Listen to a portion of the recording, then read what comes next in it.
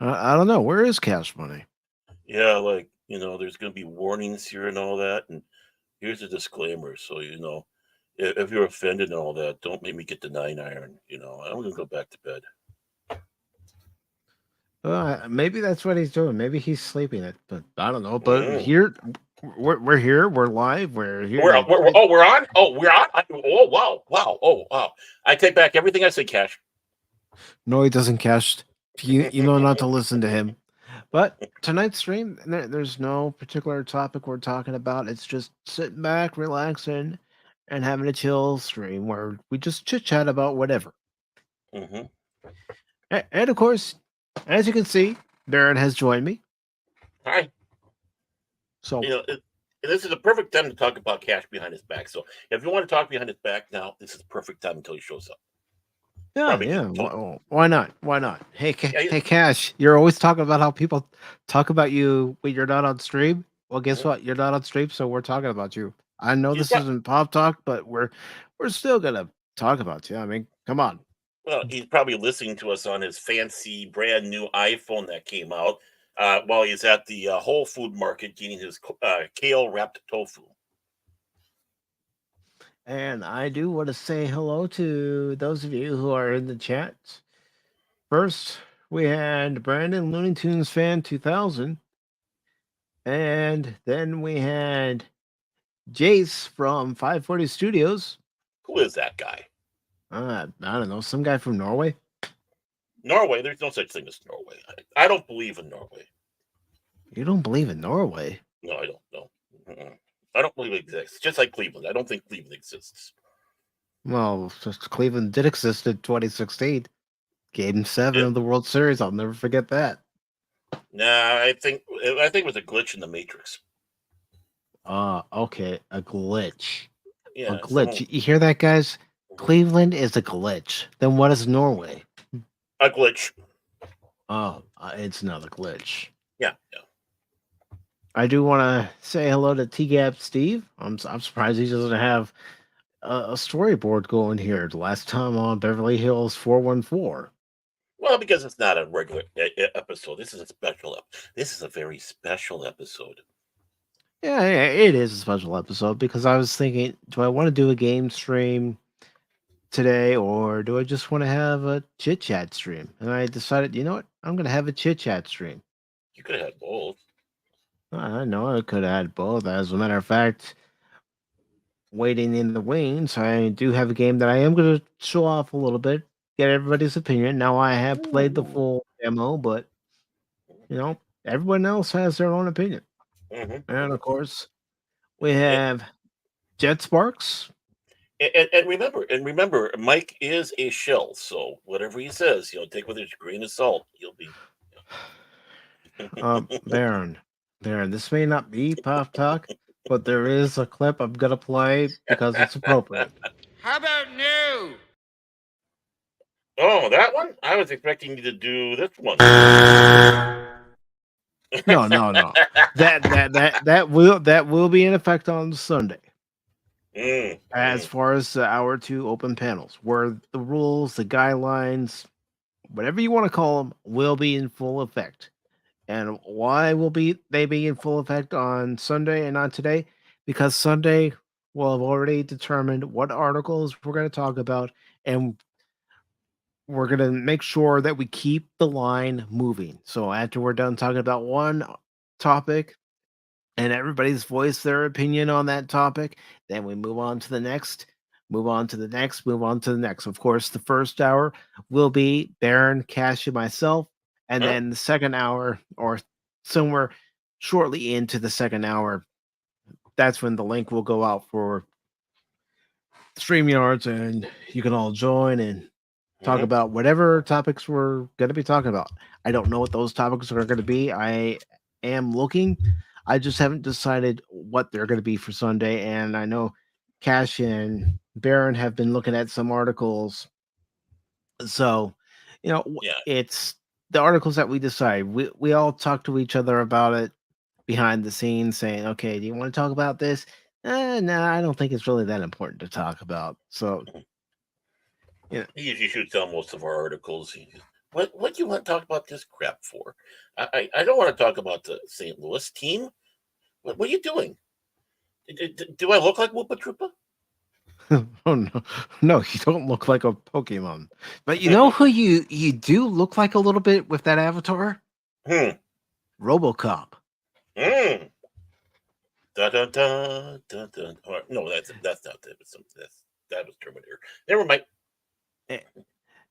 And Jay says Norway is a big glitch. And of course, we have Lester San Jose, the Skeptic Tank. Hello, Lester. And I do want to let all the members who may be watching right now that the member stream for October will be Saturday, October 21st at 2 p.m. Eastern. Ooh. I just haven't scheduled that yet. Mm-hmm.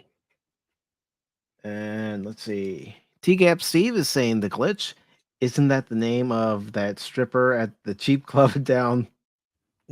No, no, that's the name of the place. It's down in over in Trondheim area of Norway, and it's called the Glitch. And yeah, I mean, you know, it can get glitchy, especially when the augmentation surgery goes wrong. And TCAP Steve, and I am laughing because I read this, but I think it's funny. How many times does Crypto just go, can we talk about our feelings? Cash is a robot. He doesn't have feelings. Well, he wants to talk about feelings so he can get some. He's like Pinocchio.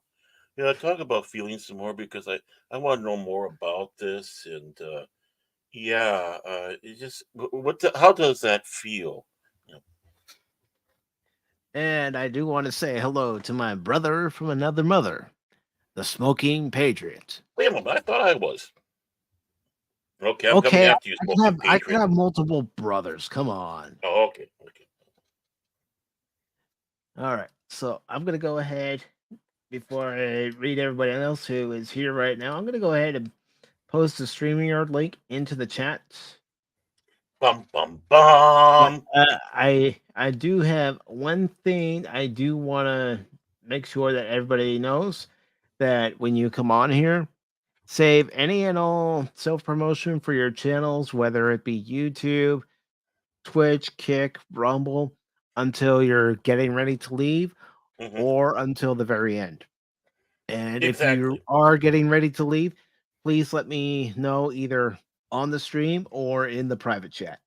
And I will give you the time to say what you need to say about your channels, because even though it isn't Sunday, there is only one of these rules that does apply, and that's what I said just a few moments ago.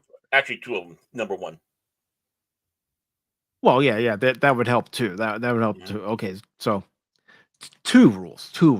Thank you, Barrett.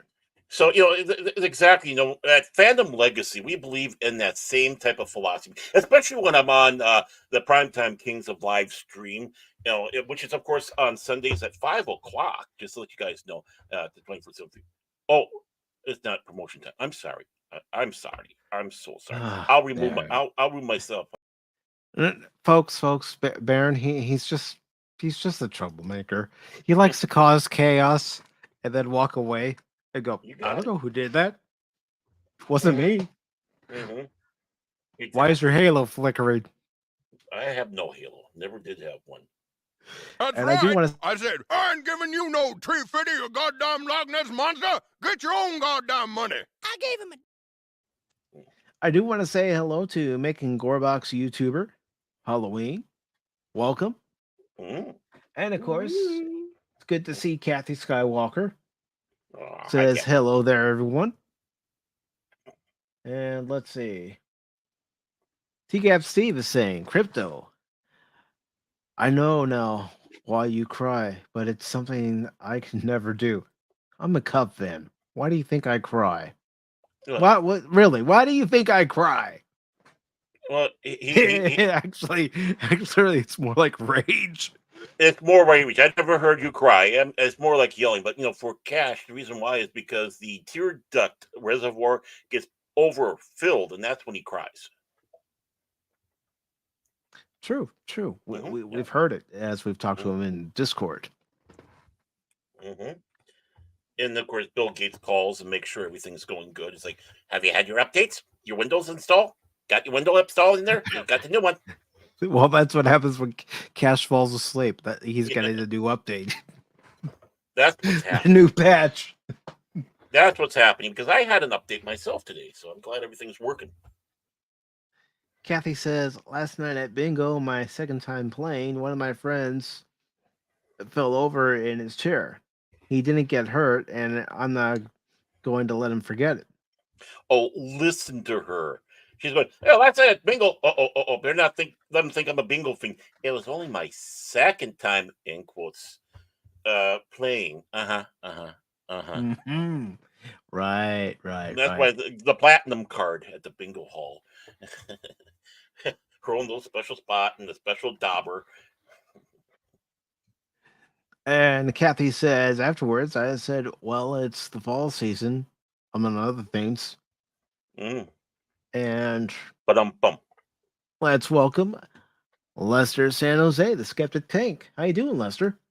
I'm doing all right on a Tuesday. How about you two? I can't complain. Got Just having a random chill stream where we talk about whatever. Sounds No good set to me. topics. Cool.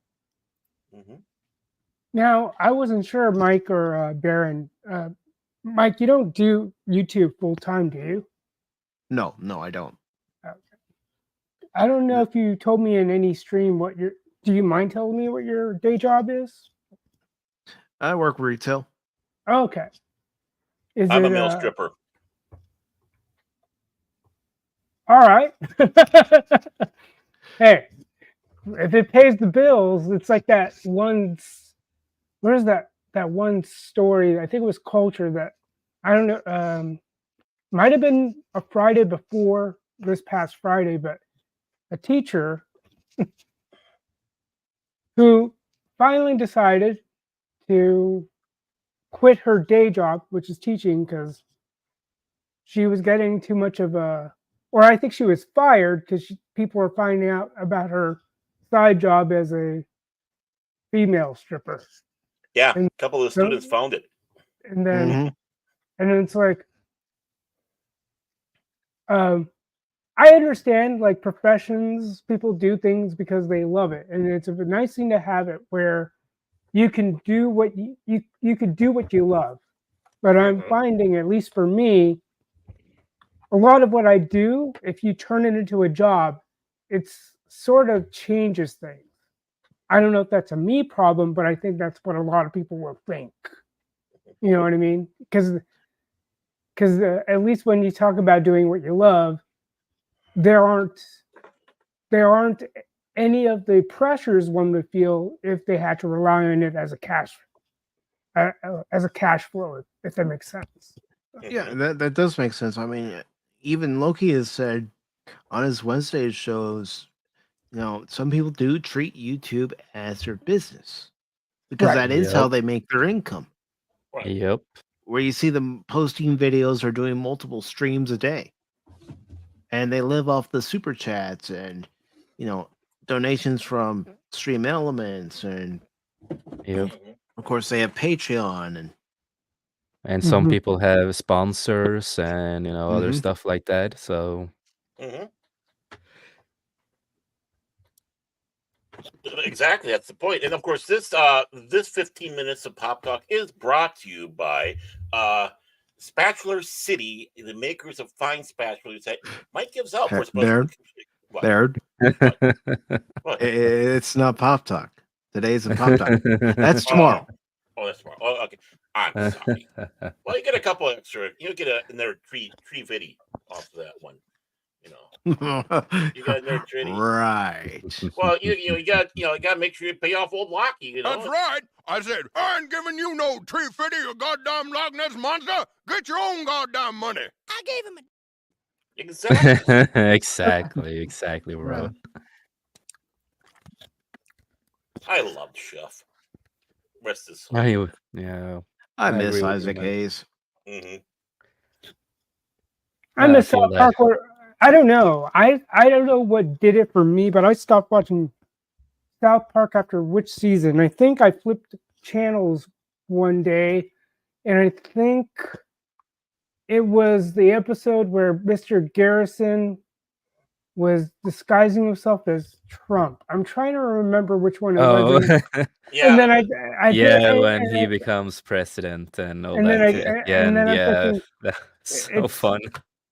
it's strange because I don't know. I just find it it stopped being funny, if that makes sense. Well, I mean, it'd be hard because you know how they're trying to do everything to try to stay relevant. I mean, again, they also did it with the virus of unknown origin the last couple years. Oh yeah, that was amazingly fun. How oh god, they still keep up doing. They joke about every little single thing. They don't fucking care about what it is. Yeah, exactly, and That's- that's why I think that's why Matt Stone and Trey Parker have been so prolific in terms of their comedy style, because we already know people like Seth MacFarlane. We know he's on. I know I don't want to make this about it, but he's like seen all the crap that goes on in Hollywood. He's seen it, and that's why he makes jokes about it. And the whole what was it? The ending with the Trump stuff that was really shoehorned fast in because because they thought that he was not gonna win, so they had like a whole totally different other episode. But since he won, like, oh shit, we just need to shoehorn this in. So they spent just a few days or weeks on it, just like really fast. They had to like push it really, but they nailed it. They are good writers. They know what they're doing. I love the episodes, they spend little time on, but they know what to do. They've done this for so many years that they know how to write this show. With Integrity Farms, we have yes, integrity. Yes, that was so great. Well, they pay attention to what's going on in the world, and they think of ways to make fun of what's going on in the world. Right. Because that's what you need. You need laughter. Yeah, and like when Andrew Tate was so super popular, they even brought in a character that looked like Andrew Tate and everything too, Yeah, they had to bring that. Yeah, but when you think about it, what he said once is that no, he's the kind of person that would want. He's basically the cipher, is what he is. He wants to be someone important, like an actor. That's basically. And when you think about it, it just shows how, like, if you look at them side by side, you can pretty much see the parallels are uncanny with those two. No, you're ignorant. No, you're ignorant. You're all ignorant. No, you're all ignorant. Yeah, that's what all the little kids who think they look up to him. No, right. That's like no. This like guys, come on, seriously. Your father should be teaching you this kind of stuff. But if your father's like a helicopter parent, yeah, you probably are lost. You need an actual real male influence in your life. But then again, I think a lot of kids should be doing stuff where they actually can work with their hands and stuff like that. Whether it's like working with technology and stuff like that. Because I tell you what, when I had puberty, I was working with my hands. But you mean that way? I'm talking. Well, what about you, Jet Sparks? Like when you were growing up, like I tell people, a lot of my struggles in fitting in with one community so deeply is that as much as I love my video games, I like my sports. I like playing with my toys. So it's like a weird thing where I didn't exactly fit into anyone's shoe.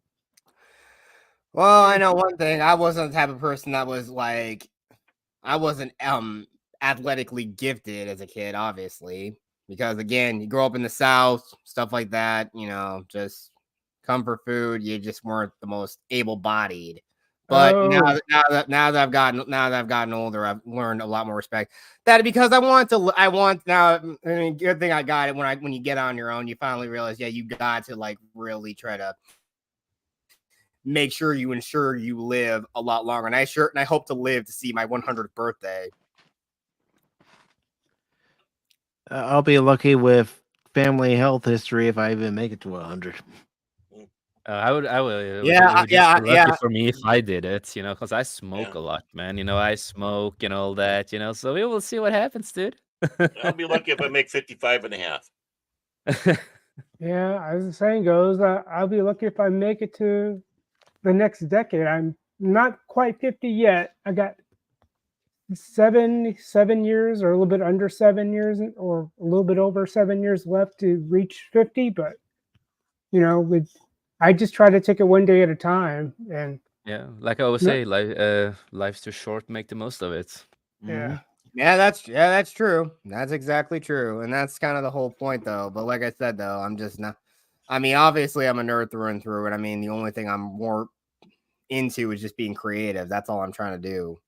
right. Yeah, and I get what you're saying, Lester, about being into science fiction and a lot of the nerd culture, but also liking sports, because I had some friends who shunned me because I like sports, specifically Right. baseball. Right. It's like, really? So just because I like a sport, Yeah. I'm not worthy of hanging out in your exclusive club. Right. Right. And it's like, I'm sorry, I don't fit a profile 100%. You know what I mean? It's just, Yeah, hey, guy. nuance. It's nuance. Yeah. I can't. It's like, I admire those who can go full bore into a lore. Doesn't matter whatever that is. It's just, at the same time, I can find when people over obsess certain bits of info. Oh. That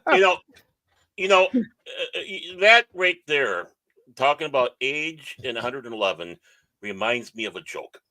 Mm-hmm.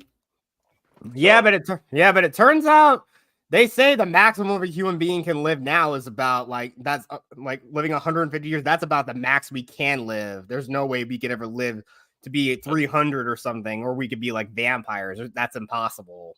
I thought Cash was a vampire. No, okay.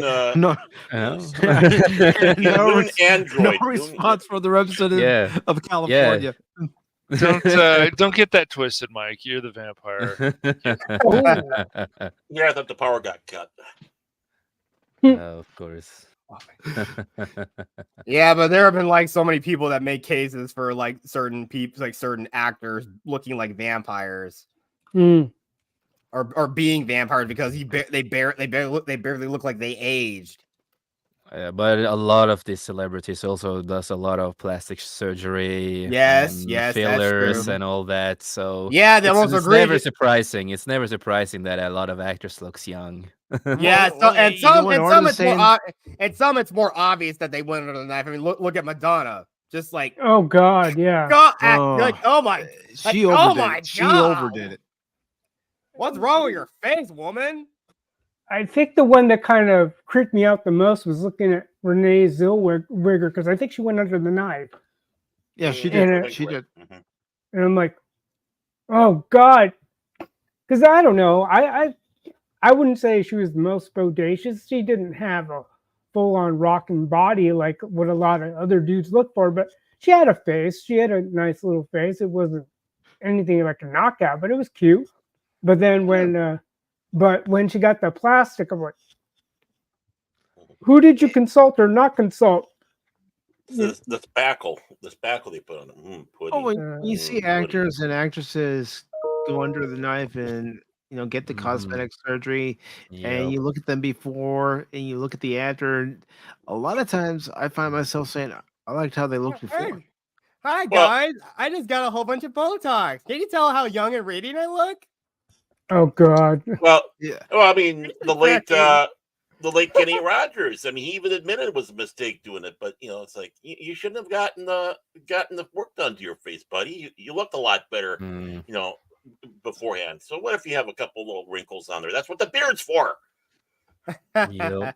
Yeah, just age gracefully, guys. Come on, everyone. Just look at Mickey Rourke, for example. He's a good example. Mikey Rourke. Yeah. Mickey Rourke? Yep. I don't know. Look at all the plastic. Yeah, look at the plastic. He looks. Yeah. Oh gosh. It's like he's trying to look like Val Kilmer now, you know? Yeah, Oh, Is that- God. he looks like Val Kilmer this trying to this be. is not my board. This is not my board. Mm. That's all I can think of when I think of Mickey Rourke. Is Mhm. this is not my board? This is not my board. We'll get your bird. We'll get your bird, pal. We'll get your bird. No, this is not my board. Like, So here's a there- good example. I'll ask you here shortly. Whoa! Oh, That is Mikey now. That's how he Whoa. looks now. Ow. yeah, we I know. know. Oh, man. He looks like Mickey that. He looks Rooney, like dude. Mm. that. Looks like that lesbian aunt that you have in your family that comes now and then from the coast. Your lesbian aunt. Oh God, yeah, remember that- Yeah. yeah, but It's, Danny Trejo looks. Danny Trejo. And he looks looked good yeah. back in the day when he was young. He looked good, you know. Hmm. He looked so really good, and now it's just like, you know, whatever he's Well- trying to be. bad plastic Yeah. surgery can be a problem. Just look at there's been a few cases. Lisa Renna. Yes, that's about to come. Yeah. The Cash's woman chin? from no. No, Baron. Unfortunately, that's natural. Mm. Oh, You Wait, who? you so being jealous of my beautiful chin there, Baron. Sorry. Yes. I expect better from you. Cher. Yeah, Cher's definitely gone to the knife. Cher's gone to the knife. There's almost everyone. A There's lot like, of people. yeah, almost everyone, especially in Hollywood, and everything go under the knife. Sometimes they get good facelifts. Other times, not so much. Sometimes they have to yeah, even it fix really the problem. depends. Botched. It's Um, botched stuff. Even John DeLorean got a chin implant. Mm. I don't know how many of you know who John DeLorean was. but Yeah. he was- Oh, I know. Yeah, yeah, we know. Well, it was easier to snort the coke that way. Oh, You can just do this and make your chin wider. You can just do this. No, you got to leave it to the chin professional here, Jet. It's Cash that's our chin professional. So Cash, how do you have, a chin that everybody looks at and just admires? I don't know.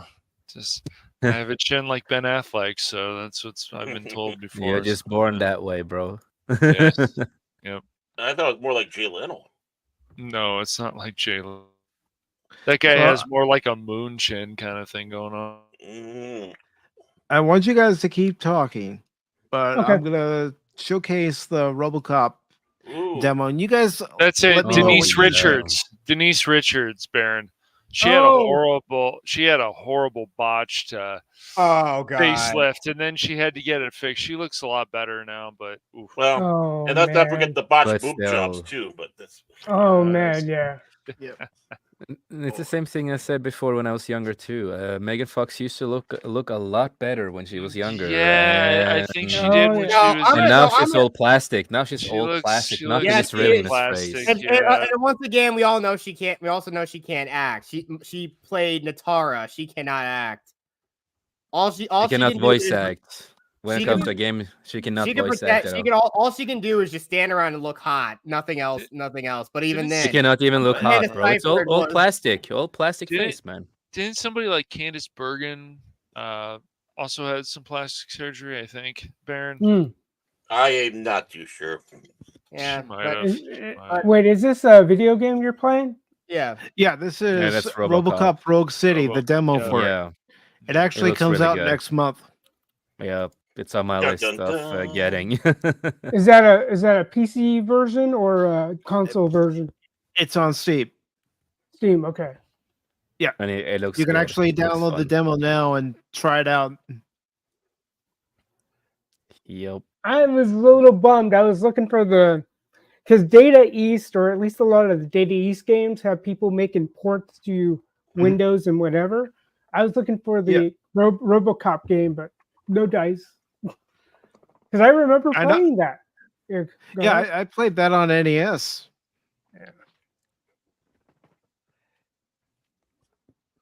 Man, I will just say one thing about Megan Fox more is that Amanda Seyfried was arguably hotter in Jennifer's Body, but I guess I'm just into girls who are nerds. Well, I tend to like my girls with some elevated brain cells, if that makes sense. I girls like who are actually actual nerdy girls. Yeah. Amanda Seyfried was her so-called nerdy best friend, her so-called nerdy best friend, or somehow secret crush or whatever. I don't even know. It's weird. I want a haircut like that. Yeah. All right. My gripe with this game is I think the controllers need to be refined, and I don't think it's worth $50. Wait, which controller are you talking about? I'm talking about the control for this game. I don't think the controls are all that smooth. I think they need to be refined a little bit. Oh, okay. And I don't think the game's worth $50. Wait, is it made by the same people who did Terminator Resistance? I believe so. Yes. Oh, okay.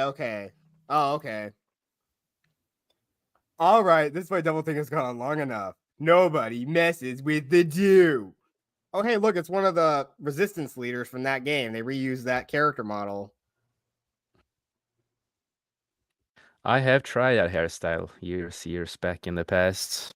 I am not surprised. Yeah, this is what I do before each and every pop talk to get Barrett and Cash ready. Noted. I'll buy that for $1. I beat me to it. Well, if I really yes, want I did. I got all the full demo done. Free. I would say you the right to remain silent before it's your go on some Detroit violence. So when asked about the game, this is what Mike said. I'd buy that for $1. But only only $1 though. Only $1, yeah. Well, buying a dollar will get you a fake gag dollar. Fool your friends and think you got a real dollar. Well, I don't blame you there, Crit. Oh. It does. It does look like a love letter.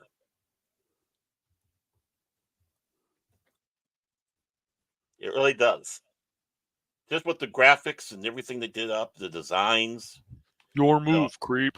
Yeah, I mean, I can't say anything about gameplay or anything. I've only watched. Kitty, but... where'd the kitty go? Kitty. Meow. Meow. No, the game is on my list. I'm excited to try it out. Good idea, hey Gary. Yeah. Now. Huh. I'm no expert, but I think there was a crime scene here. No. Oh no! That's just that's just a typical day in any Rust Belt city. Delta City or Detroit City. Yeah, this is what happens when people don't listen to Doc Pop. So he goes outside, he starts yelling, and things start happening. Right, Cash, right. You're alongside him with that 9-iron, his enforcer. I'm not there, man. You're there. I'm nowhere to be found. You're the main enforcer. Well, that's because you're chasing people who stole your shoes. That's why. No, never. He managed to back.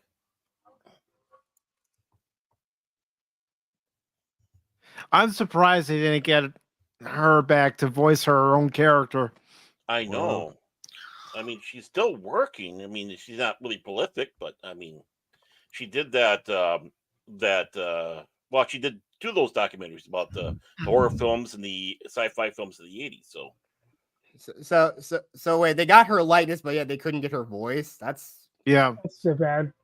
Well, that sounds like a lawsuit waiting to happen right there. No, I'm sure. Maybe all they could afford was the likeness because she was in the movies. Yeah.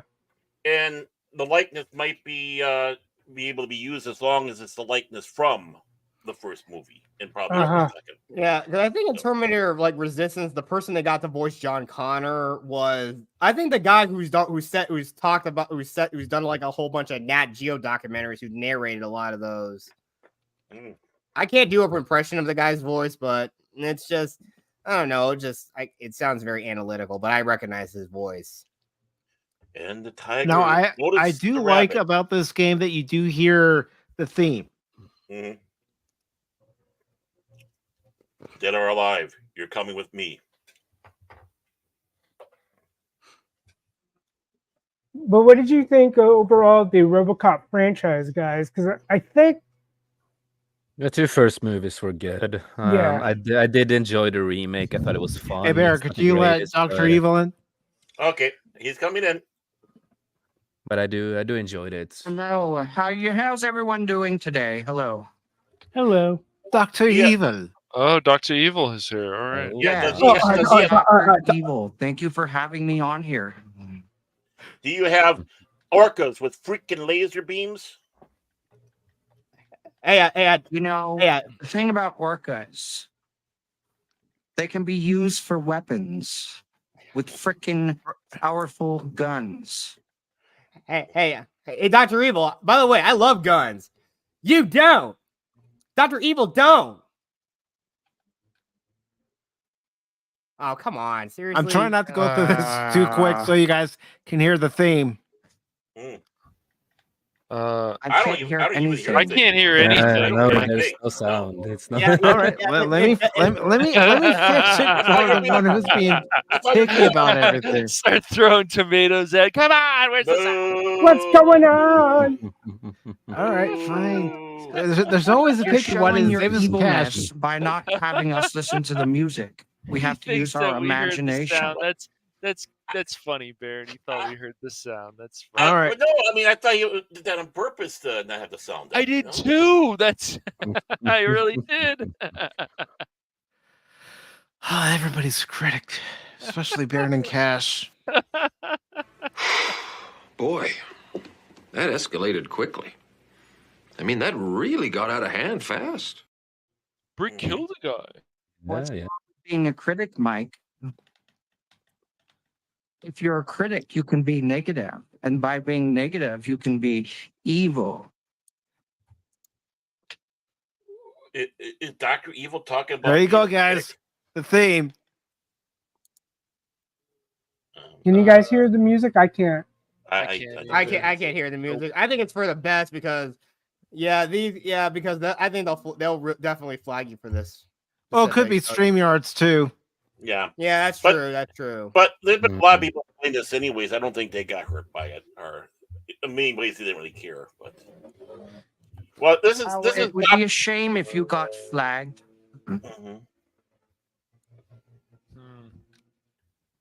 Of course, so far the rating review. Oh, I'm not going to interrupt that. It's Murphy and Lewis. I thought she was so cute. I liked her. How she was just as cute in that episode of The Outer Limits too. Are you still talking about Nancy Allen? I think that's the actress's name, right? Yep, Nancy Allen. Nancy Allen. She was in an episode called Valerie 23, where I think she played like the physical therapist of like the robotics guy that brings the titular android chick home. So for like a test, for like a sort of like testing phase. Yeah, they were basically creating like android companions at the robotics company he worked at. And I think the component he worked on was like the artificial skin they used for her. I'm lonely, so very lonely. No, you have to go. I'm lonely. Yeah, see, I was trying to do it. You can do a lot better. I'm so lonely. I got no chin. I'm so lonely, so lonely, so lonely, and shall we alone? Got no one, just me only, sitting on my widow's throne. That movie is so underrated.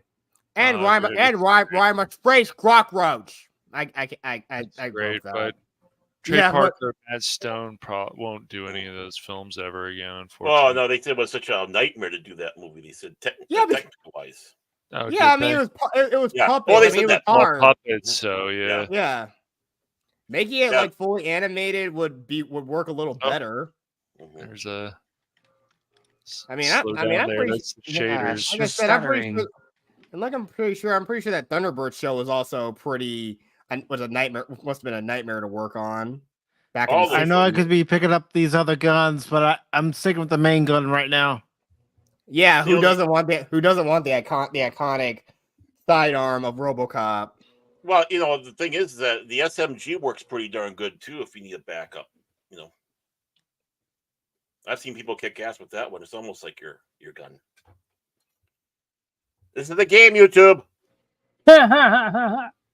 But you can pre-order this game for $31 on cdkeys.com.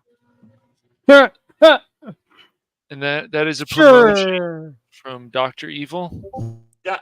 When Yes, and Dr. that's Evil why loves I this approve game. this game.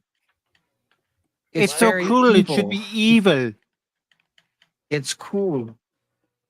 It's the epitome of evil. It's the top tier of evil. It is the Phil McCracken of evil. oh, God. Yeah. Did you know Dr. Evil that he might be Beetlejuice? How do you feel about that? Huh? Well, let's see. Let's try Phil McCracken. Phil McCracken. Oh, I see. You see it? Barry's his mind again. I still can't. I'm I still being very cannot. evil. I still can't believe Jenna Ortega cannot actually speak Spanish.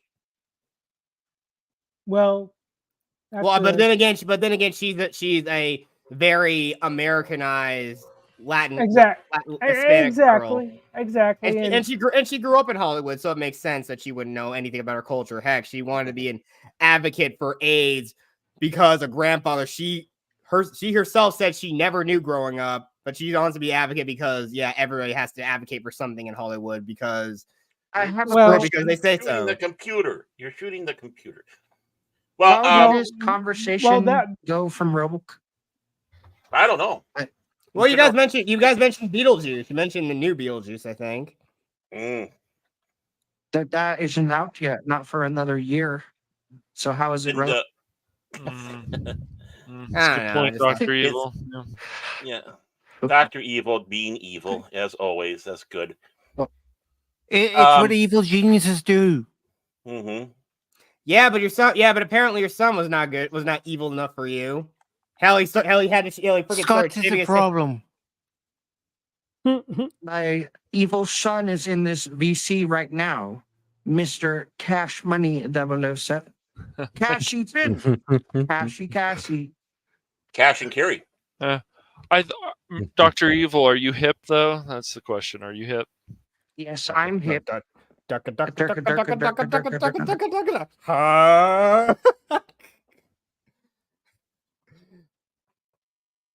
Mr. Bigglesworth, din. And there you saw it. Lewis still chewing the gum, just like she did in the movies. Mm-hmm. It's funny. I was playing. It's just strange when you think about lack of quality movies and this attempt to keep a franchise going because people think that's going to make instant cash. Mm-hmm. And then when I'll use this Dial of Dysentery as an example. Oh. So I discovered Fate of Atlantis, the old PC game, and I'm thinking that could have made a movie off of this easily. Yeah. It's very intriguing when a video game can work off a movie instead of vice versa, which is I mean it's like that cycle you can utilize to your advantage, where the story and all that other stuff has been established by a successful movie, and the video game just takes it and runs with it. And then, just like in the Star Wars games of the 90s, they could have done something with any bit of those timelines. Because I look at those story, what do you call it? The story roles in the intro. They could have taken some of those games and worked with that. They didn't have to reinvent the wheel. If they're so risk averse, they could have done something like with that, and then find those people and have them bring out something instead of waiting so long to bring out another franchise. It's like they have no sense of real rhythm of when to bring out the next installment. That's why I was like annoyed when they start bringing sequels like decades after the fact. After so many years, here's my big fat Greek wedding, or like the Zoolander movie. Like now just now? Why? They either wait too long, or it's just there's just no reason for a lot of this stuff, Lester. These sequels. I mean, they're even going to do a movie. there's stuff like Austin Powers, though, which is fine, 2 and 3 in 1. But don't you want Ashton Powers 4, The Search for More Money? That's a evil plan, don't you think? No, I don't. I don't know. Maybe it's because I wasn't into Beyonce being an actress, but I think it was just after Heather Graham's one, I was like, that's all right, because I think I had a thing for Heather Graham, but Beyonce. And she works in certain things. It's just her personality in real life is something. Yeah, I get you. Yeah. It's definitely something. Got to repair it. And I think we got another person coming in, Baron. I got him. It was Jet. Jet came back in. Yeah, I had the button on someone out the window.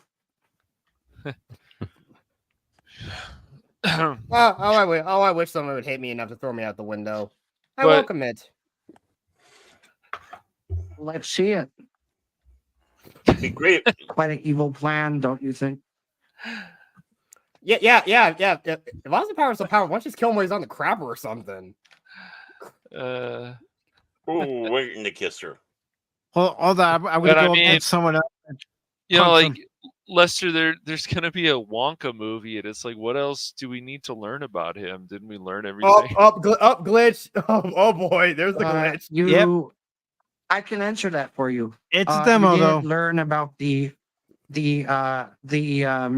plot line where they need your money. So yes, you need to take out your Yes. It's just if you're talking about risk aversion, you could have taken any of the video games from back in the day and just done something with that. Just don't do stuff that guy Uwe Boll does. I mean, when he did that Blood Rain movie at one point. Oh my god, dude. Don't get me started on that guy. Hell, I could write a better House of the Dead movie than he could.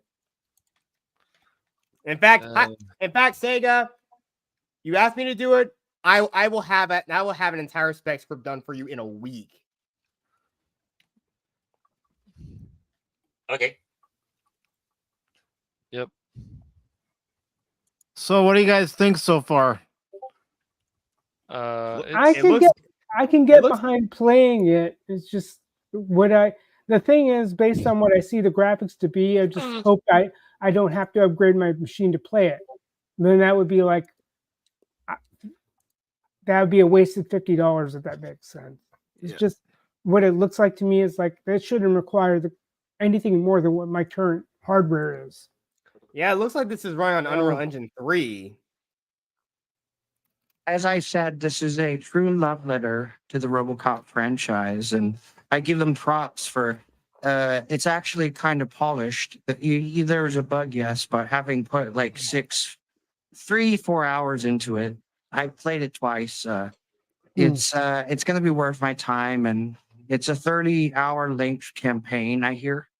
Oh, okay. So I kind of feel like it might be worth its price, but again, I'm going to get it on CD Keys where it's $30. I hope you get what you pay for, because I tried to do something around the Madden 24 game because I'm noticing the trend where.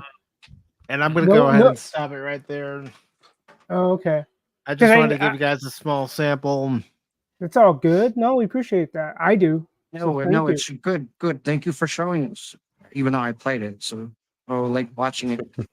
One thing I will say, it's a very evil thought, is that you are Dr. Evil.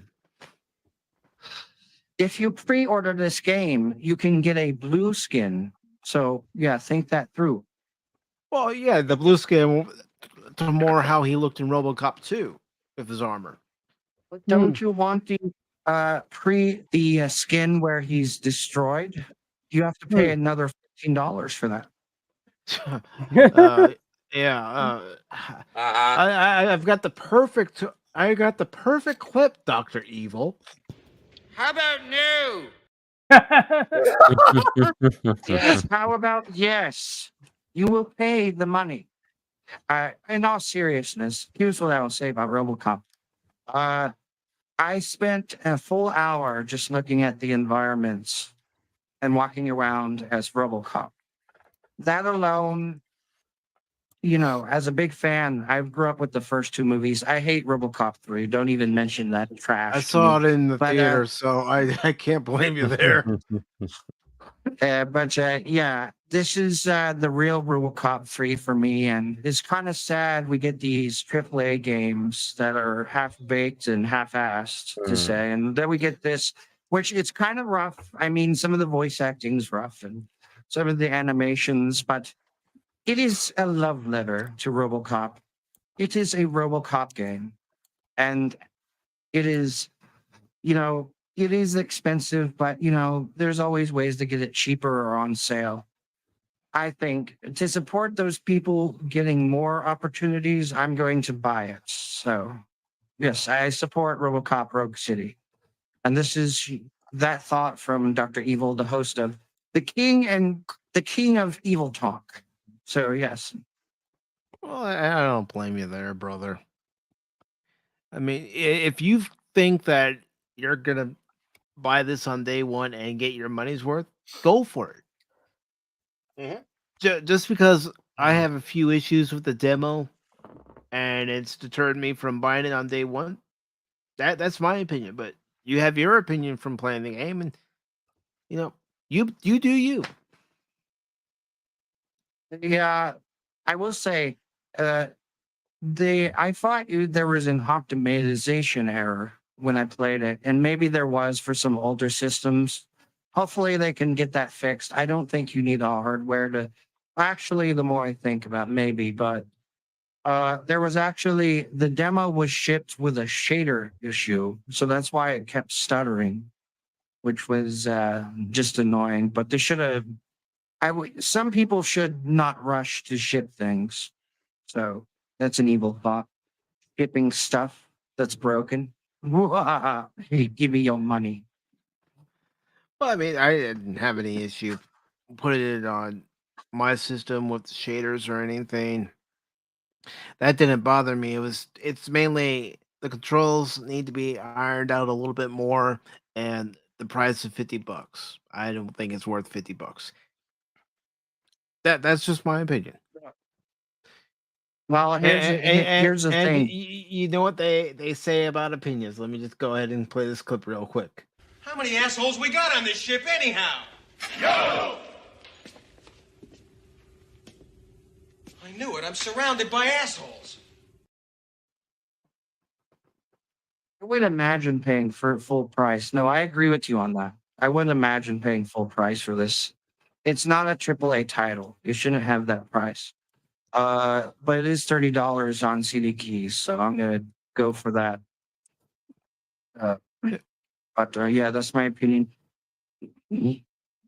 How about yes? Maybe. Maybe. Maybe. I could definitely see you streaming it on your channel. I can definitely see that. Yes, I could. Actually, nah, I'm not gonna stream it. It's a game I feel like I'm just gonna enjoy and play. Enjoy it for what it should be streamed. Yeah. Dr. Evil enjoys things. Well, that's something new, guys. Okay. Of course I enjoy things because they're evil. And I was telling Cash the other day, I liked Solstice because it was free for a while on Epic Games, but I don't feel it's a game I'm going to be streaming. It's going to be a game that I'm going to be playing offline when I have time to do it. Mm-hmm. You know, a thing I enjoyed was watching Baron Pacific and Phil McCracken and Fandomology Polyboy watch Caddyshack 2. That was the most evil thing I've ever seen. I didn't watch Caddyshack 2. Neither Me did either. Cash. No, they didn't. We were talking about Cobra Kai. Yes, Season we were. 5. Yep. Cobra Kai. I Yeah, see. who knows? Mhm. We were doing our Most- old kind of evil by not watching Caddyshack 2. We know about Good guy. Caddyshack 2, but Phil wants to get Jace to watch Caddyshack 2, and then Jace. Caddyshack, Yeah. that's fine. Jace. Definitely watch. You can watch Jace. Caddyshack with Phil and No. Crit and whatever. Do not do it. Do not watch 2 because there's going to be some kind of stipulation in there, so be careful. Very, Wait. very careful. This Caddyshack 2, is this supposed to be It's like those long-awaited sequels that we didn't get in due time, and they're making it? No. This one came out in Lester. 88. Yes. Yeah. And there's only a 89, yeah. cameo by Chevy They Chase, made- but it's such poor quality. They made good money, not as good because these are the same people, of course, who did Animal House. If I remember from that documentary I watched with that man who walked off a cliff or something, I can't think of his name now, Baron, but he was all involved in that. But yes, you don't want to watch 2. 2 is a mess. You watch 1 and you feel good. You watch 2, you go, "What the hell is this?" If you really want to dig into that rabbit hole and go, "Oh, I'm very curious," like Polyboy or Master Paul, Master Padawan, whatever you want to call him. Yeah, he decided to dig into the wrong barrel, and well, those were the results. Well, I must commend my associate Phil McCracken for manipulating him to watch something so vile and evil. Yes. So, Dr. Evil. What would you say you do here? Oh, I do plenty. I sell insurance. Insurance, huh? What kind of insurance? Home, auto, RV? Evil insurance. Evil. Is there insurance from evil? There's Isn't all home, insurance there's evil? car. You can get evil auto insurance, and yes, there's a high interest rate, but it's worth it. I also do prosthetics. Evil prosthetics. I can get you a chin. I know I did that for Cash Money. He has quite the evil chin. That's not what Cash has been telling us. Cash says it's all natural. I don't think Dr. Evil would start working on chins. I hear Dr. Evil What is likes to, press the button when things aren't going well. For your asking price, I would. Holy shit, Dempsey's here. Dempsey and T-Gap. Oh boy, we're in for it now. Oh yeah. But actually, what all happened was it was one of those vacuum cleaner accidents that happened that caused Cash to have that magnificent chin. It was. I thought it was some ooze that gave him his chin. Ooze. Mutagen. I mean, if it did, I would have quite a chin that could probably break walls, man. That'd be pretty amazing. Wait, weren't you the Tick? I thought you were the Tick. Oh, you know what? I could have been. That wasn't a bad show on Fox. I am the Tick. Spoon! They don't make cartoons. Go like Chinja, that. go Chinja, Joe. Oh, I don't Oh, think was I it just pronounced the that right. cartoon, the live action one? Wasn't with Patrick Warburton, right? Patrick Yeah, Warburton. the first one. Patrick Warburton, who plays Joe on Family Guy. Hey, Peter, look at this. What is it, Joe? Peter. And they got Look at this, Joe. I'm saying nothing. Your legs aren't moving. Shut up, Peter. well, it's like they did that Amazon series too. So yeah. Did somebody call your friend Stewie? Those the impressions, yeah. I say, fat man, when are you gonna get a life? I can't really do a Stewie impression. What I shows? could do it perfectly. What shows do you think are lasting too long or are around longer than they need to be? Because The Simpsons and Family Guy. Well, Family Guy will be dead soon because, of course, they still have some episodes left in the tank, but they just last 3 years at least they've been phoning it in. It's just like watching a train wreck and see if it gets a little bit better and then it gets a little worse and a little bit better. But Simpsons is actually still trying, surprisingly. It's just the changes of some of the voices, the nonsense bringing in people like Kerry Washington as the teacher. She's just not Krabappel. She's just not. And the new episodes are bad. But I believe, as many years as I've been watching The Simpsons, if it just finally ended, it would be okay. But Family Guy has really gone off the rails. Hello. Yes, because Seth doesn't care about it anymore. He just doesn't care. Just like the Orville. The last few years. Hello, Brandon. Nice to meet you guys. Hey. Now your previous open panel, my dog got me a third and final strike. Well, those are the rules on the open panels now, Brandon. Your open panels. Well, I've had to put those rules into effect because of what's happened on Pop Talk in the past. So that's how it's going to go in the future. Yeah. How long will this thing last? However long we choose it to last. It's a stream that never ends. Oh, that's what's been said. That's what's been said about the streams in the past. Oh yeah, Mike, your streams they never end. Evil stream. I mean, that's right. I'm not quasi evil. I'm pure evil. Ew. Oh, Mike, you are very dastardly and evil. I applaud you. Get him How's that? How is that, Dr. Evil? Hey Mike. Yes. Do you have a favorite Looney Tunes character? Yes, Yosemite Sam. It's a great one. What's a favorite vomit to shoot, man? What about the other people here? What's their favorite Looney Tunes character? Oh, too many, man. Yeah, too many to count, bro. I have no favorite character because I don't win. I was never a big fan of that stuff when I was young, or not today either. I get you, but growing up when I did, you got a bunch of syndication. Like, I wouldn't have known what Popeye is if they didn't keep showing that stuff. It's too mature for Jace, and it doesn't have enough. Too mature, Too mature, yeah, right.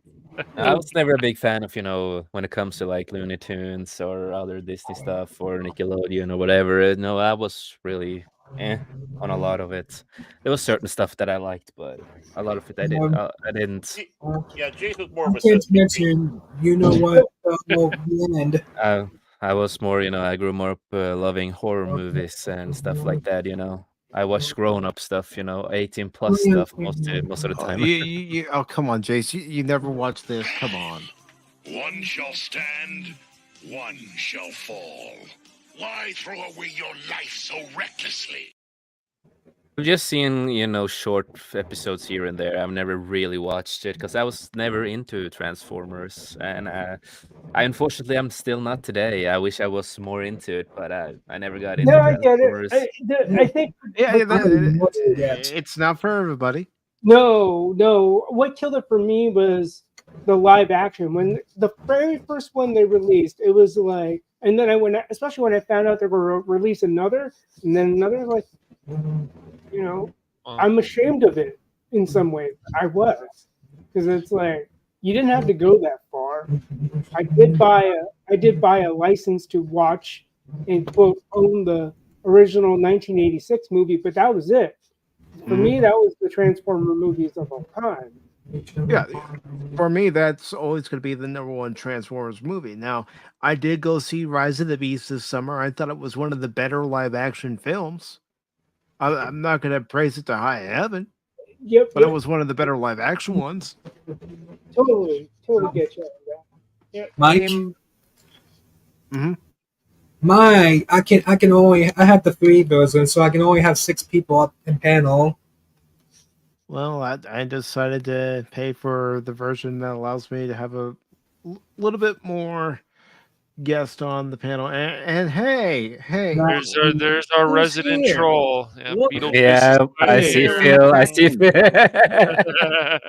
He's my apostate. He's my Ronin. favorite Wookiee. He's my apprentice. I'm so sorry you have to deal with that the guy cash money. He likes to make up fake news. I have to say something. I'm going to say blasphemy right now. Because I think you always the say blasphemy. 1986 I'll get sent to jail for Transformers protocol movie fraud. is not that great. I don't Okay. blame you. I don't That's blame it. you. That's it. That's it. No. Extinction to all traitors! There you go. Oh, I see what you did there. There you go. There you go. Do you see what happens, Larry, when you fuck a stranger in the ass?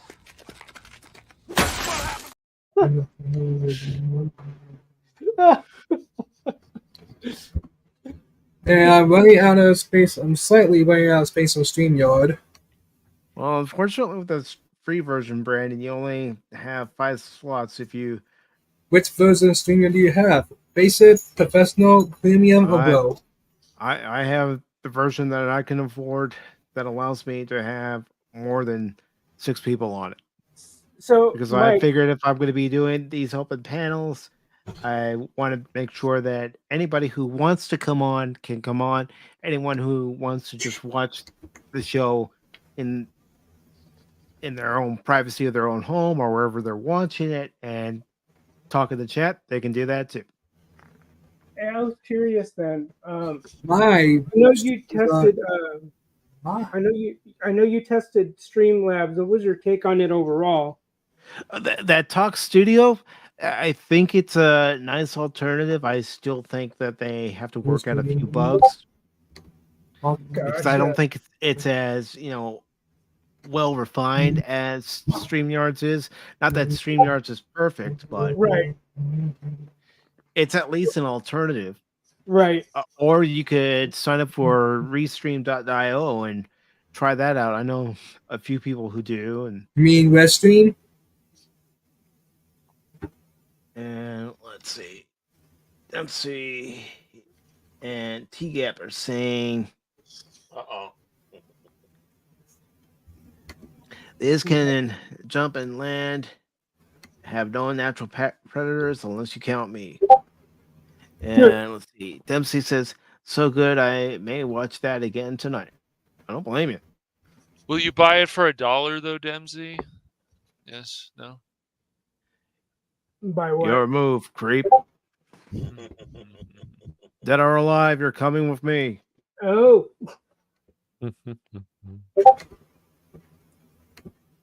I can hear Discord of somebody here.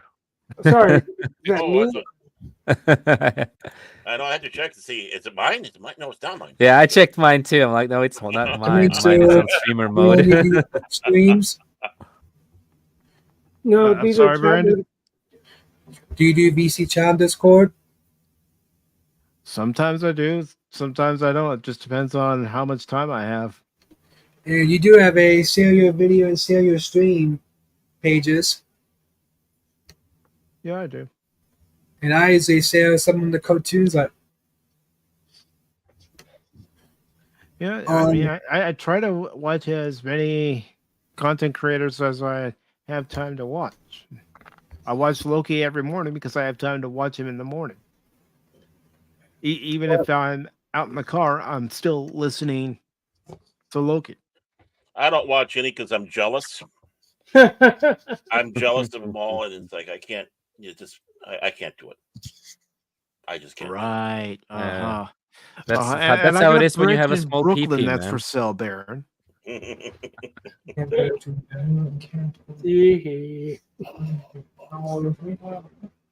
need to grow a big pair of pee-pee, man, and then Pee-pee?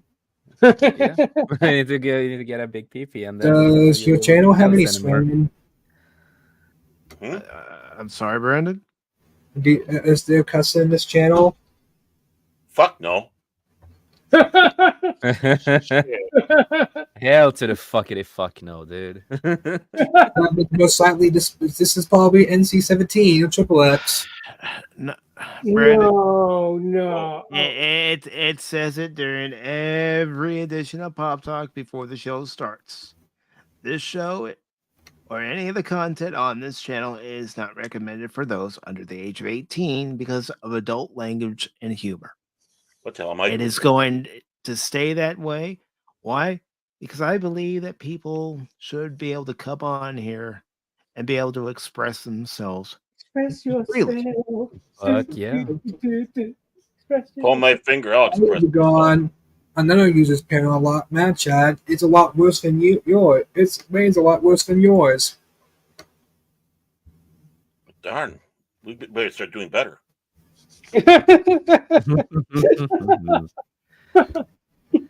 I mean, well, I'm gonna be straight up front with you guys.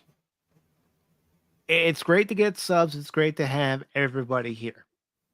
My main goal has always been to have fun and to be honest with each and every one of you. It didn't matter if I was doing the box score, or if I'm doing a game stream, or if we're doing Pop Talk, or if I'm just doing a random stream. I'm gonna be completely honest with you.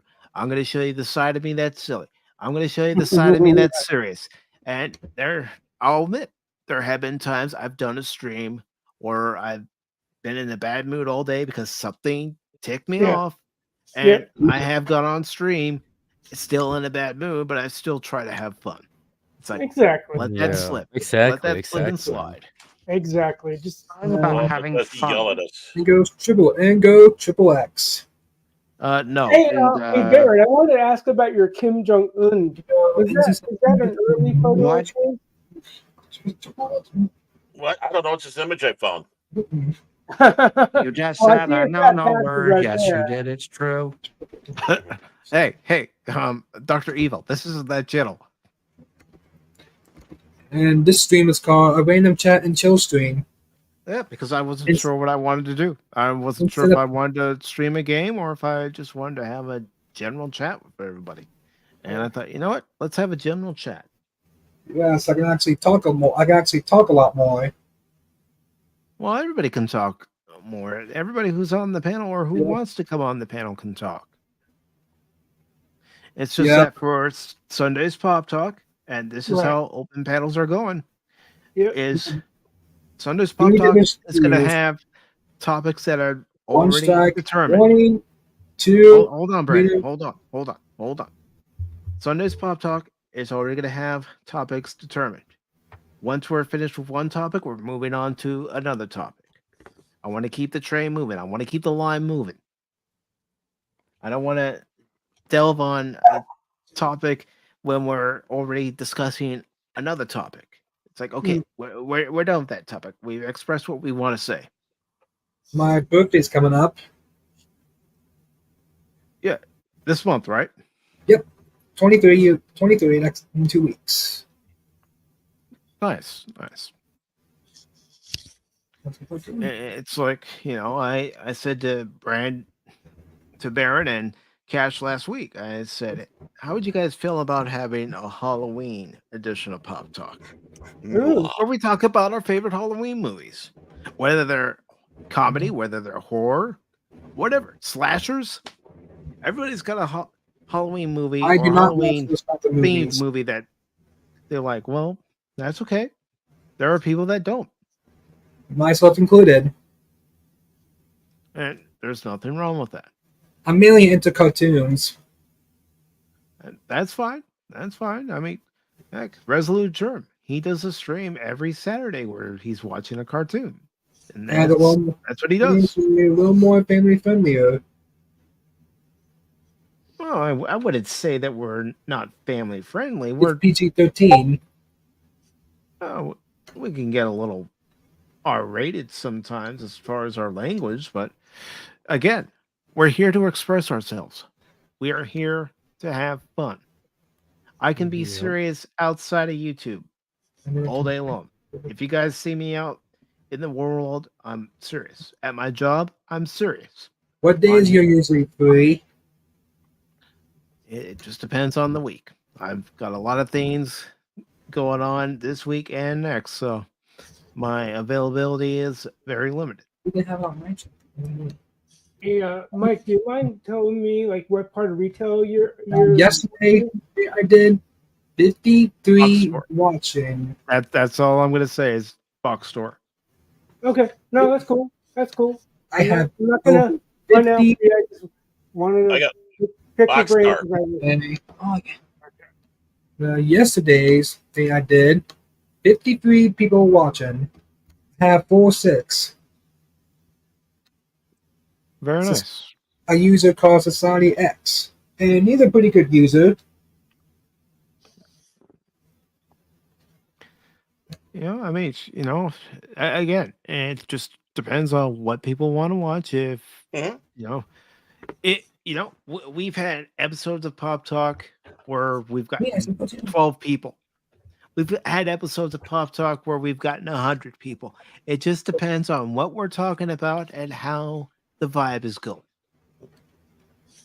There was an episode of Pop Talk, Brandon, where Cash, Baron, and I, and a user by the name of Superfan Adam Shawhan talked on stream for 8 hours. We were having fun. And that's the whole point of streaming, in my opinion, is to come on here, have fun, let everybody who's watching right now, everybody who's in the chat, whether it's Kathy Skywalker, Phil McCracken, Smokey Patriot, Dempsey, T-Gap Steve, everybody there, the Padawannabe, they see that we're having fun. We're having fun with the chat. That's what I've always wanted for the channel, is for people to know that they are welcomed here. And you have a more powerful StreamYard than me. I can only go up to 20 hours. It will reset Friday. Well, it just depends on Friday the 13th. Friday the 13th. Oh. And people wants to come to my channel and watch cartoons. That's fine. That sounds scary. Oh, come on, Dempsey. Come on, man. Come on. Negative. I am a meat popsicle. Come on, man. I am an evil popsicle. I am meat popsicle. Well, like Dr. Evil said, are you evil? Depends on the necessity. If I'm My panels have no foul language rule. That's fine. If I go onto a stream where somebody has a rule where there's no curse words or certain words cannot be said because of their beliefs, I respect that person's stream because I look at it this way, and I've wanted people to look at it this way when they come on this channel. I'm entering someone else's stream. So I look at it like I'm entering someone else's home. If I enter somebody's home and they say, please remove your shoes, fine, I'll remove my shoes because that's the rules of the house. It's like if Lester invited me over to his house and he has rules of the house. There are things that you can say, things that you can't say inside the house because of specific reasons. I will make sure that I button my lip out of respect for Lester.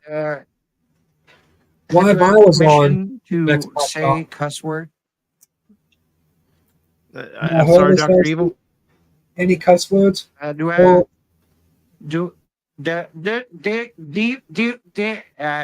have a permission to say a cuss word?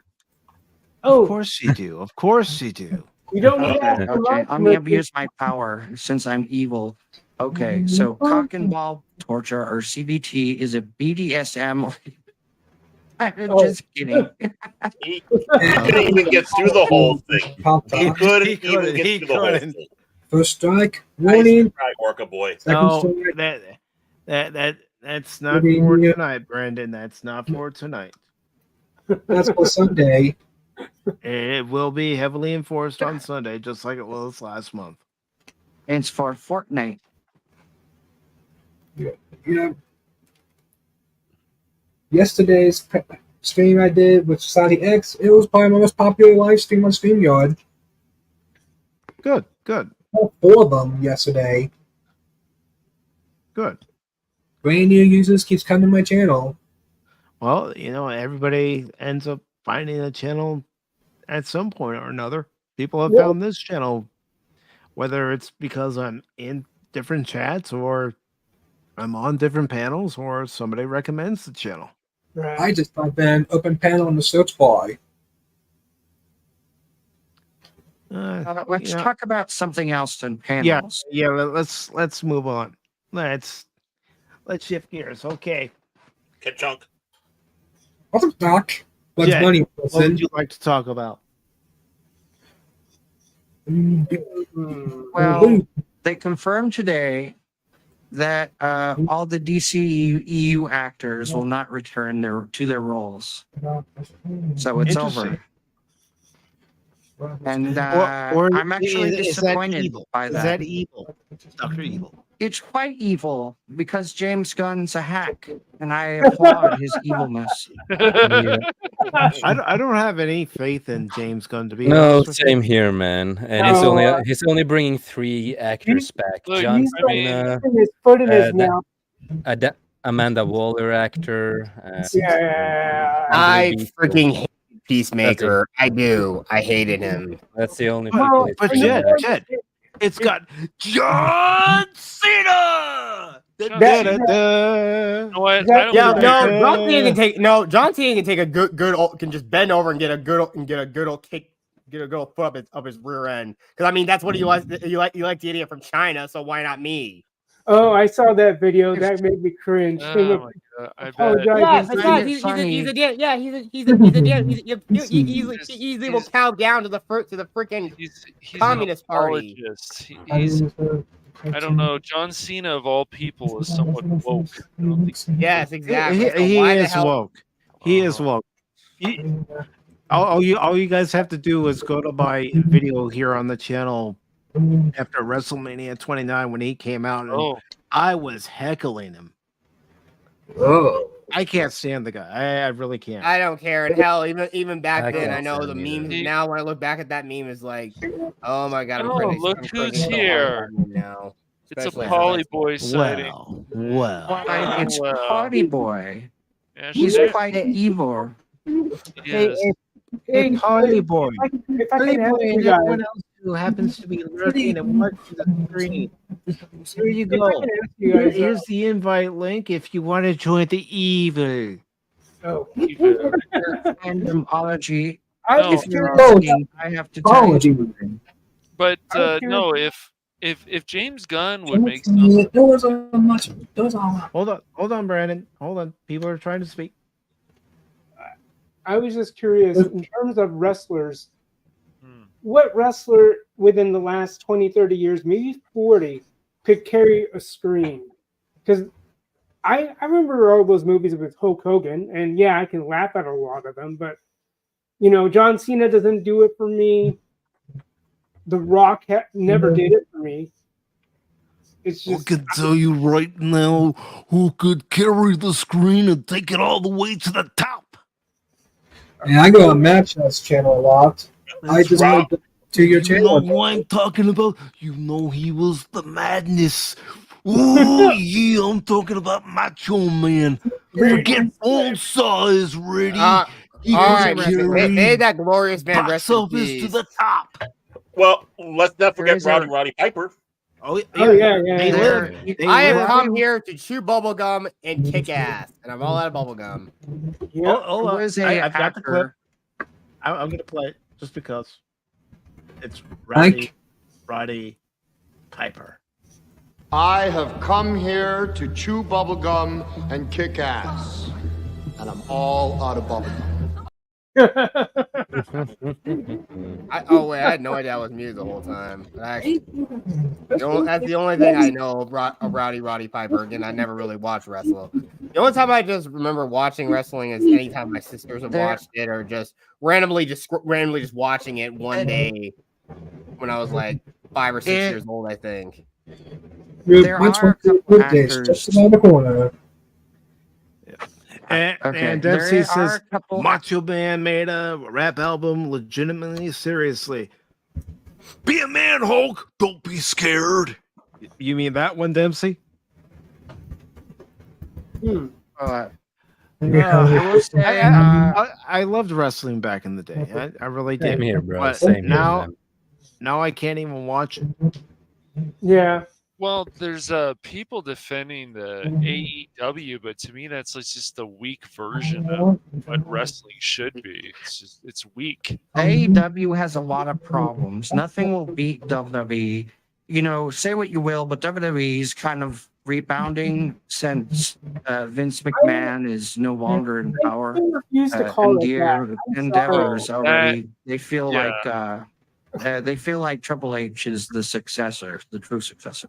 But I will say this: AEW already has a problem, and that is that they are hiring too many older wrestlers, too many people that leave WWE, and they're not even using them well. They're just putting money in their faces and just having them on for a match or two. Oh.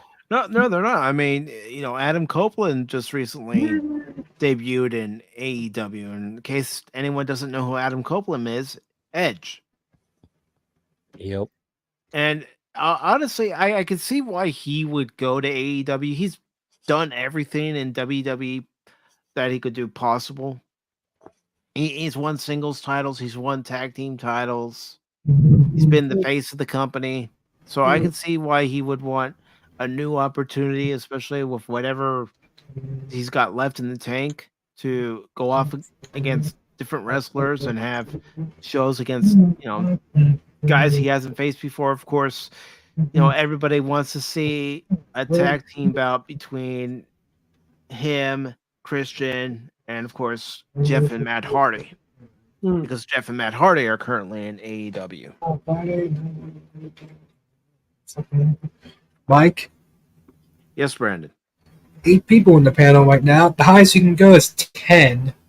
Yes. And there's another panel I go to a lot is Matt Chat's panel, and I put this video in his chat. Same with your channel. Just in case one of them wants to come. Just in case one of them have been the OGM, Red Glove Militant. That's fine. Everybody's welcome. Yes. One and all. Yes. Wait, what about? It sounds like hold on. Go ahead, Lester. I don't know about you guys, but I grew up saying WWF, and I guess I'm a sticky needle on it, but I just refuse to call it WWE, just because of the circumstances around that whole name change. Yeah, I mean, I totally WWF. I totally get you with that. I mean, I still find myself saying WWF. Heck, I bought the Intercontinental title 10 years ago because it had the WWF block letters on it. It was a replica title, so.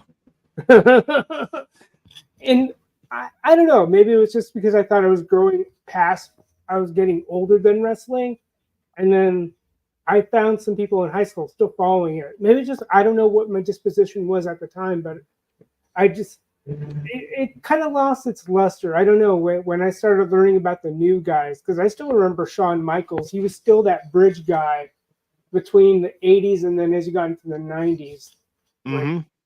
It's just, I don't know. I wasn't into the whole dramatization. Sure, I was like, yeah, I had a thing against Ravishing Rick Rude because he would always piss off Jake the Snake. I still remember that episode like it was yesterday, where Jake the Snake pants Rick Rude. That was hilarious. I mean, when it came to WWF, I of course like watching Macho Man, and then of course you had the Bushwhackers, Junkyard Dog, Jake the Snake, Ravishing Rick Rude. And one of the other tag teams I really loved watching when they were in WWF was the Road Warriors, Hawk and Animal. What a rush! Oh, that's where it comes from. Okay.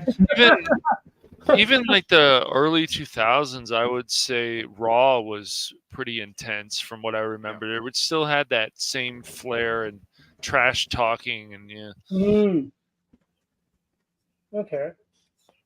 Yeah, I just remember that. I didn't know any better, and I used to think it was all real. Of course, when you learn like, oh, fake, I guess that would kind of hit the switch for me because I was like a naive little tyke or kid, and I remember watching the dramatized showdowns, like when they interview each wrestler and they're about to talk about their matchup. I soaked that up like it was breakfast. Yeah, because you see the performance, and it was like they were coming out of a comic book. Yep. Oh my God! It just took me back to that Jim Kelly line. Never tell a wrestler that his work is fake because he'll punch you. He did that in the 80s. Well, not only that, there was a time where Vader was in Kuwait, and the interviewer said wrestling's fake, and Vader smacked him. He said, "Was that fake?" No. No, you have to put your body through intense training. I remember watching something on Dateline a number of years ago. It was it's if you don't do certain training, you can legitimately hurt yourself very badly. You can hurt yourself. You can hurt the person you're in the ring with. I mean, Terry Funk. God, I don't even know how that man was still able to walk as he got older. And he still wrestled up until a few years ago, and God rest his soul.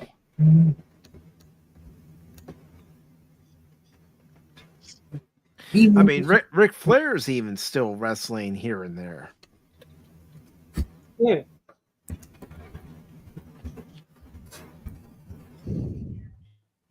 Well, speaking of wrestling, what do you guys think of the wrestling games, Mike? And are you the only one who played those? Maybe some of you guys played them, but I played a lot of wrestling games back in the day, bro. Yeah. The redeeming. That was fun times.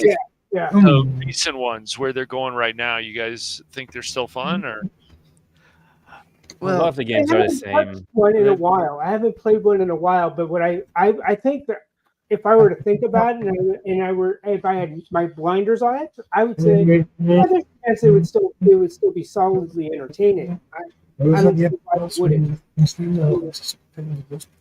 If they lose the dynamics that were of the olden times, then possibly not. But I don't see why they would stray. I don't see what reason they have to stray, because when my buddies and I got around to hanging out during lunch or whenever, it was around at this game, and then we ended the night with the Royal Rumble on N64 or whatever platform it was. It was still entertaining, though I may not follow wrestling like I used to. It was, a lot of the games now are just the same as the others. They're not like any I played the N64. They're not like any special or unique, but still fun, Yeah. I remember back in the day when I used to be with my old friends. We used to play, create our own characters, and we did all the fighting and in the game, and we actually got mad at each other, and when WWF Attitude came out on PS1, I know it came out on Dreamcast and a few other systems, but when that game came out, I had flown out to California to visit my grandmother and some friends. And I brought that game with me because my friends that I was staying with, they had a PlayStation. So the whole night we're creating different people that we know, and different wrestlers, and we're having matches. There was one night we stayed up till 6 o'clock in the morning. Yeah. I can't stay up that late. And I played a 64 first person shooter. I can't do it anymore. If I do it now, it's like, I should have done that. I really should have done that. My body can't take it anymore. I'm with you on that one, Mike, because it was just a different landscape at the time because Mm-hmm. we had internet, but we didn't have the internet where we could take our local gameplay for granted. Like, yeah, there were LAN parties, but thinking about it, I still prefer. I know the internet is a big thing, especially with the younger audience, but I still miss the days where you talk trash in person. And if you had a problem, you hash it out in person. And yeah, it wasn't a pretty sight, but we still rib each other in person. That was you be up until like whatever hour in the morning and you munch on your favorite snack. It was just, Mm-hmm.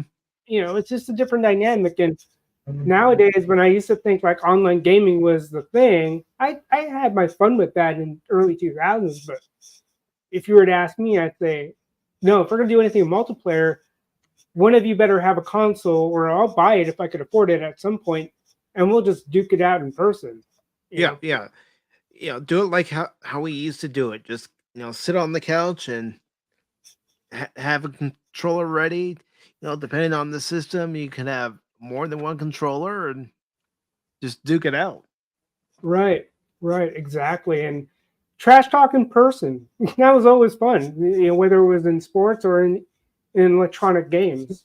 I just don't get the allure of online gaming nowadays. Just when I realized how much younger the audience was, or at least the people in that space are, and it's just crazy. And then learning when go ahead. They're way too sensitive nowadays. And even then, you have like, I think I was playing Dead by Daylight last night, and just like, since I don't even know how to play the killers, I gave up near the end. And the thing is, the team escaped because I just didn't know how to play it, and I haven't played it in a while. No, and it's just, especially because the technology wasn't then what we have now. Like, all the headsets you have, and so the youth is so much closer to my brain, if that makes sense. Like when I first played that SOCOM game on the PlayStation and over the PSN, how old is this kid, or how young is this kid? Like 10. I'm like, what are you doing playing this game number 1? And I can't exactly be myself number 2. Because I don't know, right? Yeah, you got kids younger than like 10 playing games like Grand Theft Auto. Oh God. Hey, I don't blame them, because I did that too. It's like, no, I'm talking about Grand Theft Auto 5. Hell, you even hear other people who are adults screaming at these kids saying, "Why the hell are you even playing this game?" You see them cursing like sailors and everything. You hear it everywhere. I don't engage with it, but seriously, I just it's just the funny, feeble attempts of the previous generation of trying to purify the culture, quote unquote. People talk about the rating system, but we all find our resourcefulness in trying to get around these boundaries. Like the rating system. Well, what's to prevent my parent or my older friend from purchasing the game and gifting it to me? You know what I mean? Not that, it's like, don't they know that we are resourceful SOBs? Yeah, there was a guy. Tell your parents about this game that you want, and the parents they don't care about the rating system. They say, I want to pick up this game.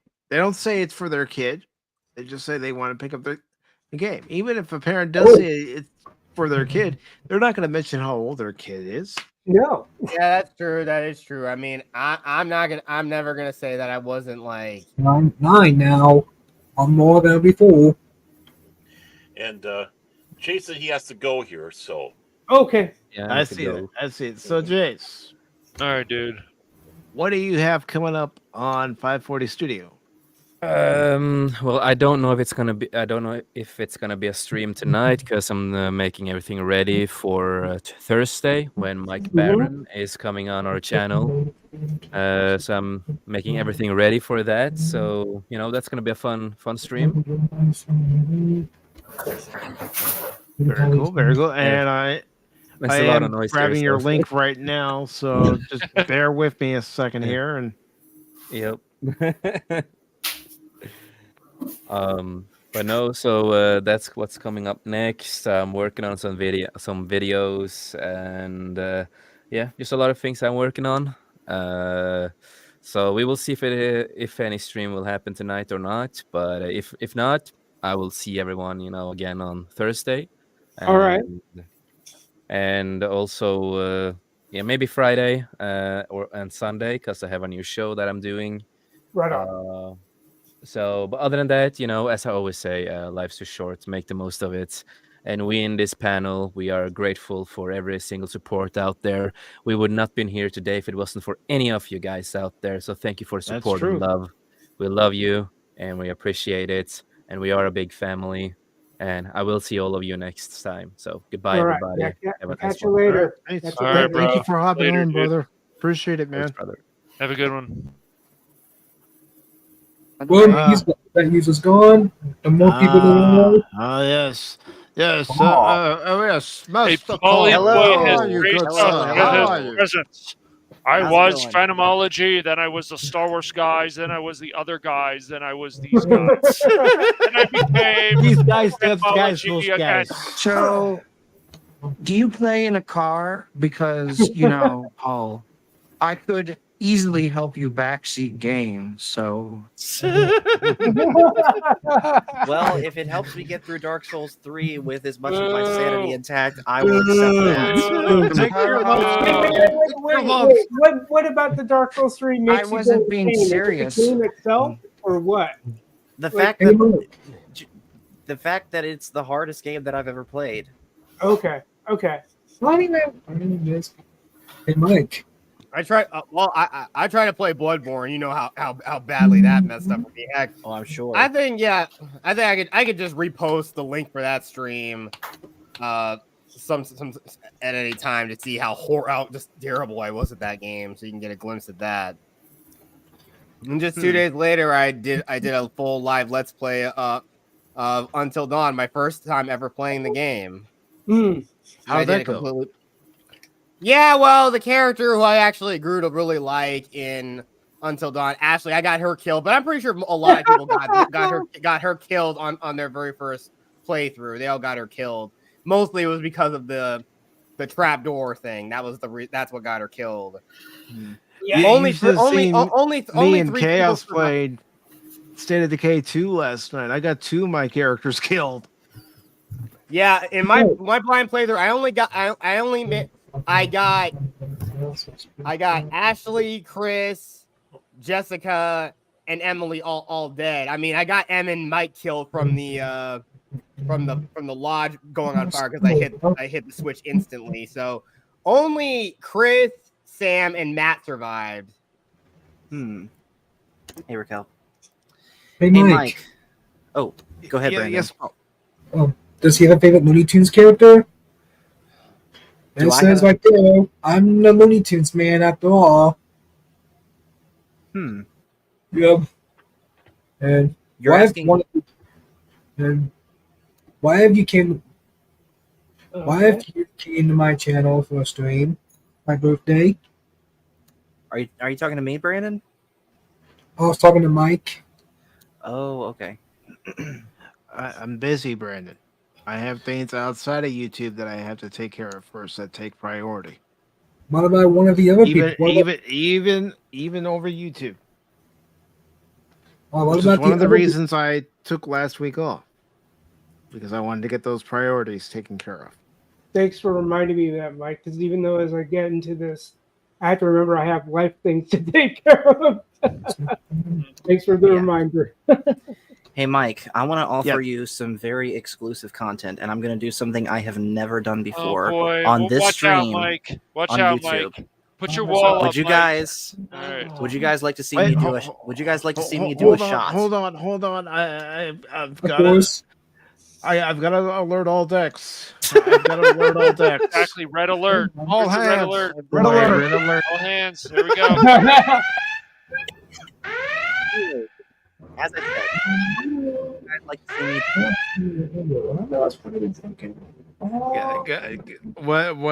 What are you gonna do? I'm gonna do a shot. What? Oh, Wait, what? Let's do a shot. Wait. Ooh, what? That looks like cough medicine. Wait, it does. What Here is goes. that? What is that? Is that Yes, something it was. that- Yes, it was cough medicine. Of course it was Mucinex. cough medicine. Mucinex. Romulan ale. I got you guys. Evil. He's on the I ship. think I took that You last didn't year. get me. You didn't get me. You didn't get me. I got someone. I know that much. You didn't get me, Paul. I said that looks like You cough better medicine. get a shot glass right now and get some wine or vodka, and you better fill that little shot glass It's and like take a something real you shot. drink in shot Star glasses Trek right now. or My Star grandmother's house, Wars. she What would is kill going me. on? Looks like something you drink in Star Wars or Star Trek. Come on, man. Yeah, it's a new version of And Aldebaran there is whiskey a- that's blue. What's the rating for the stream? This is a stream for those who are 18 and over. It's not recommended for those under the age of 18. I'm 22. I'll return I 22. will Pretty I darn will soon. go ahead and play this one more time.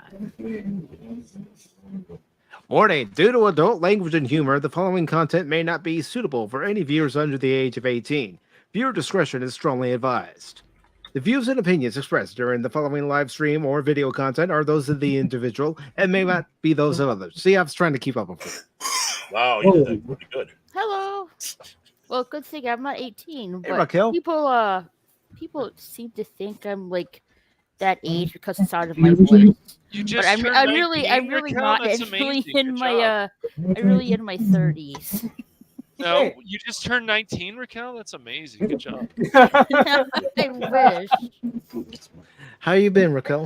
I'm doing good. How are you guys doing? She's the only female user in this panel. And that's a problem. Yeah, what is that? Where are you going with that? I was man? on Snapchat. And Black Lady saw up her breast. I almost threw up. The only female here. Kathy's in the chat. Well, Yeah. it shouldn't matter, but thank you, Mike, for having me on. I'm feeling tired, so. All right, Crit. Okay, he's going to swim Thanks off. for joining I'm glad us, that I was brother. able to get Okay, on Crit. after work, but thank you for having me on again. Darker Evil will return eventually, so. Yeah. No, it was good to have him. It was good to With have a him. little bit more evil. Evil. Evil. Yes. Whoa. All right, I'll talk to you guys Alright. later. Bye. All right, take it And easy. first, There he swims off. Swims And, off and, the ocean. and we have a question in the chat by Kustamuk. I don't know if I'm saying that right. It says I'm nearly 50. Who's the oldest here? I think that's old man in the chat. He's saying, Yeah, hey. yeah, In the yeah, chat. yeah. Mhm. I'm probably the youngest one here. I think. Well, I know. I think Brandon chimed in with his age, and Yep. that And makes all I'm me gonna the- say, I know I'm the second oldest on the panel. I'm I think I'm the 23rd birthday's coming up. Yeah, I'm nowhere near 50, so that kind of puts me somewhere. I just want to say that Raquel's giving me cooties. Cooties. Cooties. Cooties. Well, And hello to Little Speckle fair Laptop. Good to see you. that, I can take all the cooties off your hands if you feel so infected by them. Cooties. My birthday's Oh, in like in so- 3 You know, months. Baron, if you're afraid of cooties, I mean, We can share the. I don't know what to tell you, man. All right, youngster, out you go. Don't come back. Ever. That's right. Mike? Like I said, if you What need, happened to He-Man Woman Eaters Club? The more people they are, the less likely I can even get a chance to talk. Huh? Yeah. Well, Brandon, one thing I've learned being on the live stream is if you want to talk, you gotta pretty much put your foot in the door. Yeah. Well, I have rules on my channel. No foul language. Well, that's fine. So does Paul. Paul has that Yeah. same rule. And I get And teased for it. I by Phil. will admit, there have been times where I've slipped on his channel. I have a different rule on my channel. No, No politics. Yes. Good. Agreed. I agree with that. Agreed. Yeah. Even though Palpatine's response to the Separatist movement, I think is absolutely ridiculous. I mean, I think the Separatists have every right to go to break off. What's wrong with every I political don't body? know. I tend to Hello, support the Chris. rule of Palpatine because he's going to be legalizing the playing on easy mode. That's And why hello, Smarter Chris. That's why Where's the cannon? All right, so where's the cannon? I have no in the means for cannon, deep cross. light the cannon and fire the cannon. We're gonna fireball to another island. It's gonna be called Easy Mode World. Yes. Yeah. Paul, you've got to take your lumps, brother. You've got to That's take right. I Learn know. to take your I lumps, know, and young I man. am taking my lumps for I as long was as it so takes proud to... of you Sunday when you died. Yeah, you gotta buy more. Right now, I'm taking my. Imagine saying that out of context. I'm so proud of you that you died. It's Right now, from hell. Cat from hell. Yeah, El Diablo Gato. Don't look at me. Look at people out Aw. there. I don't like you. El Diablo Gato. I do not Look at like his you. ears. What the hell? You don't like No, I me? don't like How could you not like me, Baron? I like you. I'm even wearing a collar with a bell on it, so you know I'm coming. Oh, we insist. Someone put a freaking bet on that cat. Someone put a freaking bet on him. We had the bell this one, didn't we, Obi? Oh, your favorite cat. You love that cat so much. I love Baron. that. He cat. does. He So does. much, man. That Yeah. Paul, are you talking about that Dark Souls game? Is that the name of it? With the Yes, knights? Dark Souls 3 is what I've been playing, and I have been taking quite the amount of lumps in that for as long as it takes for me to find a mod to add in easy mode. Take your lumps. You need to take Let more your lumps. lumps You need to have of hatred people stop. for dying in a game flow through you. Okay. You I need will- to take more lumps, and you need to have people stop telling you what to do. A lot of the fun of Dark Souls is learning things on your own. Tell me I'm wrong, Mike. You're not wrong. You're No, not you're wrong. not wrong. Not wrong. You're Not wrong, Cash. Okay. Well, I will keep that in mind, but eventually I'm gonna find a mod that adds in easy mode. Don't make me come into your VC Oh my and say God. You will. You will. don't make me come into your No, VC no, and say, the only advice people oh, ever you're not give you when dying it enough. comes to doing a Dark Souls game is just get good. Oh, It's just get good. That's all that anyone will ever tell you. Yeah. Really And familiar I am with gonna the go ahead and let you game? guys know that Phil put me up to telling you guys that. Well, yeah. we kinda know. Well, yeah. No surprise there. I Hey, can Phil, confirm Phil, he we know is you're listening. watching. We know you're watching, Phil. We know, and I already got a response for you saying you're the king and legend of Popcock. Here's what I think about that, Mr. King and Legend of Pop Talk. Oh my God, who the hell cares? Family Guy. Yep. Just a second here. I think I may have found the edition of the game that he wants to have. Right here. Okay. Oh, Here is the edition of the game that he wants. oh. Dark Souls. I'm not even Easy. joking. My I would Xbox that- 360, yes. Unironically, yes. which is I think pretty soon they're gonna shut down their servers on the Xbox 360. Yeah, I thought they already did. That's They already the- did. I thought they already did. I could be wrong though. The last Xbox 360 game release was Just Dance 2019. Oh, that's too bad. I still have my 360 lying around, but I mean, that's Just Dance 2020. I mean, Just Dance 2020 was the last week game ever made. well, no, that's one thing. But I just speak on an issue that they've had ever since they brought in the whole activation system. That no longer can we be free to play the games we want to play if we're going to be in that console. I wouldn't call it a death cycle, but it's almost like, here you go, you want to play on your Xbox, you want to play on your PlayStation, you got to stay hooked to our servers, otherwise you can't play the games you want to play. Well, And not, then- not only that, how about when you have games that are always online? You don't have an offline mode for the game. They I don't. play DRM is the N64 worst. games They on my thought it was. EverDrive. Oh, go ahead. Who was saying something? On my EverDrive, the first-person N64 shooting game, GoldenEye. Mm-hmm. Yep, I play new levels from the N64 Vault website. I do have the sound better on the other computer, not this one, the other one. Yeah, there's I have rules on my channel, no foul language. I usually have fun and watch the cartoons I usually have on.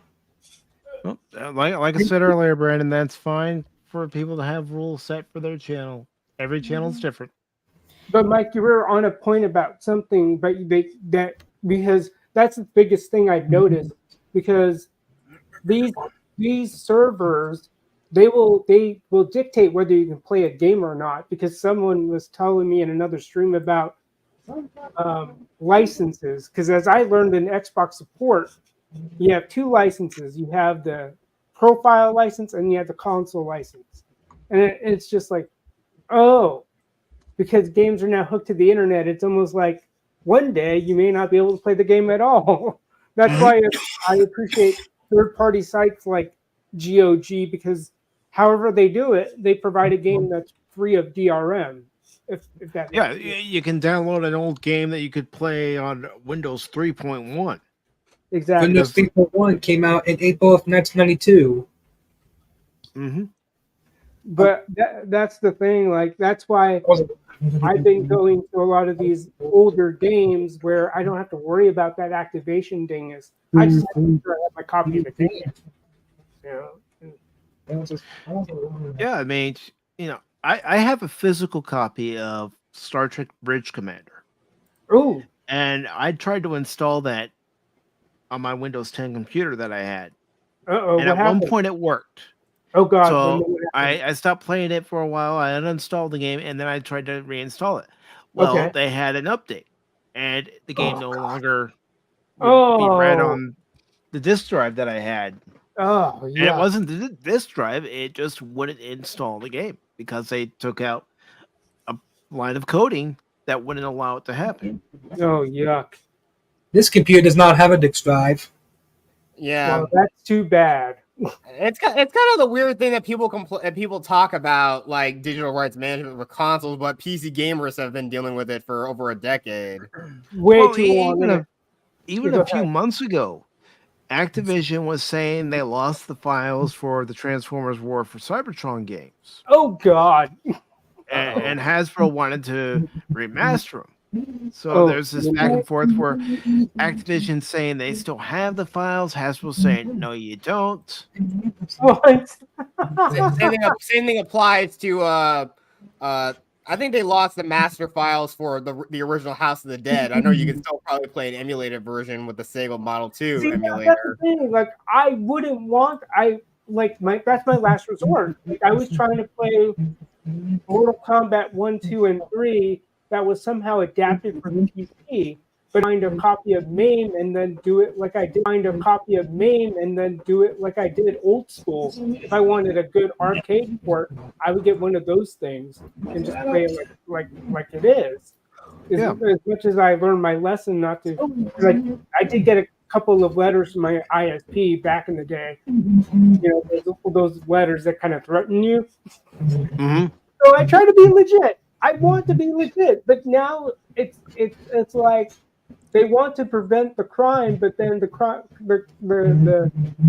law-abiding citizen wants to be legit, but then they're putting things in place that don't give us the incentive to be legit. Like, yeah, but I don't understand why they're worried about piracy. People are gonna find a way around it eventually. They always do it, and people are always gonna find a way to jailbreak every new console or any piece of software. They're gonna find a way, always. Exactly. Yeah. I mean, look at how popular homebrewing has become on the Nintendo 3DS, and it's becoming just as popular on the Wii U because of how Nintendo is shutting down the Nintendo shop for both of those consoles. Oh, yikes! Oh man, that's too bad. Not only that, I mean, you still have people making mods for classic games on the Right, NES, right. Super NES, N64. And not to mention all the fan games, but again, all this kind of stuff, it basically gives Nintendo a heart attack. But when people made mods for a game, We already know the people. Those people were asked by Sega. Yeah, why don't you guys come work for us? You guys have some good ideas. Yeah, But and we do have a quick question in the chat, and maybe one of us can answer it, or maybe DJ Ronnie G will Does be able to answer anyone- it. Does anyone know what I can do to fix my PlayStation 4? The screen is stuck on error code. Power button doesn't do anything. That's too bad. You might have to pull. I don't know if you can The simply. PS4 was released in 2013. I think I still have the launch model PS4, but I know the only thing I know how to deal with is like the problem with the disk drive not working. I think there's a part on it where it has an electrostatic thing. If you go in there and just tap it with a screwdriver, make sure you take take the torque screws off. You need at least a torque 8 screwdriver to unscrew it. And there's like a little gold chip near the power button, near the power and eject buttons. All you have to do is just tap it and make sure because again those buttons are electrostatic, not mechanical ones. I'm not sure if you have the launch model one or the one with the actual physical button. Or you just unplug the power cord and just plug it back in. Stream that DJ Ronnie on my channel. Yeah, but like I said, sometimes I wouldn't think that works. But like I said, my problem is like if you got a problem with that, I think it might just be if it's like the electrostatic buttons that you just touch, not the actual mechanical buttons on like the later model ones. Yeah, that's an interesting thing because I never would think to look up an error code for a console until I started working for Xbox support back in the day. And it's like, I don't know how I feel about the bleeding. It's already happening. It's already happened. But at the time, it's like bleeding the PC world into the console world. As much as I might have liked it at the time, I don't know if I like it now. Yeah, I don't understand why. Like, are you talking about like games that are like? Are you talking about crossplay, or are you just talking about Microsoft trying to integrate PC with their console? Just thinking about the PlayStation, it's got its own batch of error codes. Whereas, at least on PCs, it was kind of like if you got an error on one, it wasn't always game specific. It might be system specific. So someone like me who's a little computer savvy, I can fix it. But the appeal of consoles for me at the time was like, I thought they were free of problems for the most part, that you didn't have to do any like research. You know what I mean? It was like, if it's not working, turn it off. If it's turn it off, turn it back on. If it's not connecting, check your connections. But now you're talking about error codes on a PlayStation. Well, yeah, go ahead, Raquel. The days on like the PS1, the PS2, they were like less computerized. But you could PS4 use PS5 are getting more computerized at this point. Yeah, you're using basic x86 architecture, so it's basically a PC, but it's just a very, very low spec PC. Oh yeah. I might be Hashtag wrong PC Master Race for on life. this. Supposedly, Xbox is trying to figure out a way how you can play games without a console. Oh God! No, it's just the same thing. They're trying to do the exact same thing Stadia tried to do. They're trying to make gaming more cloud based, and I know also Amazon's doing it with their Luna service too. Yeah. I'll try to join after my bus ride. We'll hopefully keep it running until he make it. But yeah, I would say I'm gonna keep this going for another hour. Okay. I'm just reading the chat.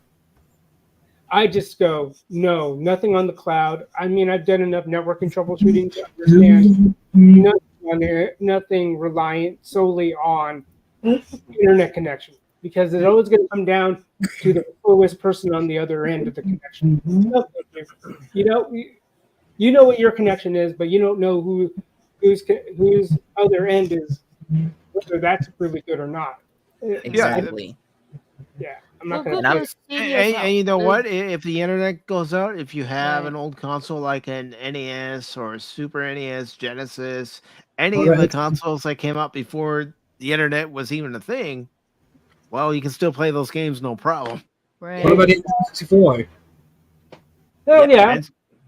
Yeah. N64 is one of those. I got a Wii right here. I can play just fine without internet. Yeah. I'm gonna play the 64 just fine on the internet, and that's pretty much the only games I usually play. Yeah. Well, Google Stadia is no longer around, right? Who? Google Stadia. Oh, I that was don't know. horrible, Raquel. What you do is you just punt it, and you're good. There is something similar. That's like cloud based. I think it's called Amazon Luna Prime Gaming. That's what I did. I already mentioned that. Amazon Luna. Yeah.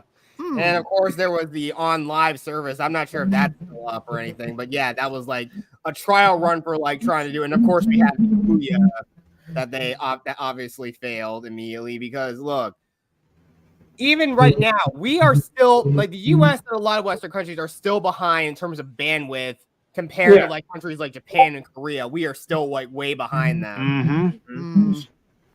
Hell, we already know in those countries, internet access is considered a human right at this point. Oh. Yeah. Yeah, Speaking those of video countries. game failures, by the way, can we all agree that the Kinect was just a terrible idea that should have never happened? It was, but I know of course my family really loved it, and we played Fruit Ninja on it. Yeah. The only thing that was good for the Kinect is dancing games and Mine is first person shooters. I have the PlayStation 4. I have the PlayStation 4 camera, and the only thing I used it for was when I was playing a game with a friend I actually knew, so they could actually see me as I talked. Yeah, and I know. And I'm gonna say it though. I want to thank my friend. I want to give a shout out to my friend Bear64. He sent me his old one. He just sent his old one to me. Oh wow! He had no use for it, so he just sent it. Is that the one for the 360 or the original Xbox One?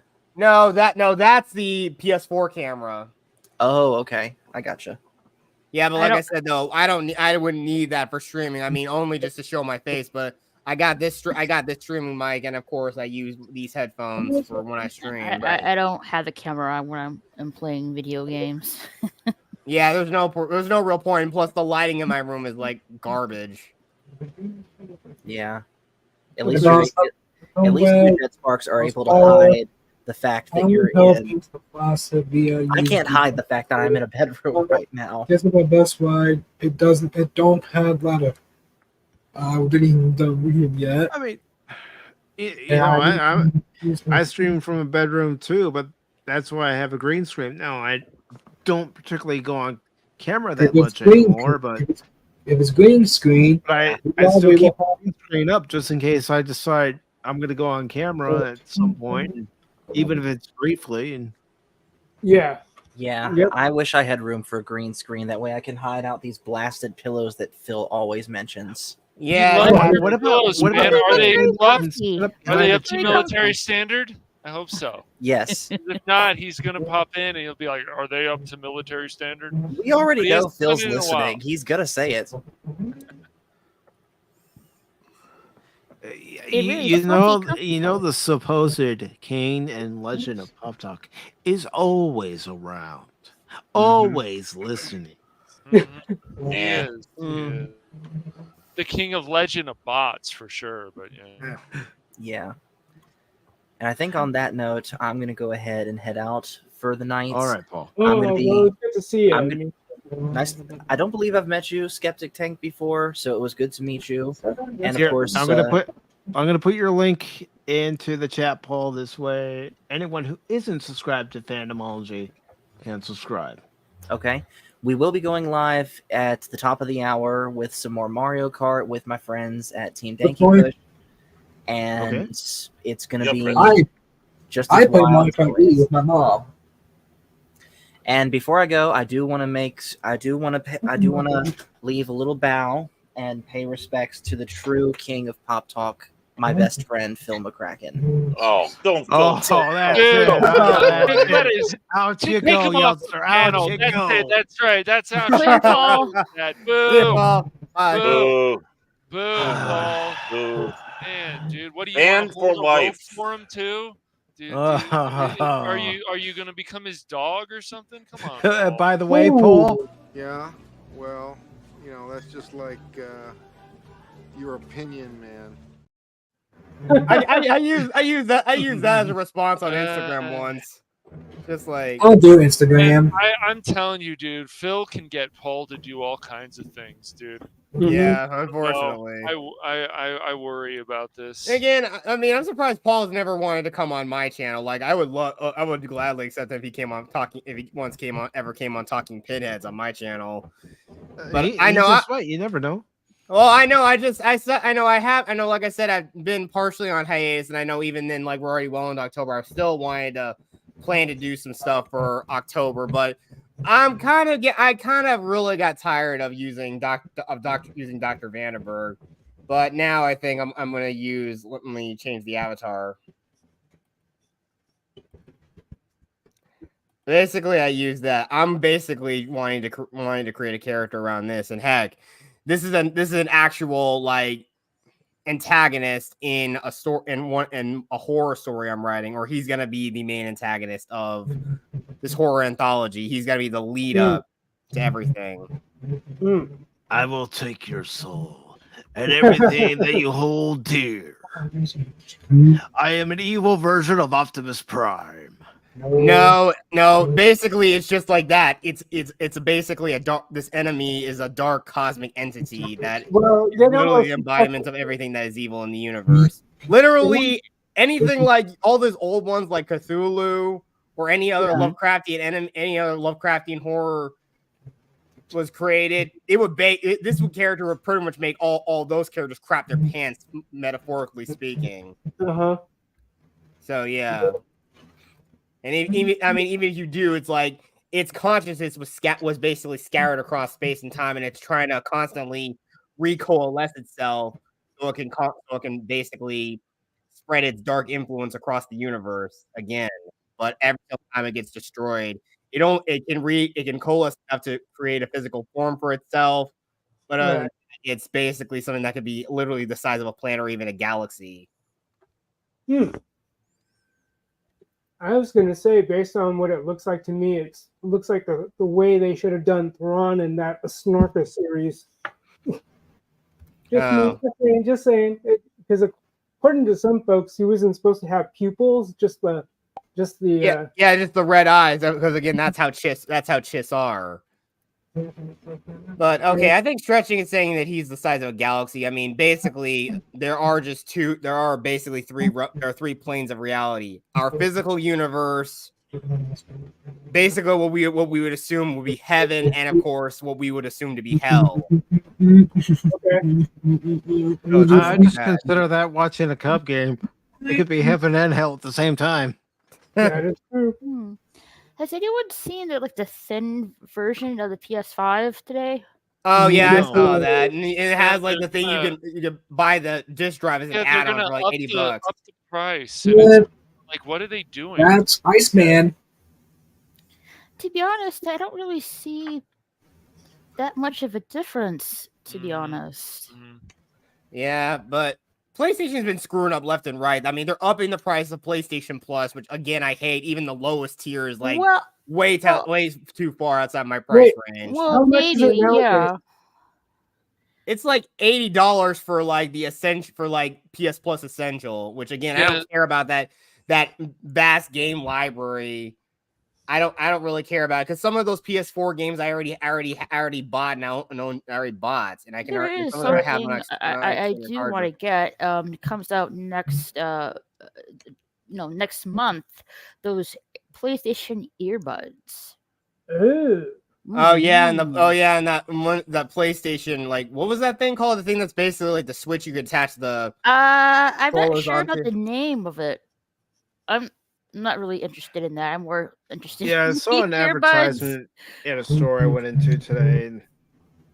And Mike, Iceman's my number one customer when it comes to live streams. I already got a Switch, and again, also want to give a shout out to both my friends, Killzone 772 and Bear 64. They really came through for me with help with getting me a Switch, even though I was saving up and I had to sacrifice it to fix my car.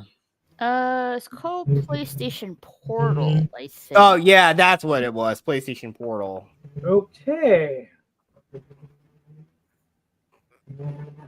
Mike? I just don't know how I feel about PlayStation trying to be like the Switch. I really Yeah, don't. it's the exact same thing. People like when the Wii came out. Yeah, PlayStation countered that with the PlayStation Move, and I mean, sure, the only use you can get out of it now is with the PlayStation VR. But other than that, there's just like, and the same thing with Kinect. Xbox and Sony were basically chasing trends because like the Wii was so revolutionary at the time, and it was aimed at the casual audience. That's why. I mean, they're still trying to chase a trend with the Switch. With Sony looks at what Nintendo's doing with the Switch and saying, how can we do that for our current console, which is the PS5? It's called staying in your lane.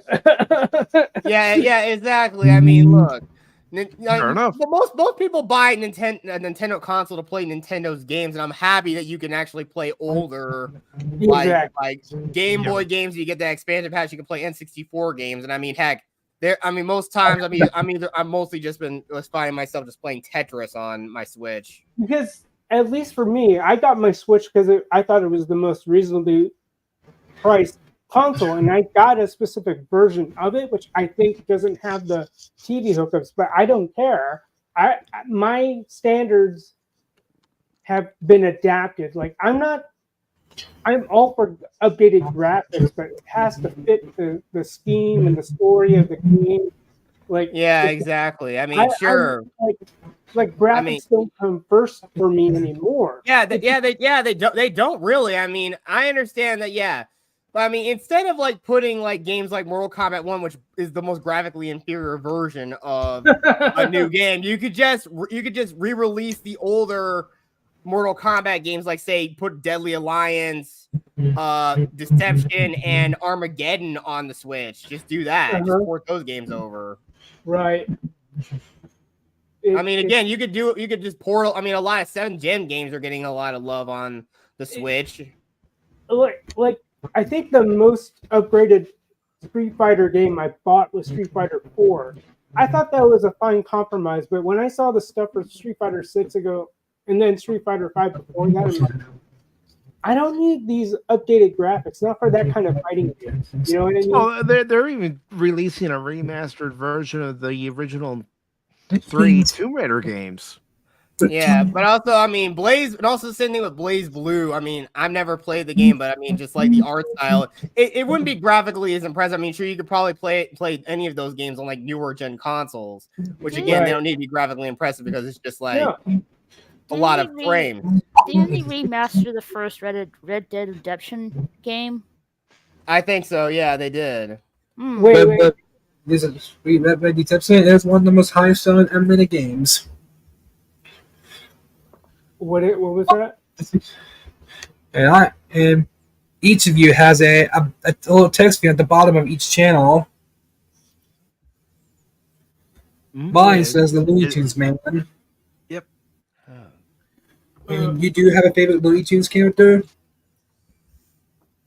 I'm gonna go with Sylvester. You thought I saw a Pootie Cat? Yep. I love the kitty. Cool. I mean, one of the things that appealed to me about the Messenger was the fact that it was inspired by Ninja Gaiden. One of the hardest games on NES. Okay. And also, it starts out where you're dealing with the 8-bit graphics, going through it, and then as you advance through it, you get into the 16-bit graphics, and then at one point, it shifts back and forth as you're playing the game. So it goes to 8-bit, to 16-bit, back to 8-bit, back to 16-bit. And it's actually key into solving puzzles in the game later on. In order to, open up a passageway in the 16-bit zone, you have to go back to the 8-bit zone, go to that same area, and get rid of whatever's blocking your path. Right. No, that's cool. I saw you announcing those streams. I just get my schedule. I work 8 to 5. I work from home though, but I see those and I see you playing it, Catch, and that's a game I might look into. I've been on GOG just looking for deals, and I found a couple of freebies and even freebie movies that you're actually allowed to download and own. Oh, nice. I didn't realize they had freebie movies that you can download and own. That's something new. Because I really didn't know it until today. And you got the Movies Anywhere app, because I think some movies now they come with like a download code. You can just download this is different. So GOG.com. I'm more Disney fan than Looney Tunes. Old Disney or now Disney? I would like to say old Disney. That's my guess. Yeah, I'm the same old Disney. I mean, don't get me wrong. There are some recent Disney movies are okay. I like turtles. Oh, Ronnie G, that's good. Oh, yeah, come on, Baird. Where are you? Come on, Baird. Come on. What? Say it. What? I like turtles. Yes. I like turtles. Dance for me, Baird. Dance for me. Say the line, Baron. Sorry, the dogs are barking. I like turtles. There you go. I actually popped open. Going back to GOG, I found the movie section by going to my profile icon, and it says games, and then it has movies. So I checked it out. There's some movies you can buy, but there's a movie I downloaded, which was free at the time. It might still be free. And it's a documentary on sword fighting in cinema. So I have yet to watch that. But the most important thing was I purchased it, and I have a link to download the actual movie file, so I can actually. Bonnie, did you see it? Do you like the new TMNT movie? Oh, it came out back in August. If you can stomach that and go out the other side, okay, I commend you. I just looked at it once and I go, not my turtles. I will go back to my Paramount Plus and I'll watch the OG. I didn't care about that. I mean, yeah. I think I saw a different movie though. The different movie that was playing. I forgot what it was, but I stick with Max. HBO Max is now just called Max. Well, good for. I have Max, but I might cancel it because I just don't watch it enough. And that's what I did. Yeah. The only thing I've recently, I mean, I watched like HBO Max on my sister. I mean, they're fine with me using it, but we already know they're cracking down on past. Oh God, and also, I mean, I canceled my Hulu subscription last month. I mean, I don't even. Yeah, I did the same with my D- subscription. I canceled that because this time I used Plus to watch South Park post COVID. That's the I did. That was the first time I ever used Paramount Plus to watch the South Park post-COVID special. I did watch the 4 South Park specials so far. Season 26 in the streaming one's getting a physical release on November 7th. And I'll probably do my South Park DVD collection at the end of November. I would not be at all saddened if South Park went away because I think, for me, I was done with South Park after like even season 5 or maybe 6. Yeah. Like, the fact they went this far, I'm like, what more jokes can they tell? I mean, yeah, there's plenty of inspiration. You don't have to look far for it, but I think in 1997. Yeah, and Paramount 26 years. How much further can you go? I mean, that's why a lot of people lost interest in The Simpsons. Yeah, exactly. You can't just go on. There needs to be a logical endpoint for the story. I mean, there probably could have been many logical endpoints for the story, but you reach the logical endpoint and then it just keeps on going. It happened multiple times with Power Rangers, and now with Cosmic Fury, I think they finally ended the series, at least as far as the current canon as we know it, but they're going to reboot it. But of course, they're going to reboot Mighty Morphin. It's like, no, come up with a completely original concept. Your own characters, your own villains, your own monsters. Once again, I have a whole bunch of great ideas for Power Ranger stories. Just ask me to write a spec script or give me a concept. Ask me to write a concept. I can whip one up for you in under a week, Hasbro. Just ask me to do it. I'll give it to you. Right. Well, I mean, I was even on a stream with Jason. That was one of the topics he was talking about, and I said, "Why are you going to take away something that's synonymous with Power Rangers. Right. It's like we're losing access to hand things down to the next generation properly. It's like it's like I don't know about nostalgia. I don't think I'm a sucker for it. I just find that stuff from your sound better, or they are better produced, and so they're a better product. So no matter what genre, to me, it pulls all the strings. Like it's a quality product to a good degree.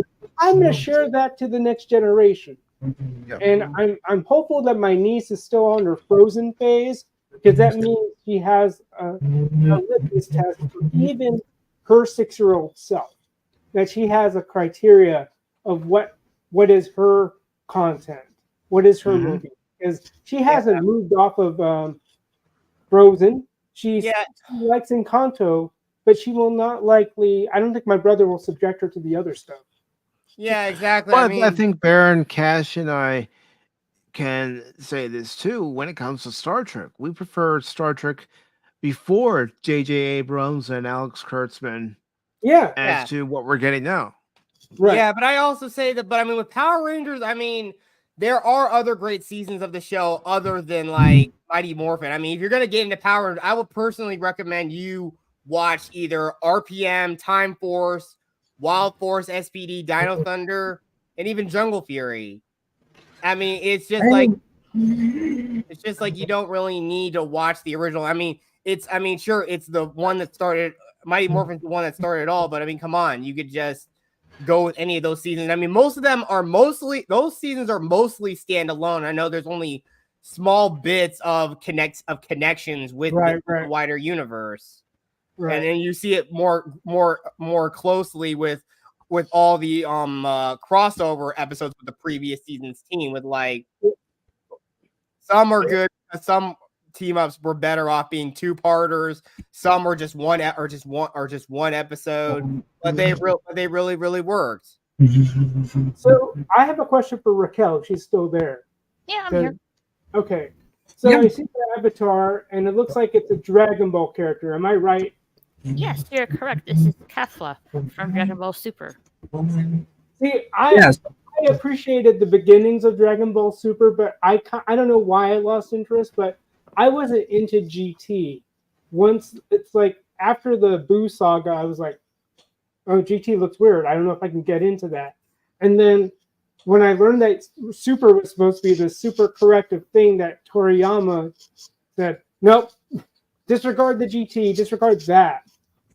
And this is the new thing. It was like fixing the post-Boo stuff. But then as I started getting back into Super, I don't know if I could get into the whole universe now of Dragon Ball Super because of the introduction of the multiverse.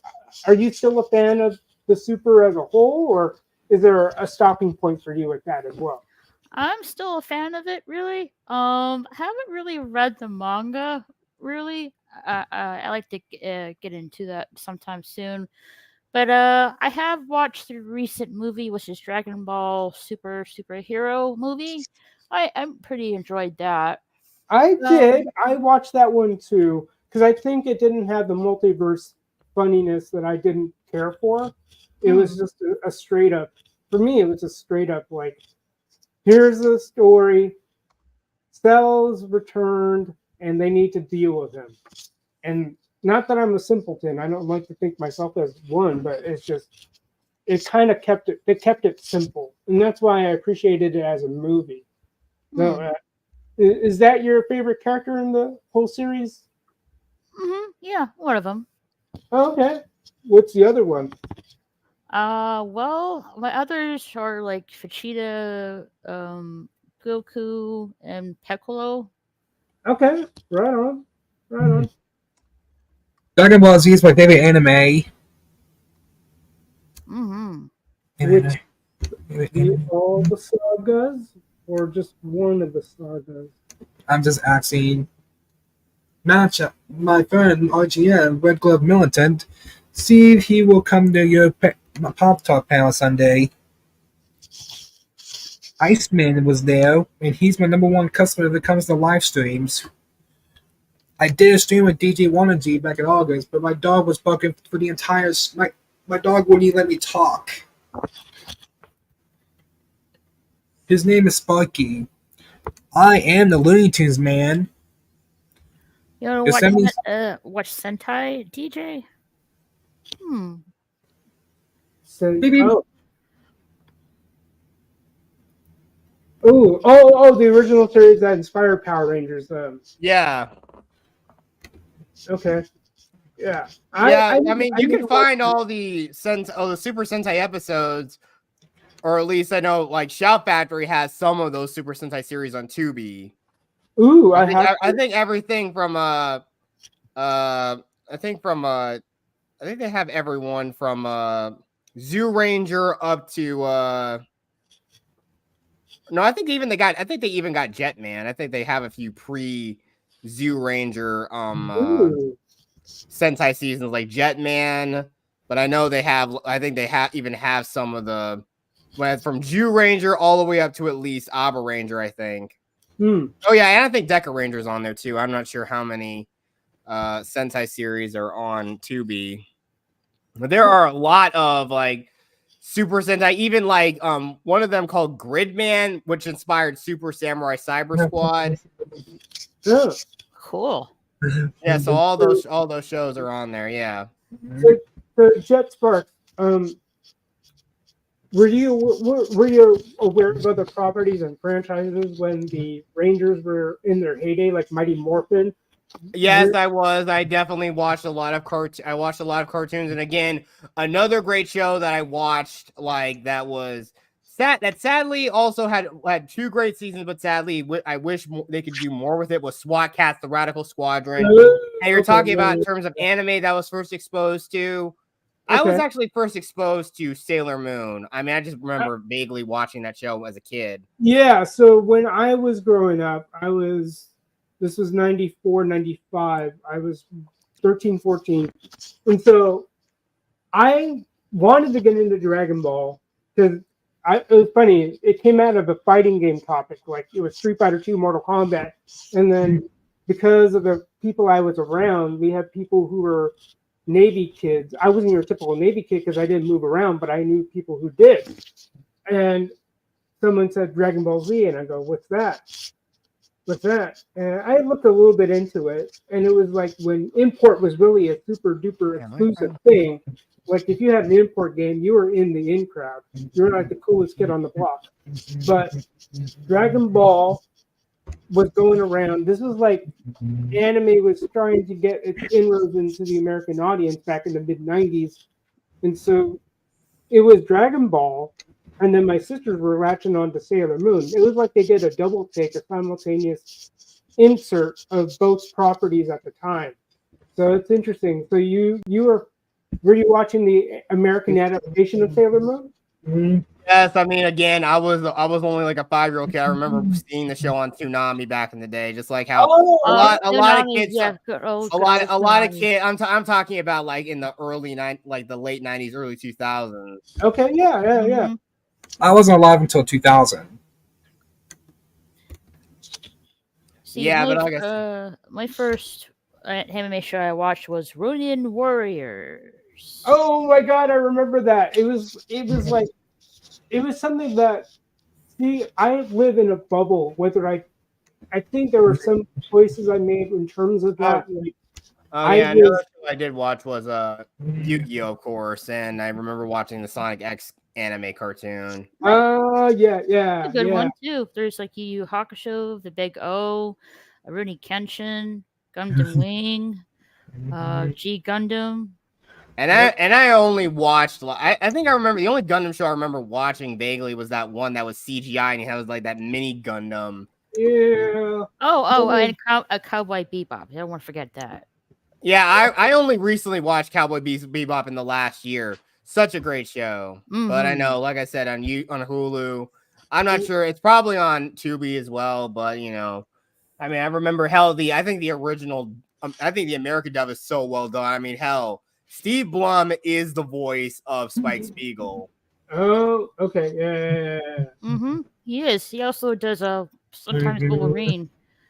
There was, speaking of anime adaptations, I don't know, it must have been done longer ago, but I remember the anime adaptation of the X-Men, and that was pretty. That was pretty. Yeah, that was on G4. Yep. Yeah, they also did Blade, Yeah. Wolverine, Iron Man. Yep. And it's like, why can't that be adapted to the big screen? You have all these things where you don't have to reinvent the wheel. Again, going back to the question of risk aversion, it's like, hey, you have stuff at your fingertips. Yeah, and that's the same thing with like Robotech or Macross. I remember, I've only recently been watching the original Japanese dub with Macross, and I know I have the entire Macross saga Robotech on DVD. Oh, I do too. I just recently acquired that, and I to this day am thankful they didn't bother redoing anything with that. It's like, leave it alone, please. I know audience wants that, but I don't know. I can't trust the executions.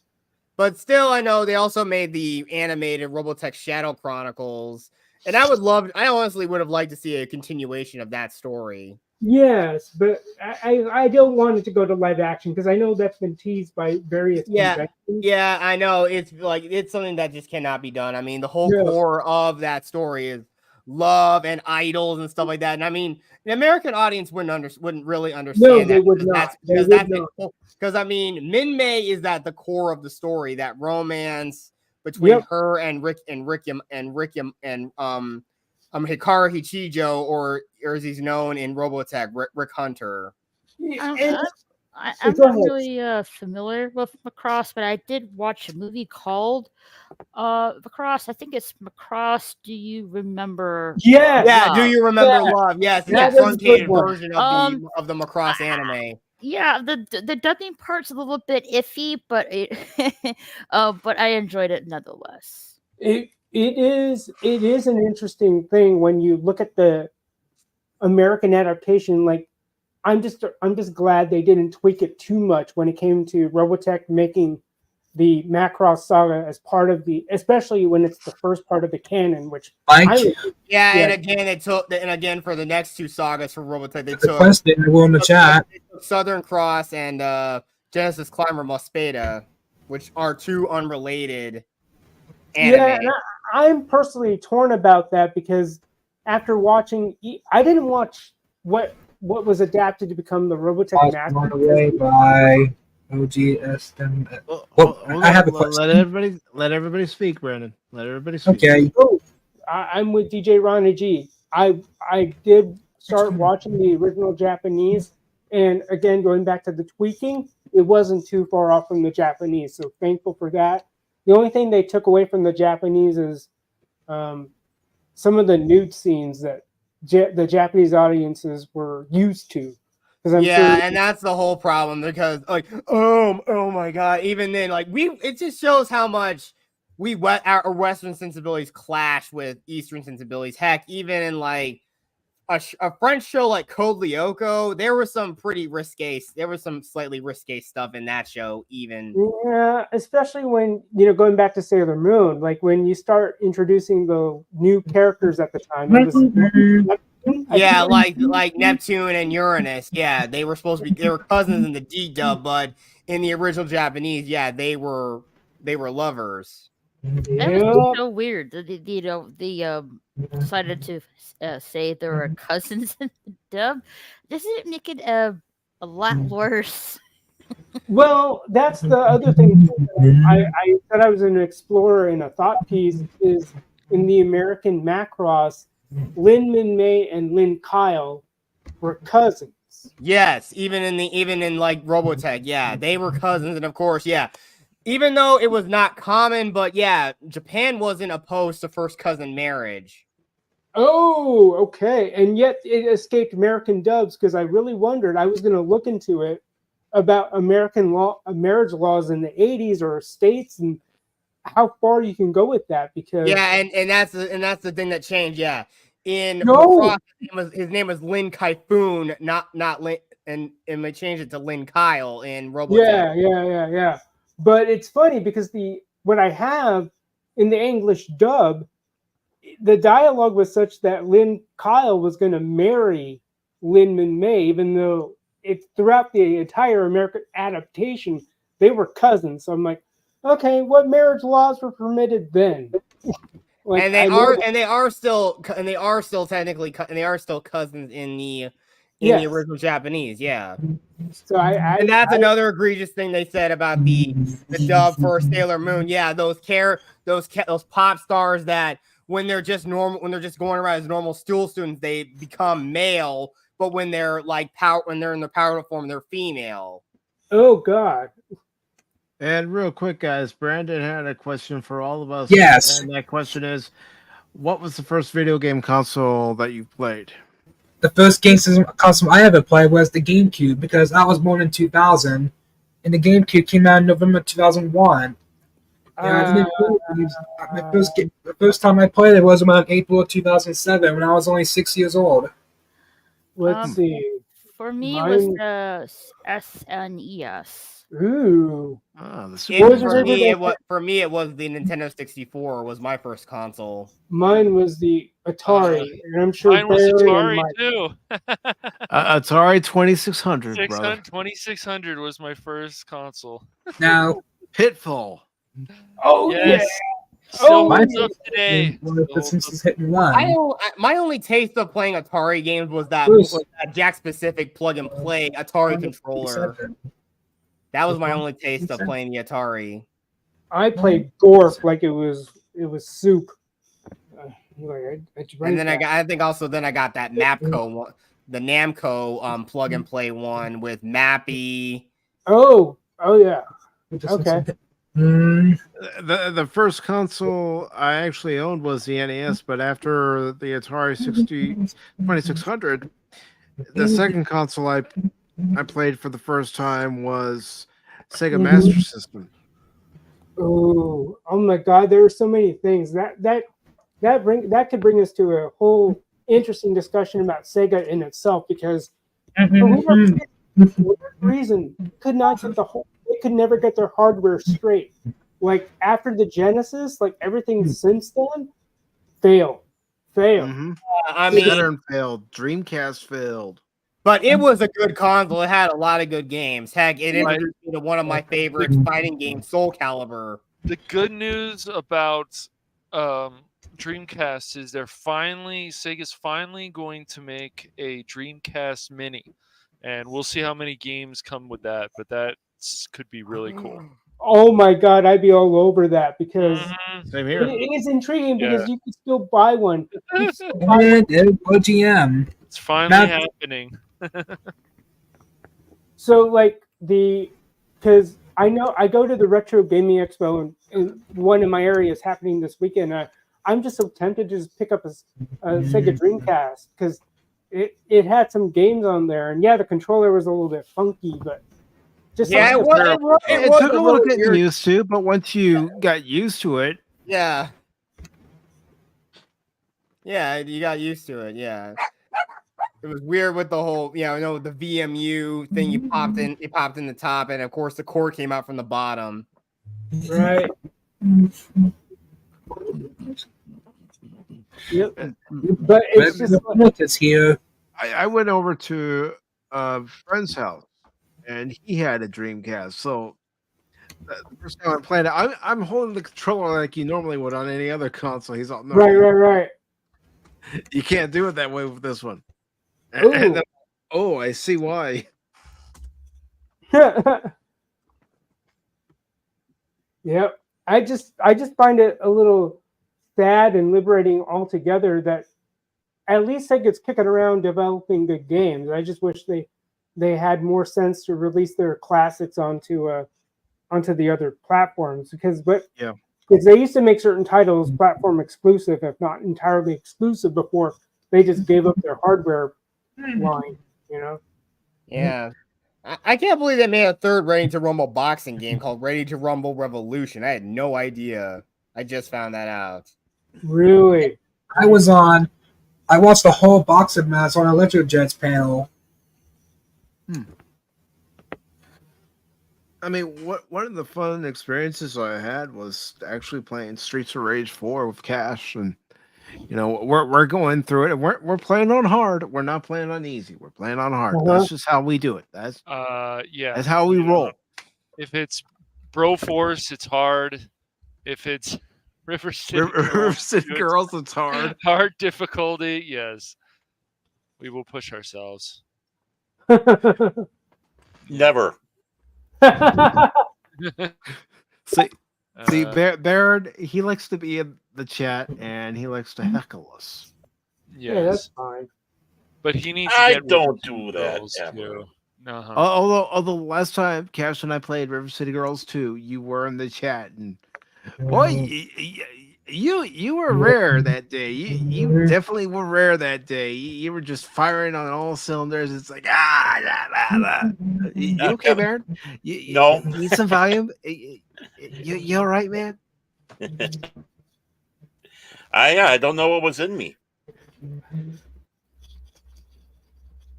But yeah. Rage. Yeah. Rage. Roid rage. Maybe it's just rage being on Pop Talk so often. I think so. Cash.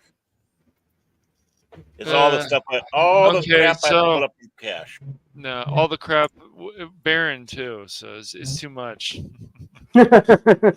Although one game I'd like to actually play with some people, because I do play with my friend Chaos, is State of the Decay 2. That looks fun. That looks like it is fun. It is fun. Okay, so now they're saying that it's just a rumor. Before they said this was confirmed. Now they're saying it's just dang it, Sega. Dang it. Sega, you're dropping the ball. I just wait. What are they saying? They are saying the last message was that Sega didn't think we'd pay $300 for a mini Dreamcast. Are you kidding me? $300 for that? You gotta be kidding me. Ridiculous. No, here's one thing there's only one request I want from Sega is make Jet Set Radio Future backwards compatible on Xbox. That's the only thing I want, and I will be happy. I still have the disc for the game. Sega. Yeah, that's now that it's just a rumor. Before they were no problem, DJ. ETA 10 minutes. 10 minutes. We mean 10 minutes. Yeah, but I think $100 for a mini console, that sounds overkill. Yeah, how much was that's the what, NES? How much that's was the what NES they were plastic? gonna 100 something? Okay. Yeah, 100 doesn't seem that bad, yeah. That's what they were considering before, so now it's still up in the air, but I mean, that just seems way overpriced for a mini system. Even if they did release games that weren't released during the actual console's run on the mini system, that's still too much. I mean, even when the Genesis Mini 2 came out, I was looking at the list of some of the games. It's like, some of these games aren't all that great. Why would I pick up the Genesis Mini 2? Why don't you just release an update on your site where people want to pay for it, whatever you want to charge for those games, and they can update their Genesis Mini with the added games. I know that's not how it works. I know they're trying to make a profit. Well, that stinks. That has, if they really do finally make it, it's got to be a lot lower than $300. Wow.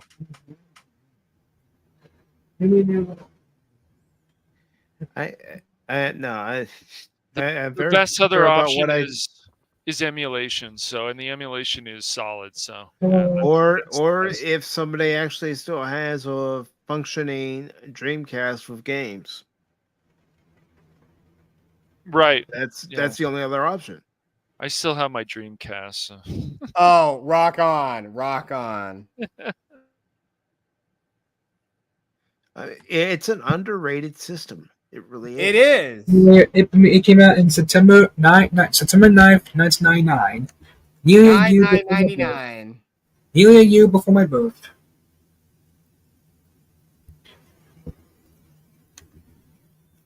Yep. What's your favorite video game on the Nintendo 64? It's definitely Mario. It's definitely Mario Kart. Between 1996 and 2002. And Yep. Jet, I see your message. You're about to dip out, so please promote yourself, brother.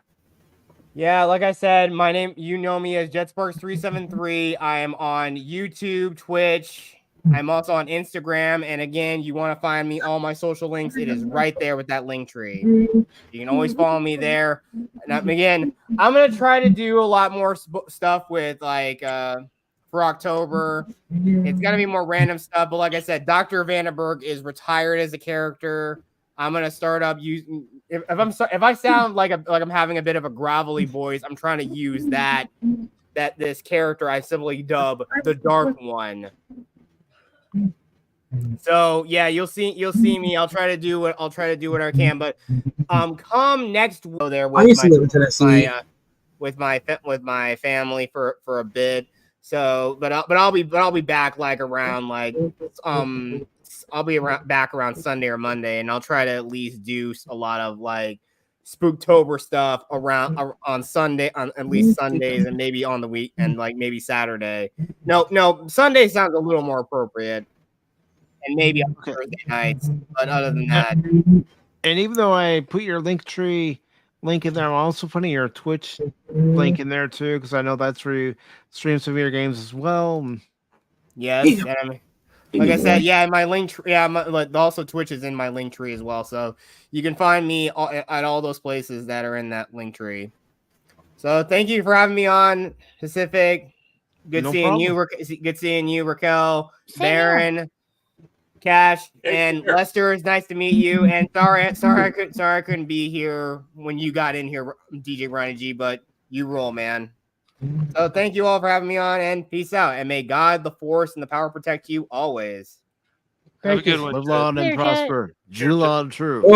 3 down, 6 to go. I did a stream with DJ Wanaji, but I couldn't even spoke the whole show. And my dog got me the third and final strike. Yep. What's this? Like I said earlier, this Sunday's Pop Talk during the second hour, those rules will be enforced. And in case anybody who is here and unfamiliar with those rules for the Pop Talk open panel, I will display them on screen right now. And I have them more detailed in the description for the Sunday's Pop Talk. Gotcha. But for the hour 2 open panel, these are the guidelines. Rule number 1, please wear headphones or earbuds while on the panel.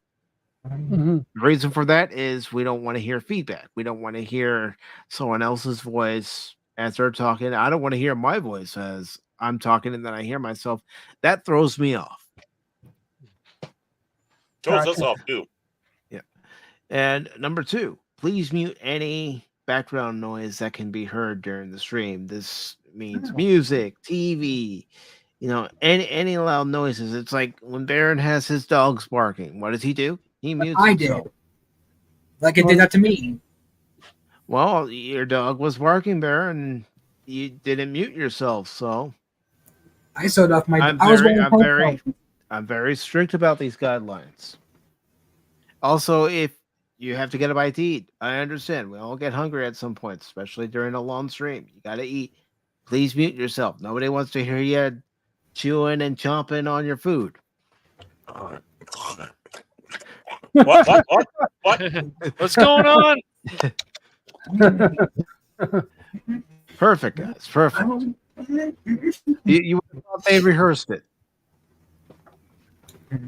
And number 3, this is one of the big ones. Number 3, please save any and all self-promotion until you're about to leave. Just let us know in the private chat. Hey, Mike, Baron, Cash, I got to dip out. I will see that message, or I will be alerted that you need to dip out, and I will give you time to promote your channel. If it's near the end of the stream, I will call on you one by one and say, Baron, what do you have coming up this Saturday on Baron Armentag's Fandom Legacy? Cat feeding. Help! I'm being attacked. Not be rude. You're gonna do it. You're gonna do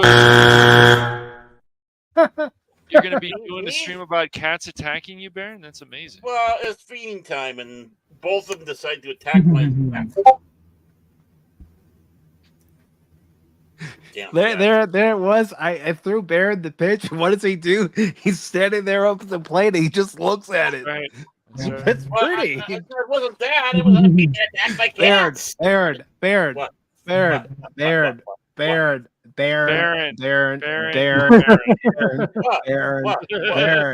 I'm trying to find the clip. That's why I keep saying Baron. Relax, will you? For crying out, what's got into you? I'm breaking your balls a little bit. That's all. I'm only kidding with you. Oh, that's one of the new ones. Cool. Finally got used. Nice. Finally got used. Please save any and all self-promotion until you're getting ready to leave. Let us know you're getting ready to leave, and then we'll give you time to promote yourself, or at the end where I call you one by one. Cash, what's coming up on the Phantom Hooligans?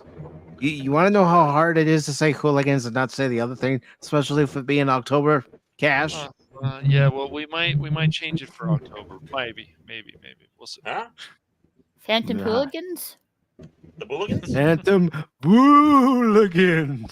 Yes, maybe we'll do that for the Halloween thing. Do not be rude to fellow panelists or to those in the chat. We have had editions of Pop Talk where somebody has said to someone in the chat, they're wrong. They're wrong. They don't know what they're talking about. They're wrong. No. Everybody has their own opinion. Brandon has his opinion. Raquel has her opinion. Lester has his opinion. They can express whether they're on the panel or in the chat. If TGAP Steve says that Mike took his Ferrari out and got lost somewhere. Ferrari, huh? Okay. And had to walk miles and miles in a vast emptiness of what was known as the valley and still got lost. Oh, okay, I know that went bad. That went very bad. So he had a Ferrari, and yeah. But that's part of it. Now, this is what happens if any of the guidelines are violated. And I'm very strict on it. So I want everybody to know. And again, this is all because of some issues that have happened on past open panels. So I had to come up with something. Sure. And I thought about this. I had sat on this for a while. I even asked Cash and Baron what their opinion was. And why? Not because they're a co-host, but because I trust their opinion. So it's like, tell it to me straight. But if any of those guidelines are violated, you will get strike one and a verbal warning. So strike one. Crikey, that scares me. That's what it's supposed to do. Now, strike two. If someone violates the guidelines for a second time, I will mute you for 5 minutes. And also, going back to strike one, that verbal warning will not come from Baron. It will not come from Cash. It will come from me. Also, strike three. Strike two. Wow. Strike three. If the guideline is violated again, any of the 5 guidelines are violated again, and like I said, I'm very strict on these, then this will happen. You will be removed. And this will accompany the removal.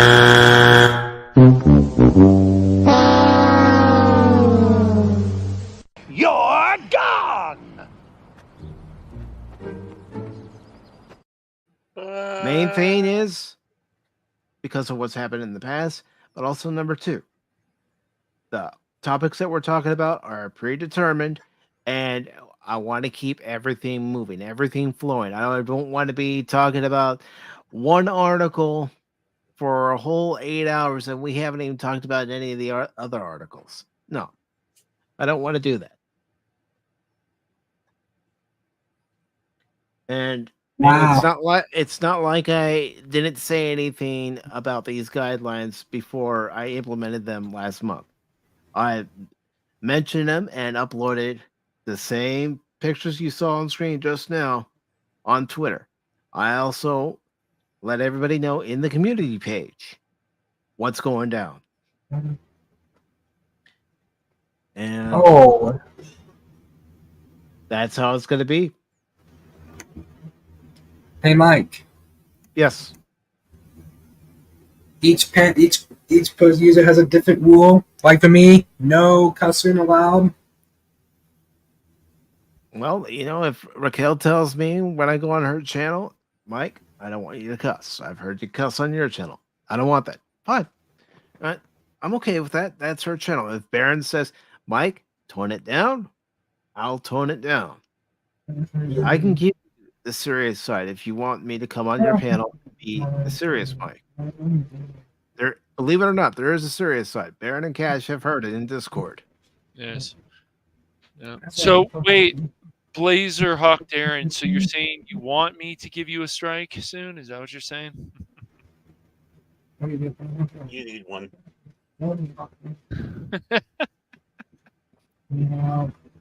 Well, you know what? With Cash, he might go power hungry. Yeah, more than Mike and Baron. Well, That's we're gonna have to flip the coin on that one. Me? You never know. You could all of a sudden get all that power and be like Palpatine. Maybe. Oh, snap. Unlimited power. Unlimited power, Cash. Could you handle that responsibility? I think so. I don't know if you can. I don't know if you can. By the way, Cash, what happened to your Dodgers, man? They need to find a brain, because if they don't, they're going home. That's what it is. Their biggest problem was not that Roberts put the lineup together. They are not being patient enough at the plate. Outman in that late innings, 2-1, and then he swings the next pitch, and it should be 3-1. Yeah, those kind of things, dude. Mookie swinging at the first pitch. Taylor in late innings swinging at the first pitch. This is the team known for patience at the plate. So yes, that's one of their big problems. Oh, trust me, I have a real gripe. You know, as a matter of fact, I'm just gonna go ahead and play the clip because it really does grind my gears. You know what really grinds my gears? It really does when I see a batter up at the plate and the first pitch he sees, oh, I'm gonna swing at it, and you just lined up because you swung at a ball going down into the dirt, and instead of us getting some runs with the bases loaded, guess what?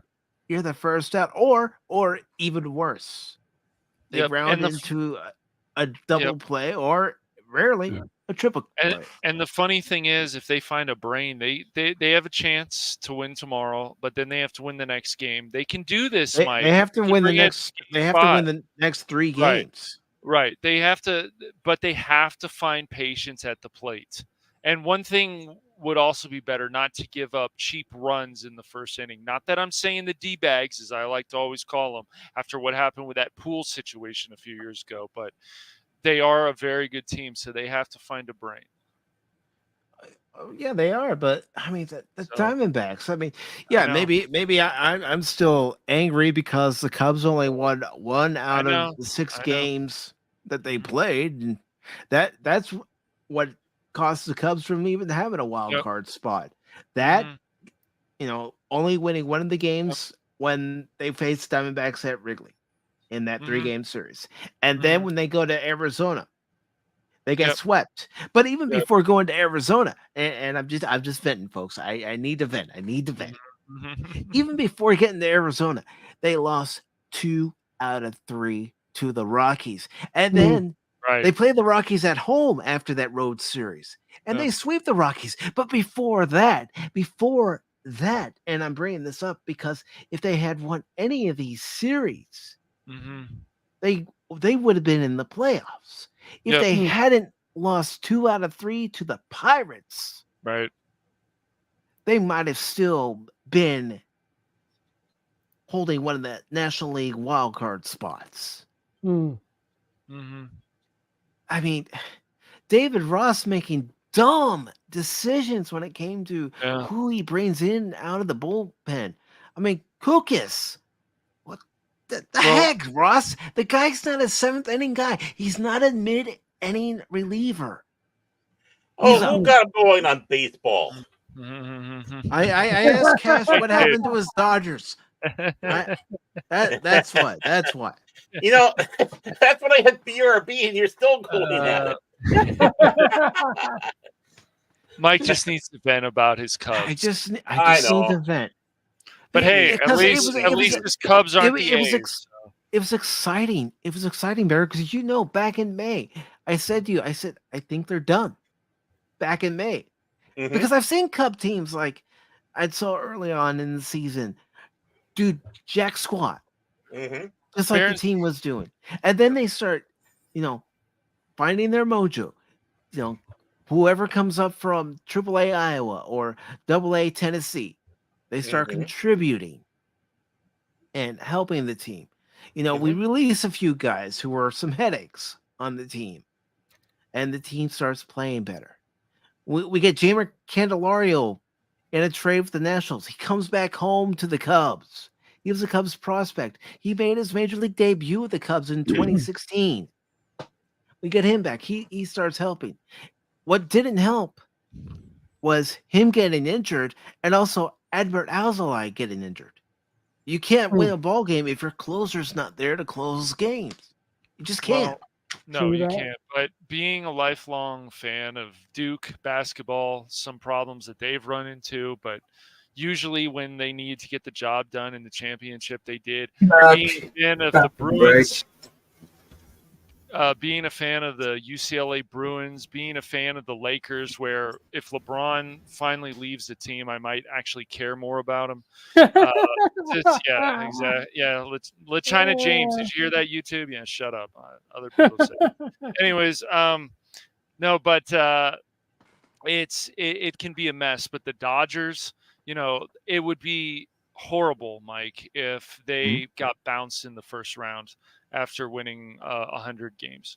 Well, not only that, when the Cubs, because you and Barron were with me in Discord when the Cubs were in Atlanta and they, had the lead in all but one game, and they end up losing, and how ticked off I was. And of course the Brewers going, hey, the Cubs lost, so we win the division. Well, guess what? You only got to play 2 more games than the Cubs.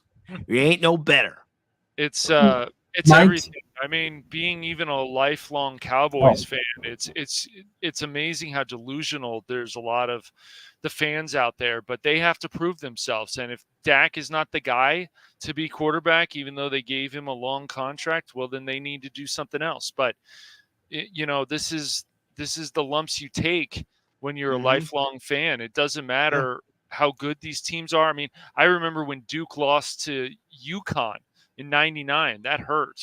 That was a championship game. When you're a lifelong fan and not one of these people who jump on the bandwagon, it hurts. But so, if I may ask, Cash, since you did say you're a Cowboys fan, I just want to know a real Cowboys fan perspective on what transpired after the Niner game. I am a Niners fan, and I'm not the fan I was when I was a kid, but I respect other people's perspectives. So when Micah Parsons said what he said, and I'm pretty sure that's just a clip.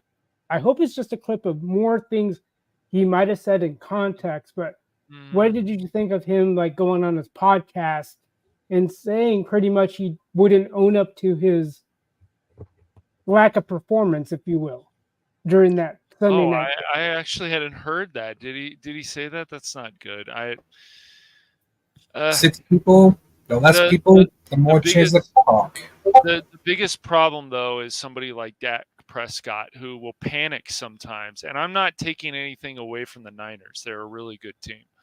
They have a very good defense, Lester. But I know I hadn't heard that.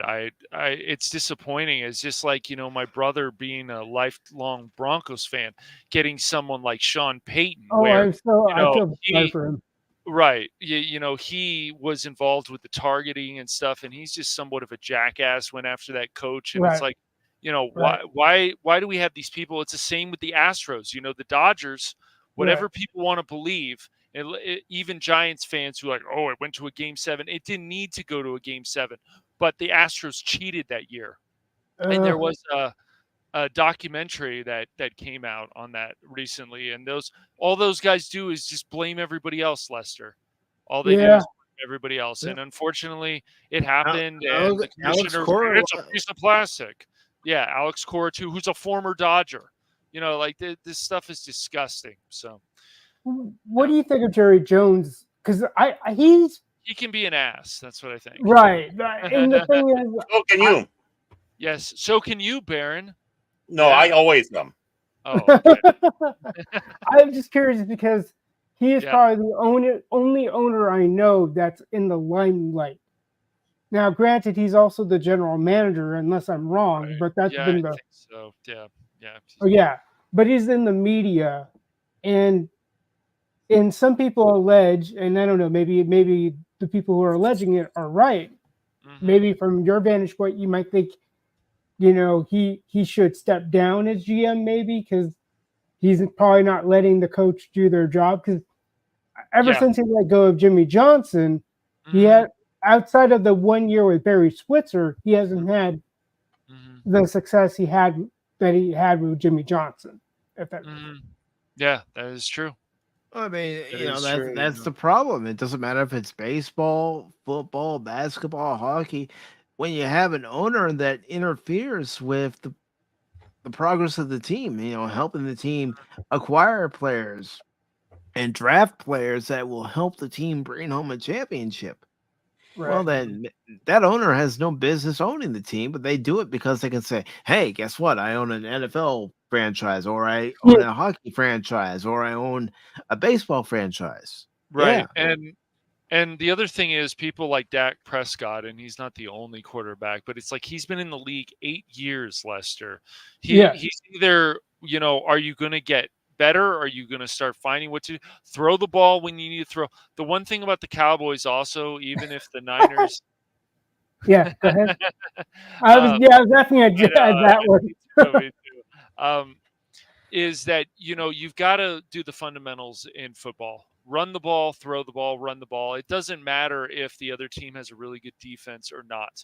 Right. This is important. If you're third down at the 1 or the 2 and you're very close to getting that first down, you should probably run the ball. I mean, you can throw it, but Dak has been known to panic.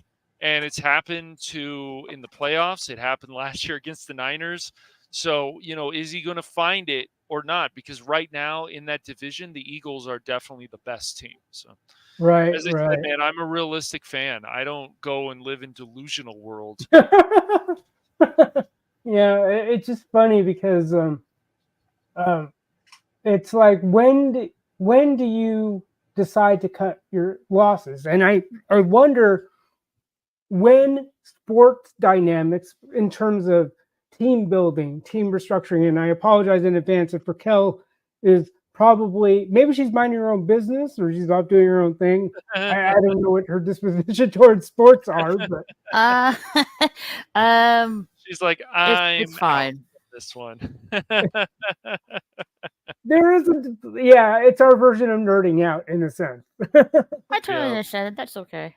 Yeah, but it's just like, when can we put sports dynamics in the realm of entertainment? Because right, for all the ills that we can give pro sports, especially with the inflated salaries. Yes. Inflated in the sense that we value our entertainment. Right. Yeah, and sports is entertainment. Yep. And after things that have happened, Lester, like I feel it's even just better to skip the national anthem. You know that there's still some stupid politics around all these different sports. I mean, even NASCAR, there's some stupid politics. NASCAR of all things, it's really embarrassing. But the sport can still be great, but these commissioners and some of the pandering, and then also some of the rule changes just get ridiculous. Like there's some really stupid rules in baseball now.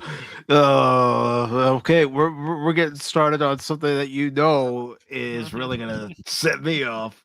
Oh boy! I didn't. No, what I mean is the ghost runner and extra. Well, I'm just thinking about overall entertainment, like a movie, a TV show. Oh, okay. Because at least with pro sports, sports, it's like now I don't know how much of a team you have to knit together in a TV show, a movie, or anything like that, to the point where there might need to be a dynamic where their locker room polices itself. Right. So it's just like, when can Hollywood inject some of that where, like I'll take a Snorka as an example.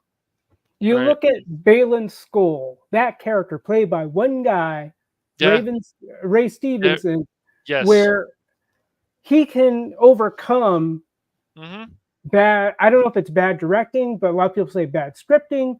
Right. But he just has to have He's got a commanding performance, right? Yeah. He didn't have to say anything. Oh, go ahead. What about now with shows needing more than one writer? You need 10 writers in a writer's room to write a TV show. It's narcissism. One man wrote Babylon 5. J. Michael Straczynski. Yep. It's narcissism. I deserve this. I deserve that. I deserve this. Well, if you deserve all this, then why don't you give us better entertainment? Stop attacking us all the time with the nonsense. Yeah. So, look, the Beetlejuice came back, guys. Beetlejuice. Oh yeah, I heard about that one. Yeah. No, dude, it's ridiculous. And then with the writer's strike after a year, we might need to strike again. Why don't you guys give us a lot better entertainment? Why don't you find a brain? There's some out there. There's some that you can enjoy. And even if people like Ahsoka and some of this other stuff, that's fine, man.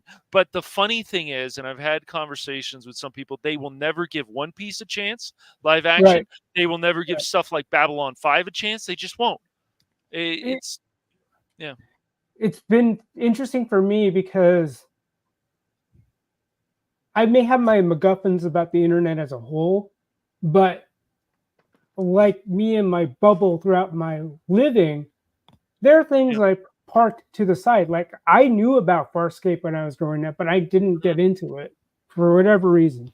And so I'm thankful that we have a community that can raise awareness of those titles. Like I found Farscape on Tubi, and I'm gonna be shopping for some of the Blu-rays or the DVDs so that I can have that copy of Farscape, for example. Because I didn't know what to think of the technology used at the time, but it didn't matter to me. It seemed like it had pretty good writing and pretty good acting, and it's just one of those things where, well, going back to the whole point of unionization, I just find that's another reason why I really try to avoid being part of a union, even though I understood why people would want to be part of that. Because I have my sister, and my brother-in-law. My brother-in-law just recently got on to the union, whereas my sister's been part of the writers or the graphics artists union. And it's just like, so what's it like for you guys? It goes, no, we could do non-union jobs. But it's just, at some point, the locker room has to police itself. Like, I thought there was, when I talk about guild, to me, things like of apprenticeship. An apprenticeship doesn't have to just be electrician. It could be any trade or skill, like acting or writing. Well, I mean, that's both of their unions. It's in their union names, titles, Writers Guild, Actors Guild. Some will say Film Actors Guild. But you know what I mean. At some point, the locker room has to hold each other accountable. Like, right, exactly. It's narcissism, man. It's entitlement with all this crap. It really is. And there's still some good stuff that they can come up with. There's even some good movies, but maybe even some great movies. But some of these budgets are bloated. The studio is so up their own ass that they think that this stuff is just going to make all this money. They think whatever they do. I mean, they've even done stuff. I don't. One of my other friends got so upset about where Castlevania is going on Netflix. Oh yeah, they're going into some horrible agenda. And is Konami cool with this? Like, it's crazy. But my friend. Let me ask you a question because I've only watched a couple episodes of the Castlevania show on Netflix. Okay. Does Konami even have control over what can and cannot be told in the story, or is it just we want the rights to be able to do this show and use the name Castlevania for profit? That's a good question. I do not know. And were you there for the Geeky Geezers show, Mike? Because I know they went into detail about Castlevania, and eventually I missed it. So they were saying Konami ended up being like one of those slot machine game publishers. Anyway, but that's one thing I was afraid of with where I guess you call it a reboot which is strange, of a recent series, because I remember Castlevania, the first installment with its 4 seasons. And I loved it. And I didn't even play the video games. I was aware of the video game and I respected it. But I didn't get into it because I was into other games. You know what I mean? It's just I heard varying degrees of anger about the second installment of Castlevania. It's just, I'll have to rewatch it. Like, I only watched like the first season. I started the second season as well, but haven't finished it. I'll have to rewatch it. Oh, you're talking about the first installment of Castlevania on Netflix? Yeah. Yeah, I might want to rewatch it because I think I missed out on the last season. Like I said, there's a point where I end up tuning out because in some ways I find a lot of series ending on a decent note, unless I felt like, even if it didn't feel like it gave me a cliffhanger of things to come, I just go, well, that series was such and such. So, and before I forget, DJ Rana G, what's cracking, man?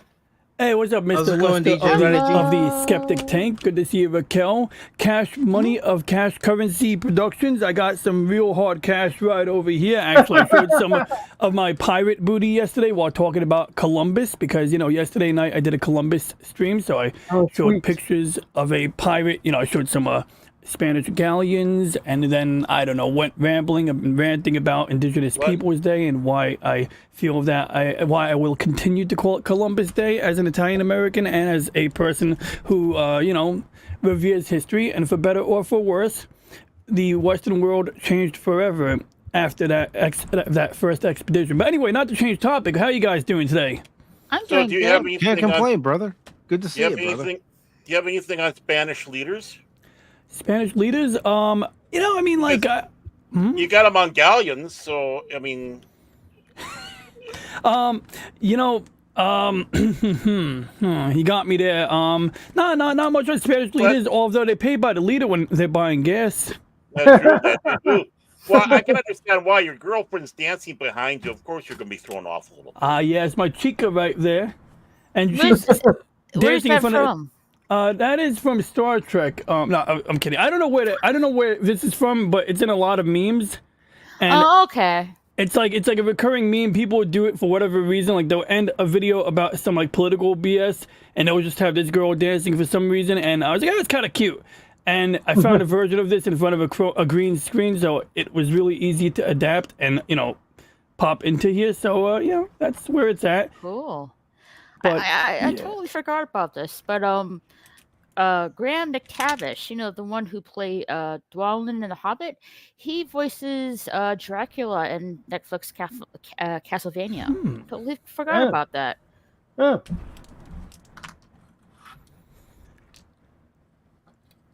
I've never played Castlevania. I haven't either.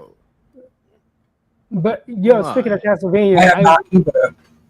Yeah, I'm eyeing. I don't know what I would term it, but I did find something called Return to Castlevania. And it's on GOG.com, and I think it's going for a relatively reasonable price. And that's one thing I think Mikey brought it up, that the price for a game. I still remember when Street Fighter 2 on the SNES was going for, I think it was $59.99, if not $69.99. And I remember some games sounds about right. Like Lethal Enforcers went for $79 or $89 because it included, I think it did include 2 of the light guns. It was the blue and pink revolvers when you bought the game. And that was a trip. I mean, back when your TV could be used to play light guns. Oh, and before I forget, Raquel, did you say what your favorite SNES game was, though? Because I know you said that was your first console, right? When I was a kid, there were only like 2 games that I played on the Super Nintendo, and that was Aladdin and The Lion King. Oh, not bad. Those sound bad.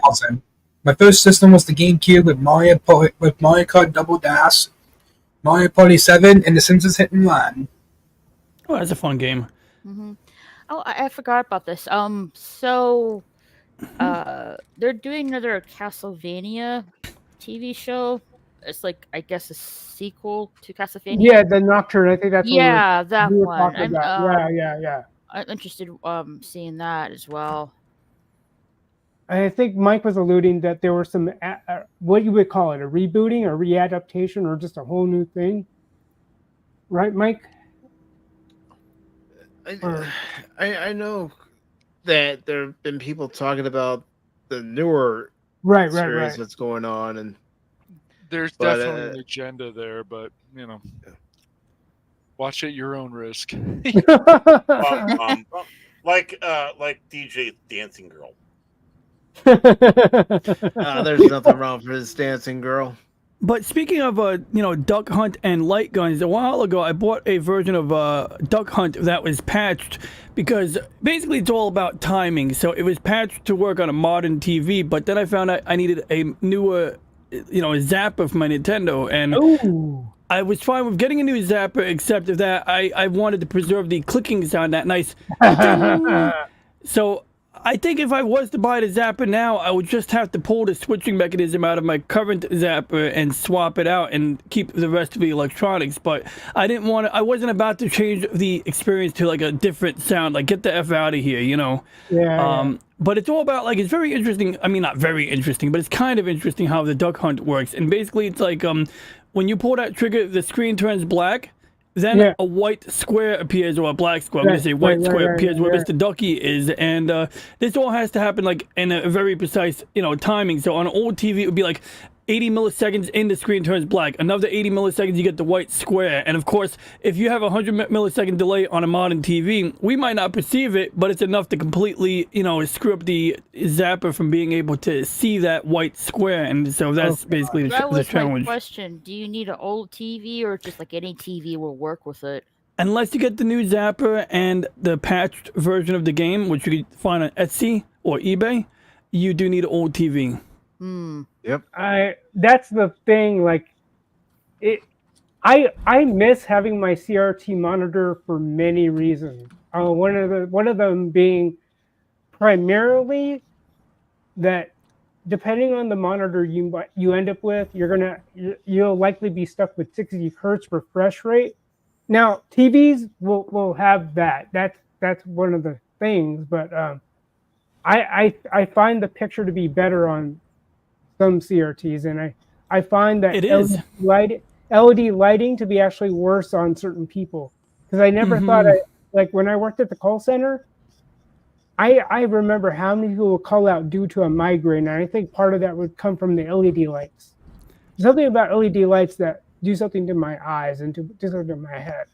Well, yeah, some of them have that flicker to them, and that seems to mess with people. And some LEDs, like I bought some light bulbs that guarantee they don't flicker, but you can tell usually when you look at them on a camera, you'll see like little like dark bars moving throughout the image, because essentially the shutter on the camera or the image sensor is synchronizing or trying to synchronize with the LEDs. So it seems to be that flicker, but it's funny you mentioned monitors. As a matter of fact, like if you had a 75 hertz CRT monitor, or if you ever went to like one of those big events where they sell computer parts in a gymnasium, like in 1999 or 2000, even 2002, they would have like multiple CRTs playing some game like Unreal Tournament or something like that. Oh yeah. And it was super smooth. And this is because modern LCDs that say they can do 60 hertz, they might be able to deliver that. But like I bought a monitor on my desk right here that is a 29-inch ultra wide screen. So it's got a a what do you call it? Like this aspect ratio, basically the top half.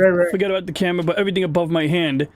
And they say it's 200 hertz, and I know that's a fiction. I know that's like marketing BS. It is not a 200 hertz refresh rate. And on any TV, even like 10 years ago when they were, doing 120 hertz LED backlit LCD TVs, essentially they're using the electronics to, create an artificial delay, and then they're essentially refreshing the image backwards. They're basically, it's an effective optical illusion. It does make it look like it's running at 200 hertz, but it's not real. And so my question would be like, if I set my monitor to 120 hertz, will it be giving me a more true refresh rate than the fake 200? Because I know all I'm doing running at 200 hertz is making my graphics card work extra hard for no good reason. So I almost never set it to that setting, But yeah, like sometimes like people, there's a reason why people buy CRTs. Now with gaming, console gaming, SNES for example, and stuff like that.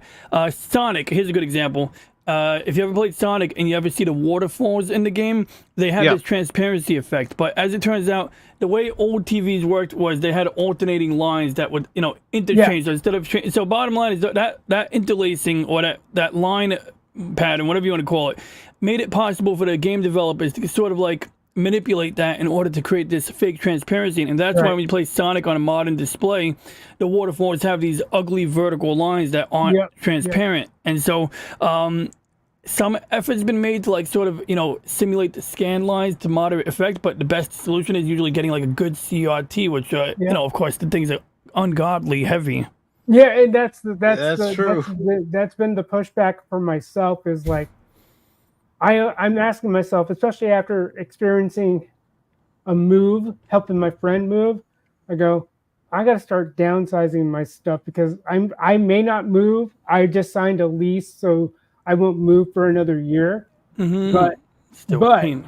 But when I do move, if I do move, it's like, do I want to carry that, or do I need to hire a moving company? That's my big question is, I would love to have my own CRT because I remember back in 2000, even these dorm mates I had bought one of those Sony Wega. I think it's those are beautiful. Oh yeah, they bought a Sony Wega TV and they were playing old school NES Mario on it. Like that looks, but that's because it just I find it looks better, and I think that a lot of them last longer.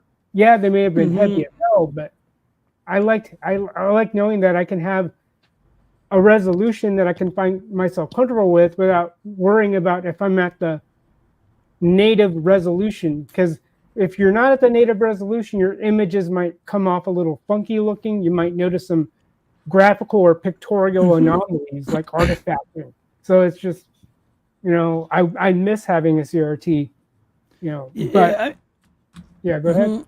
I love my plasmas, but that's another thing that's really heavy. Like, I'd much rather have my plasma in my bedroom right now, but I'm afraid to break it, bringing it up to my room, because then, I'll waste a perfectly rare TV. Now, plasmas aren't quite like CRTs, but they have that phosphorescent illumination, and that sort of looks like it's almost like a superior CRT, except that, of course, once again, CRTs will be better when it comes to like any old console with the scan lines. Yep. It's like me trying to play the Genesis I have, that I have to whip out, and like I think it's like an 8-inch TV. Old man's right.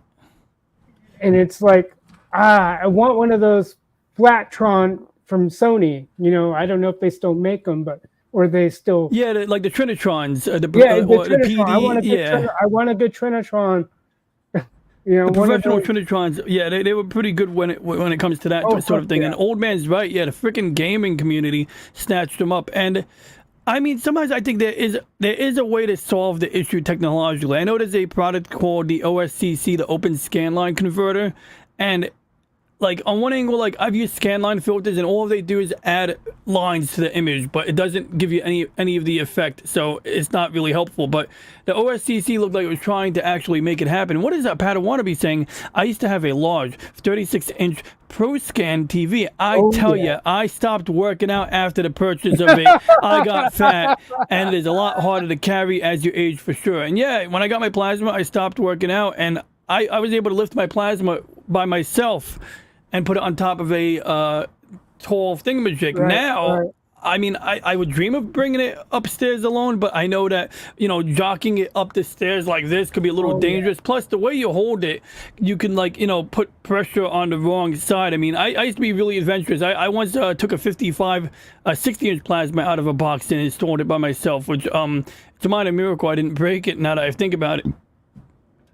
Or hurt yourself doing it. Oh yeah, so if I was gonna move my plasma today, I would spend a month in intensive training before daring do it, which I should do anyway, because I like lifting weights. You know, it's good to be muscular and shit, you know? I mean, it looks good, but also it's practical strength. Like, I don't want to just do roids. Or roids, actually, I do want to do, but I'm afraid to get acne. But, and, you know, I don't want my bones to shrink. It can happen, yeah. Yeah, but like, you know, like creatine, like that makes your muscles bigger, but it also puts water in there. So it's like, no, I'm not looking for the fucking cosmetics. I just want practical strength. If it's just a small toned muscle, but it can lift more than like a creatine water bag, I'll take the fucking practical strength, you know? I get you. So one of the things I came across in the training circles I'm in, starting strength, you might have seen that name thrown around the web, but I've heard of it. Starting strength is a program that tries to give you functional muscle strength. And I'm sorry, Cash, you were trying to say something? Yeah. Oh, I was just saying about creatine that, yeah, I know some people have taken that, and it's definitely safer than taking steroids. It is safer than steroids. It can, I guess it can hurt your kidneys. I think if I remember, that's especially when baseball was cracking down on it. See, there's a lot of things out there that have what we call players having problems later on in their career because of either steroids or creatine, and and they got a lot of these you know, clean if anything labels. like that, you use it at your own risk. That's true. You should be free to use. That's like, it's interesting how in America we tend to be pretty free in a lot of areas, but in the UK they're free to take steroids. Over here we have a bit more regulation on that particular front. No, that's funny because I was prescribed a steroid to tackle my bout with dermatitis, or was diagnosed as such. And so I'm like, and it was like both a pill, and the pill, like once I ingested it, I started noticing things, like I started feeling stuff within my own body, and then here you go, here's a prednisone. I think it was the cream. Oh, okay, you know, but it has its uses. Yeah, well, from a medical point of view, you're absolutely right. And there are times they prescribe corticosteroids, oral steroids, and I don't know how similar or how different they are compared to the likes of, you know, like the stuff you inject for your muscles, for example. Like, I'm not sure how radically different. But also mentioning the creatine thing, there's like a lot of things the FDA does with, or not FDA, but yeah, basically FDA with what we call clean labeling. So, for example, MSG isn't as common on the label anymore, but you'll see things like modified food starch or modified something yeast.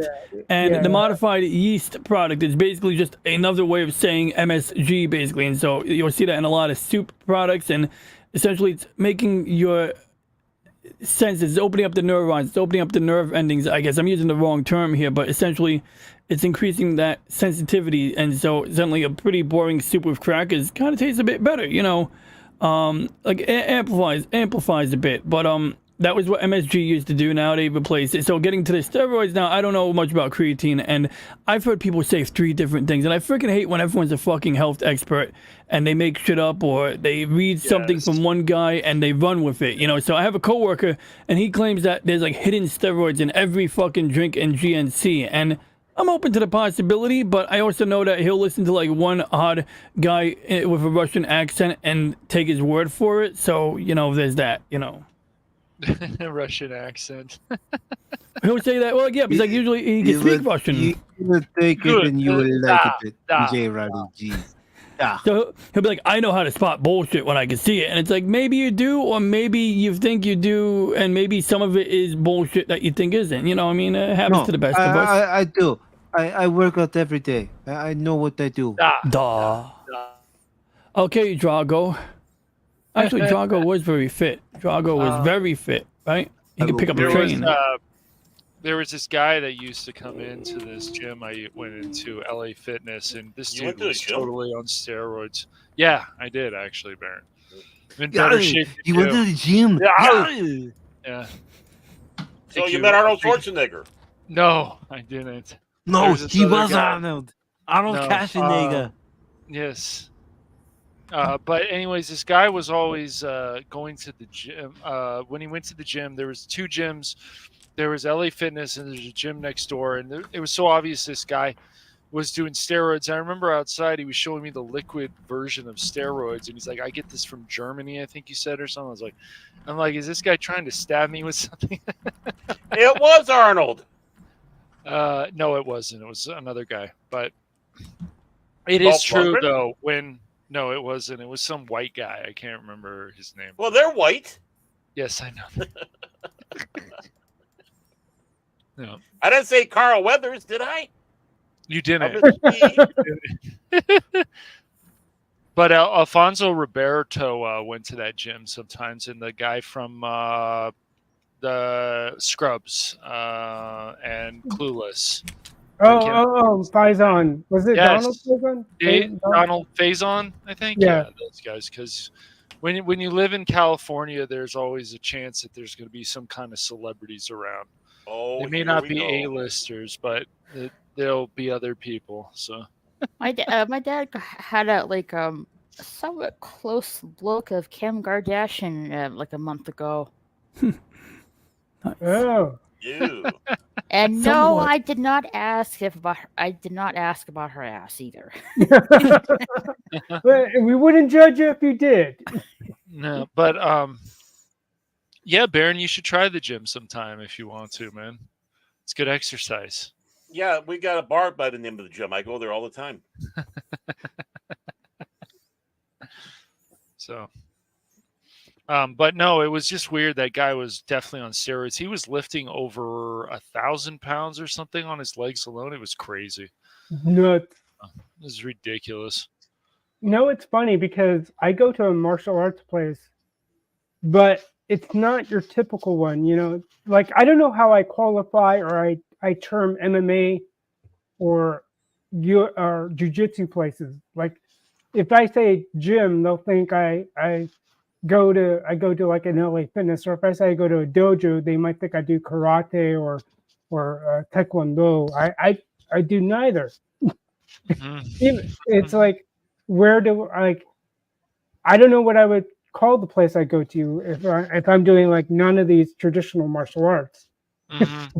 Like, I just go to a jit place, or like, even when I say jit, it's just like, I'm in a weird spot. It's like, I can't say I go into the gym because, I have my own equipment. So if I want to lift some weights, I have my dumbbell system at home. But I can't say I go to the dojo because, I don't train like a lot of what you might find in a typical dojo. Where do you go? I'm like, I'm just working out. Yep. You're at it again, T-Cap. You're at it again. Drifter, you got on. I'm trying to pump iron with those curly arms. We're going to have to pump you up.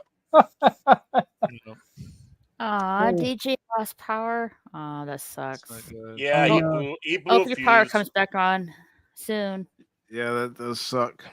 Yeah, I mean his mad experiments. Are you surprised? He is a mad scientist. He is. Yes. I think the turtles did it. Yeah. I like turtles. That's a good. Yeah. That was good.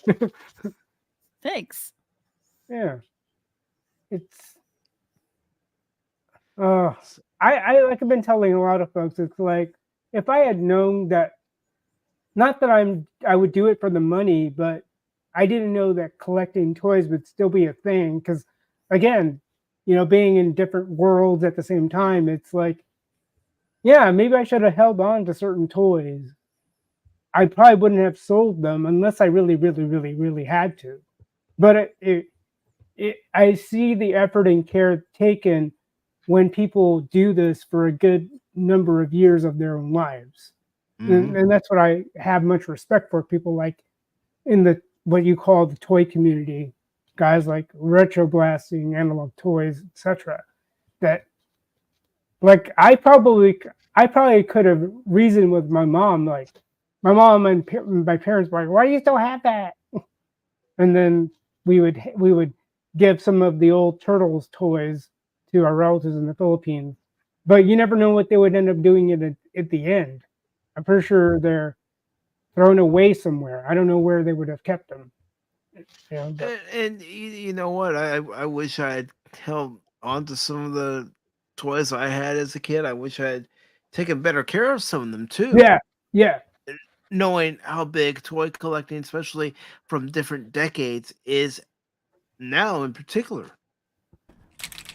Yeah. And the thing for me nowadays is that I don't look to buy so I can sell for a profit, but I realize if you do collect physical media, and I'm extending that term to not just CDs, games. I include books.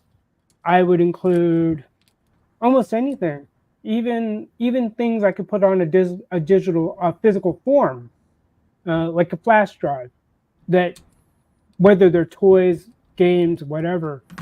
If you are in a jam, if you're in a jam, you can sell them back, even though you will likely sell them back for a loss. But it's like anything purely digital, that's something you cannot sell back easily. You have to you have to weasel a way to sell it back if you find yourself in a financial pickle. That's true. But speaking of collecting, I know when I was playing Rise of the Tomb Raider, Angry Canadian asked me when I'm going to have the next collector stream, and I'm thinking that's possibly going to be near the end of November, maybe early December. Okay. Those are the funnest. Pat Wannabe shows up and puts everyone to shame. Nah, I'm kidding. But jokes aside, I do have fun at those collector's streams. So, by the way, when my power went out in mid-sentence, right after the power went out and as the power was coming back, I hear a booming sound from somewhere down the block, like it was probably miles away, but it seemed like a weird coincidence. Power goes out and you hear boom. Oh, Transformer. Could have been a Transformer. Yeah. Shit, Transformers, that's dangerous. You think it's a Decepticon or one of the good guys? Did someone hit a Transformer or something? They shouldn't. Those things are from space and you shouldn't mess with them. Yeah. Extinction to all traitors! One shall stand, one shall fall. See, that's what I'm talking about right there. But jokes aside, I don't know if it honestly could have just gone out. Maybe with the rain in recent time, maybe something just shorted out. Yeah. Maybe. I mean, I have the Transformers movie. I haven't watched it because I want to watch the series first, but I haven't really had a chance to right now. You can find the original G1 series on Tubi. Oh, really? Yeah. All right, Yeah. there you go. Yeah. Yep. And they also have Beast Wars. Ooh. Cool. Yeah, that's something that I had a good time talking to the Comic Relief Crusader about on Sunday during They have Pop G.I. Talk Joe when on he was there? our guest. Yes, they do have Has- G.I. Joe. Nice. Hasbro's been running marathons. They had a YouTube channel up for, I think they still do, but they aired streams of their G.I. Joe episodes. Mm-hmm. Really? I wonder how YouTube is with that. Well, if they're like an Hasbro's the official copyright outlet, holder, so yeah. Mm. Yep. And yet those YouTube copyright bots are finicky, fickle, fill in the blanks. So that's why I've really stopped showing a lot of movie trailers because of the claims I was getting. yeah. I think you might have been around when I mentioned that when I came out of the theaters and I did my little quick react video, I just tagged 20th Century Fox because I wanted to get credit where it's due and shout them out. Thank you for putting a good movie out, or at least my first impressions.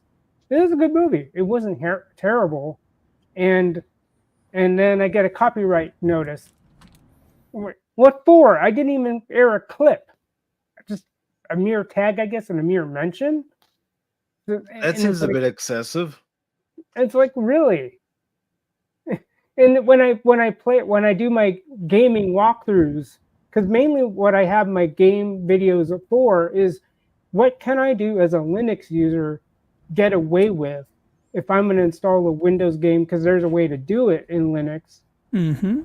And I walk through that process. And I do get some copyright flags, some others I don't. But then the funnier thing is I get the copyright mention. They say, oh, by the way, you're allowed to use this. Okay, good to know. Can you take it off my video then so I don't get anxious about it? I mean, like, if you're like live stream games on YouTube and you get a claim about some music, there's really nothing you can do because it's in the game. I know what some streamers will do is they'll actually mute the music that's playing in the game and they'll play something from Spotify. Yep. Their own personal track during the stream. But you'll still hear the game audio, the dialogue, the gunshots if it's a first-person shooter or even a third-person shooter. And I mean, I guess you could like go into your settings and turn the sound off, but it's not the same. You would think a company would appreciate organic word of mouth. Mm-hmm. Because that's what I'm doing. I'm trying to draw traffic, put the word out that there's this other gaming place. It's something that we've talked about here. It's free advertising. Yeah, it's really what it is. It's free advertising for your product. It's like, but they don't see it that way. They think that you're taking profit away from them. I go, hey, here's this game on GOG.com. Get it while it's free. Here it is at a discounted rate until it goes away. And hey, by the way, they provide files you can download and save to whatever storage device so that if you're in a pickle, you can get the file again. And no, you don't have to memorize any stupid CD keys like you did in the past. It's yours to have. I still have my physical copy of Star Trek Elite Force 2. And oh my god, I remember that game. Oh my god, I remember that game. First that was was the best. Oh yeah. Oh my god, those were the days when I used to do what I used to do. I mean, what else would anyone do on an OC3 connection back in 2000, 2001? Exactly. Then a few years later, TF2 came out. The orange box, so amazing. They don't make games like they used to. I mean, they do and they don't. It's not. I don't know.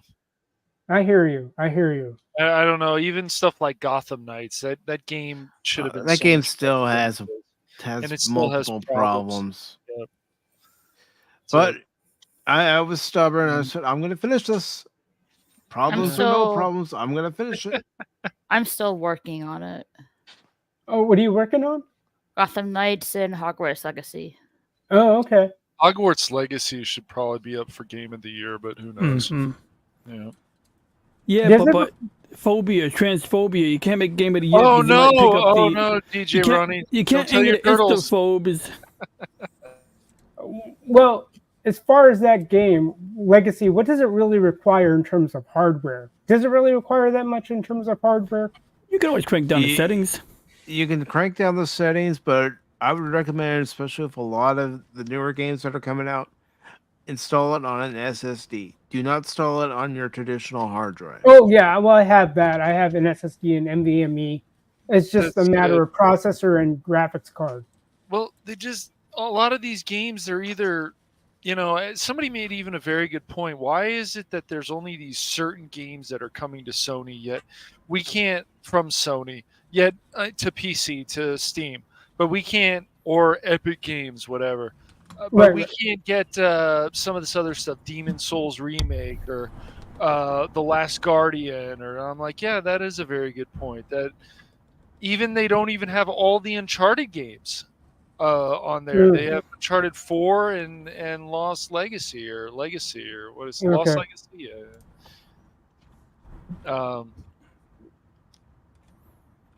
So it's disappointing. You guys want more money? This is a way, because like Spider-Man 2, of course, will come to PC at some point. I think Final Fantasy 7 and modders will make sure that Mary Jane goes from Frumpy to Mary Jane. Sure.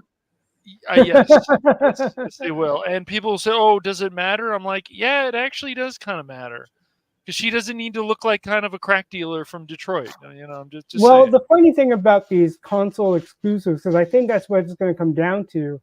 However, it's interesting because I remember being on a stream with Valiant Renegade, and we talk about NFL Sunday Ticket, and the principle might apply to the console exclusives is they'll make up the losses some other way. So in the sense of console exclusivity, I'm thinking it might be at a loss that they make these PlayStation 5s. Like, I'm sure there might be either a net zero or a net loss, because I don't know how much they're really making off of these machines. I don't know how much they have to pay to make them. But at the same time, it's like it'll be interesting to see what they do to make up for the whatever loss those sales come to. You know what I mean? So it's always interesting when you want that sense of brand loyalty, how far some would go, even at a loss, that they'll maybe realize profitability at some point in a later date. You know what I mean? It's everything, Lester. It's like they make these games easier, like Assassin's Creed. Where is it going? You're watching the gameplay when they're showing the gameplay of Mirage, and you're just sitting there on a pillar while you set up the assassinations. I'm like, aren't these always supposed to be rewarding? Now, other people would say it doesn't matter. Who cares? But it just isn't. The game I thought was the best when it had a lot of challenge. Like when you assassinated somebody in Assassin's Creed, it was rewarding. Right. Now it just, with the microtransactions, I think with stuff like always online in games like Gran Turismo, which never needed always online, where they have some microtransactions, with stuff like, I think now with Forza, it's going to be a game as a service. These decisions are not very good. Yeah. These directions are not that great. No, they are not. They are not. That's why I could never get behind a streaming only model for playing your games. Right. That's Exactly. absurd to me. Exactly. I need those options, man. I want to be able to buy physical and digital. I cannot, if we just erase all physical media so we can be in a completely digital age, that's going to be terrible. I don't need physical as long as I can make my own backups. Like if I have a Steam library and the stuff in it was not DRM and I could duplicate it to different external hard drives or back it up to my server, okay, I'm a happy camper. But yeah, like this like having the game console where it's usually a walled off garden. Yeah, I'm not a happy camper with that. Or like where you can have like games that go the Wii, like the Wii, not the Wii, the Switch. How my SD card won't work in another Nintendo Switch. I would have to sign into the Nintendo account again and reauthorize it. So that means when they stop supporting the Switch, I'm going to have to mod my Switch in order to be able to retain the games that I currently have between consoles. Yep. Well, I mean, and the other thing is when you mod your stuff, you can't your cartridges and other stuff doesn't work, but you can just get that stuff and they don't care. Sony doesn't care anymore. I mean, they abandoned the Vita, but the only reason they kept the store up there is because people got mad. But Nintendo, they are like, no, we don't care. It's been a number of years, so we're going to just get rid of the store. Okay, and so people will start modding their stuff. I don't really want to mod my Switch. I don't see a reason to, but I've modded my Vita, especially recently, and before that, I modded my 3DS XL. It's amazing the things you can do after you mod this, but it is work. It is definitely work, and you have to get the right memory card, and so things don't go exactly the way they're planned because it's technology. But it's almost like I'm going to go back to some old tricks. There is a website around that I can probably get away with playing some old tricks. And that's just because a lot of the publishers aren't giving what the customers really want. At least I don't think so. And I'm just looking from the outside. I'm from the outside looking in because I just started getting back into procuring my own games. Yeah, I have a Steam library, but since I found GOG, I don't know, Ronnie. Did you say that Steam has a way of backing up, like you can actually put it somewhere as you can, but there's no guarantee that some of your games aren't going to be DRM. Whereas I think GOG's claim to fame used to be that the games are not DRM, so you can actually back up that library. But I mean, in terms of Steam, because at least when I look at Steam, it appears as though like I can't exactly back up the games I acquire. You can pretty much go to the Steam directory, back up the entire contents of your, the installation directory, and then re-import it to another instance of Steam on a different computer, so that you don't have to reinstall all of the games. The the caveat. Also, what you could also do is if you have like a network attached storage, you can store the games there. But of course, if you're absolutely gonna need to run a game on an SSD, then network attached storage may not be good for everyone. Generally, right now, I'm storing most of my games on a 15 terabyte RAID 10 volume on this desktop. I store games that need to be on an SSD, but that's how I've been balancing it out. Yeah, I'll consider that. Yeah, definitely, I'll consider all that. GOG is a good thing, but I was very disappointed with them, and I stopped buying games on there last year because. And some people, it doesn't matter. It's like, yeah, but you guys didn't need to censor that game. Steam at least had it up. Devotion, it was called Devotion, and Steam does censor things too. Sometimes they're not perfect. I did find it intriguing. I didn't. Go ahead. Yeah. Yeah, I found it intriguing that there are some uncensoring packs you can download. Like I've noticed with some of the games, like you can get one edition. And I've gotten the uncensored editions of some of the games I do own. Right. But I get where you're going with that, right? So like, the fear of censorship, I get that. Right. And so you either take a stand or you don't, but it's just like, yeah, GOG should be good, but it's like, yeah, but they did this and they weren't ever supposed to do things like this ever. And then they do this because the Chinese president got mad about some joke about him in the game Winnie the Pooh. Whatever. And so, No, I'll still call him Winnie the Pooh because he hijacked my grandfather's old country. I just I'm like, you guys are a Polish company of all things, but still, like, you want that money from China. I understand that to an extent, but why would you do these things? And it's just pandering, Lester. It's just pandering again. It's like, you don't have to do that, and it really aggravated me about GOG. I still have games on there, but I haven't bought anything since that happened. So I feel you. It's like what trade-off is more important, right? So exactly. For me, it's I can at least procure the games, and I'll back them up somehow. Likely procure a a small portable, like 4 or 5 terabyte storage device, Mhm. put all the executables.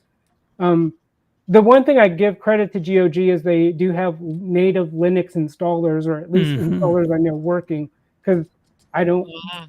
I try to avoid Windows like the plague. Yeah, man. I mean, it does have its problems. Yeah. It works, but it does feel like every few days, if you don't update, then your computer starts acting weird. I don't know. It does sometimes feel like that. Noted, but I that's don't why. have. Oh, go ahead. I'm sorry.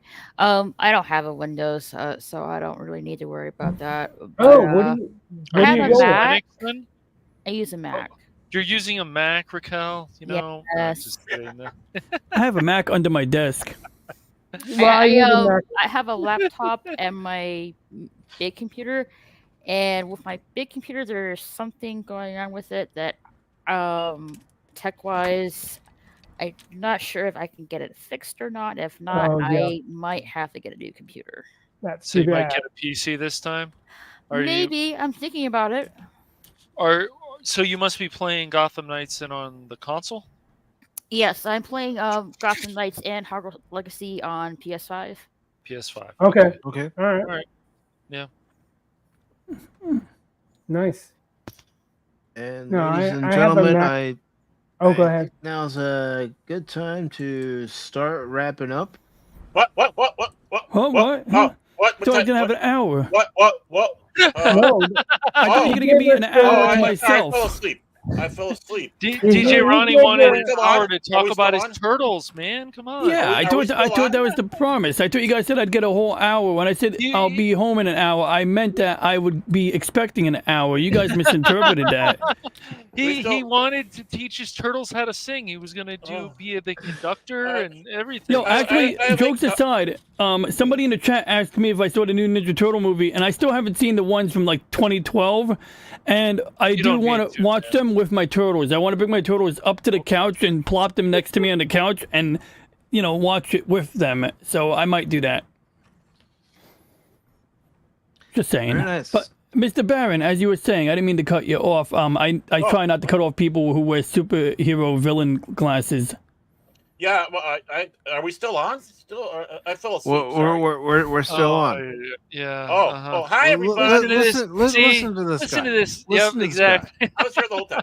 I fell asleep. Yeah, I misremembered. I fell up some stairs. That was loud. I'm loud. That was funny. Don't worry about it, brother. Don't worry about it. I told you, Baron, the stairs are not for running up or down. Come on. I'm sorry, Lester. What were you going to say?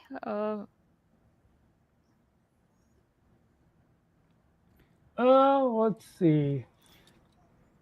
No, because I think you were mentioning that you were having I think it was just about your possibly getting a new PC.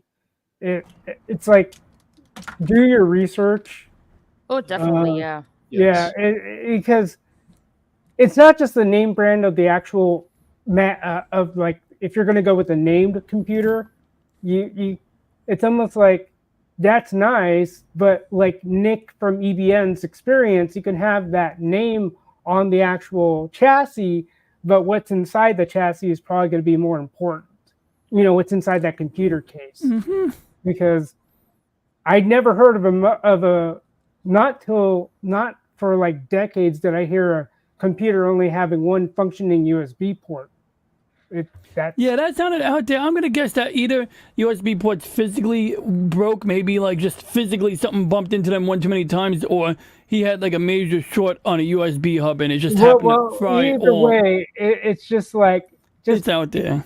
Just be sure of if you can do the research, find out if they include information about the brand of the motherboard. If not, okay, you gotta work with the information with whatever information is in front of you.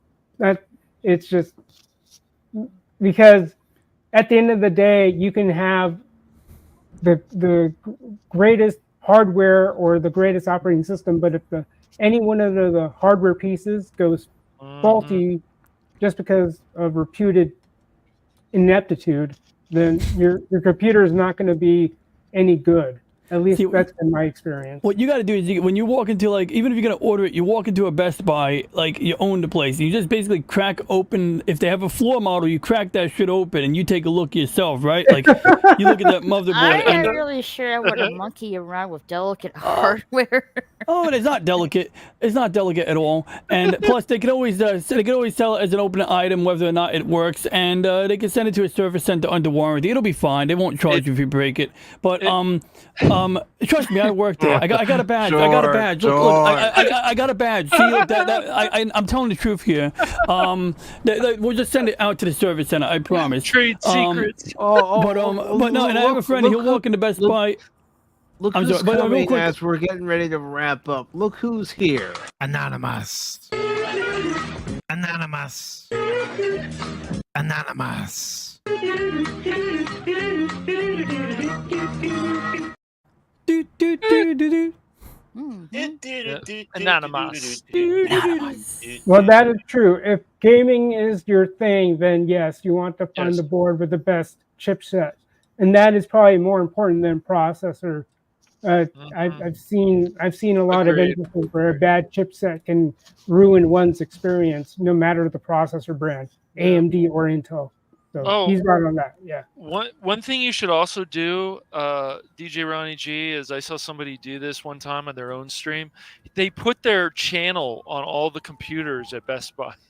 Oh, that's good. Oh my god. So Really? that would be a double-edged sword. Oh man, that would be a double-edged sword, because on one angle, like, it would, I don't even know what type of scene that would create. The manager would be like, this motherfucker. But that could be fun, actually. He did it on I'm making it the homepage. I'll make it the homepage on every floor model. Oh my god, I'm gonna go to Best Buy this week.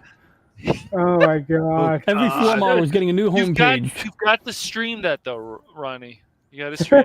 Of course. You can't. You got to bust out the phone or whatever Yeah, you got to do. why not? Yeah. I'm okay, and I'll do that. It's hilarious. It was on. I don't know how long. It might have been on there for at least a few hours. Oh no, he's in carbonite. Yeah. It's in carbonite. And Anonymous thinks he's gonna get away without me playing Anonymous. That's right. Do. Never, Anonymous. Never. Thanks. Yep. I Never. wish they released that entire TV series on DVD. Yeah. But, ladies and gentlemen, it is just a little bit after 10 o'clock on the East Coast, 9 o'clock on the Central Time Zone. And I'm in the Eastern Time Zone. I think DJ's frozen. a little after Yeah, 7 o'clock on the West Coast. Yeah. And There he goes. yep, there he goes. So he might have lost his power again. Yep, I think so. He was in the Matrix for a little bit. So. Well, Boba Fett took him away. He was in carbonite. So. Boba Fett took him away. But again, I think it is a good time to start wrapping up. So, Lester, what do you have coming up on your channel? Right now, I'm thinking of doing a fuller walkthrough of some of the games. Speaking of GOG, I've been getting the deals, and I've been playing Legend Bowl. It's like my counter purchase against Madden 24 after the error it gave me, which was, it doesn't look like secure boot is enabled on your computer. And I go, that's the end of it. No game should even question that. So I'm going to do a fuller walkthrough of Legend Bowl, and then I'm going to try using my dictionaries, because I've been meaning to do this, where I will toss out a term commonly used. So as a teaser, I'm going to look at the term dumbass possibly and do a deep dive on that. I mean, I have 2 dictionaries to work with, so it'll be a fun exercise. His turtles were at it again. Oh, geez. Where's that mutagen? The mutagen, I say. You got to have him stop eating those wires, DJ. Come on, man. But yeah, that's pretty much it on my channel for now. Okay. And the next person I am going to ask to promote themselves is going to be Raquel. All right. I'm Raquel SSG. This Thursday I'll be reviewing the last 2 episodes of Star Wars Ahsoka. I was supposed to do it last week, but I was so busy. So this Thursday I'll be talking about those last 2 episodes on my main channel. This weekend I'll be playing Gotham Knights and Hogwarts Legacy on my gaming channel this weekend. And hopefully I can finish those games soon, but we'll see. I'm just taking my time with it. And that's it with me, really. Okay, and Brandon, what do you have coming up on your channel? Brandon Looney Tunes Fan 2000. I have a live stream tomorrow. I have live streams with special guests. I have rules on my channel with no foul language at all. Whoever says I did a stream with my 2510 user, and I usually delete the stream. Whoever cusses, delete it and redo it without any swear. My channel is a swearing-free zone, and I'm having a stream with Wobble Rules user Wednesday. I'm having a game rating episode as well on West Stream. Boxing Nuts on the 28th. Loki's Mornings are missing November 1st. Retro Boxing and Documentaries on the 16th. And my stream, I'm running out of space on StreamYard. So the Gateway server will be exclusively on West Stream. And the special guest streams will be StreamYard. I can only go up to 20 hours. By the way, I do streams with special guests.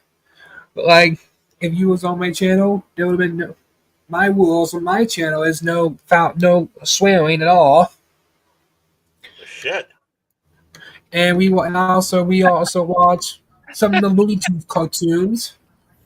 Whoever enjoys the Looney Tunes, this is the channel to go. If you want to watch the Looney Tunes, you can put.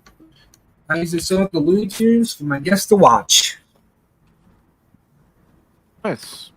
The place to and be. a lot of those cartoons are now in the public domain, or are some still under copyright? I usually check the YouTube studio. If it says no copyrighted content was found, I show it. A lot of them are public domain, apparently. Yes, most Looney Tunes sourced from the most Bugs Bunny sourced from the early 40s. They appear. I do public domain VHS streams as well. I use my iPad to upload most of the content. My hands get tired of holding it. I need a stand or something for my iPad, so I can start doing gameplay videos. I'll have a standalone channel just for gameplay videos. Nothing wrong with that. It'll probably be next year. That's the gaming channel will be monetized. My main channel with the Looney Tunes will not. Okay. That's a good plan. Have one channel that's monetized, one channel that isn't monetized, so you don't have to worry about. The one that's not monetized will be the one with the cartoons. Very nice.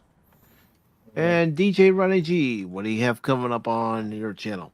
Did anyone see where I put my paintbrush? I can't find the thing. I put it down or something when my internet went out, and I just can't find my paintbrush. So I saw you used it at one point, but I didn't see where you placed it. Well, coming up on my channel will be a... Oh, I found it.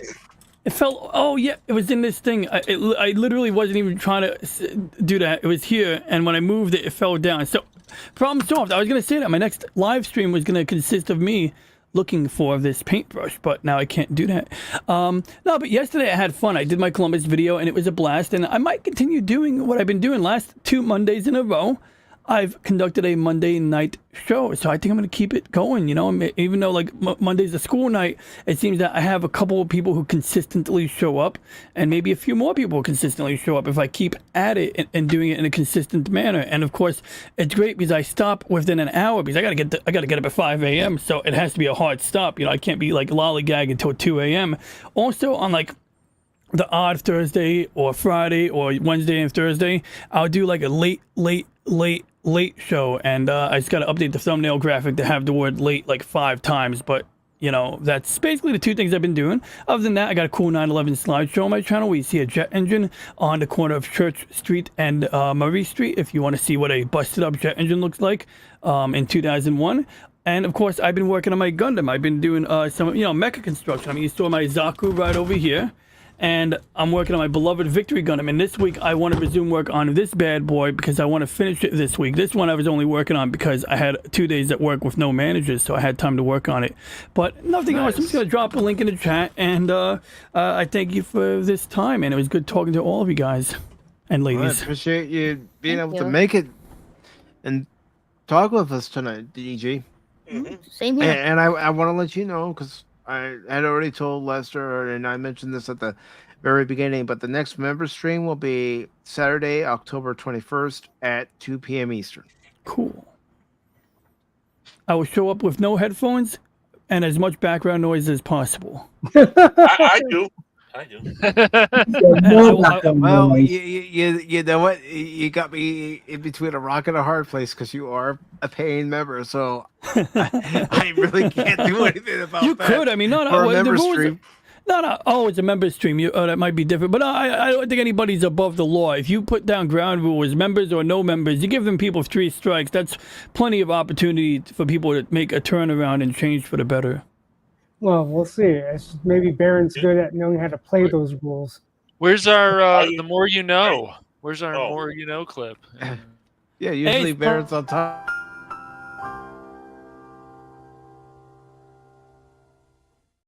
Well, actually, I was going to do this one for DJ.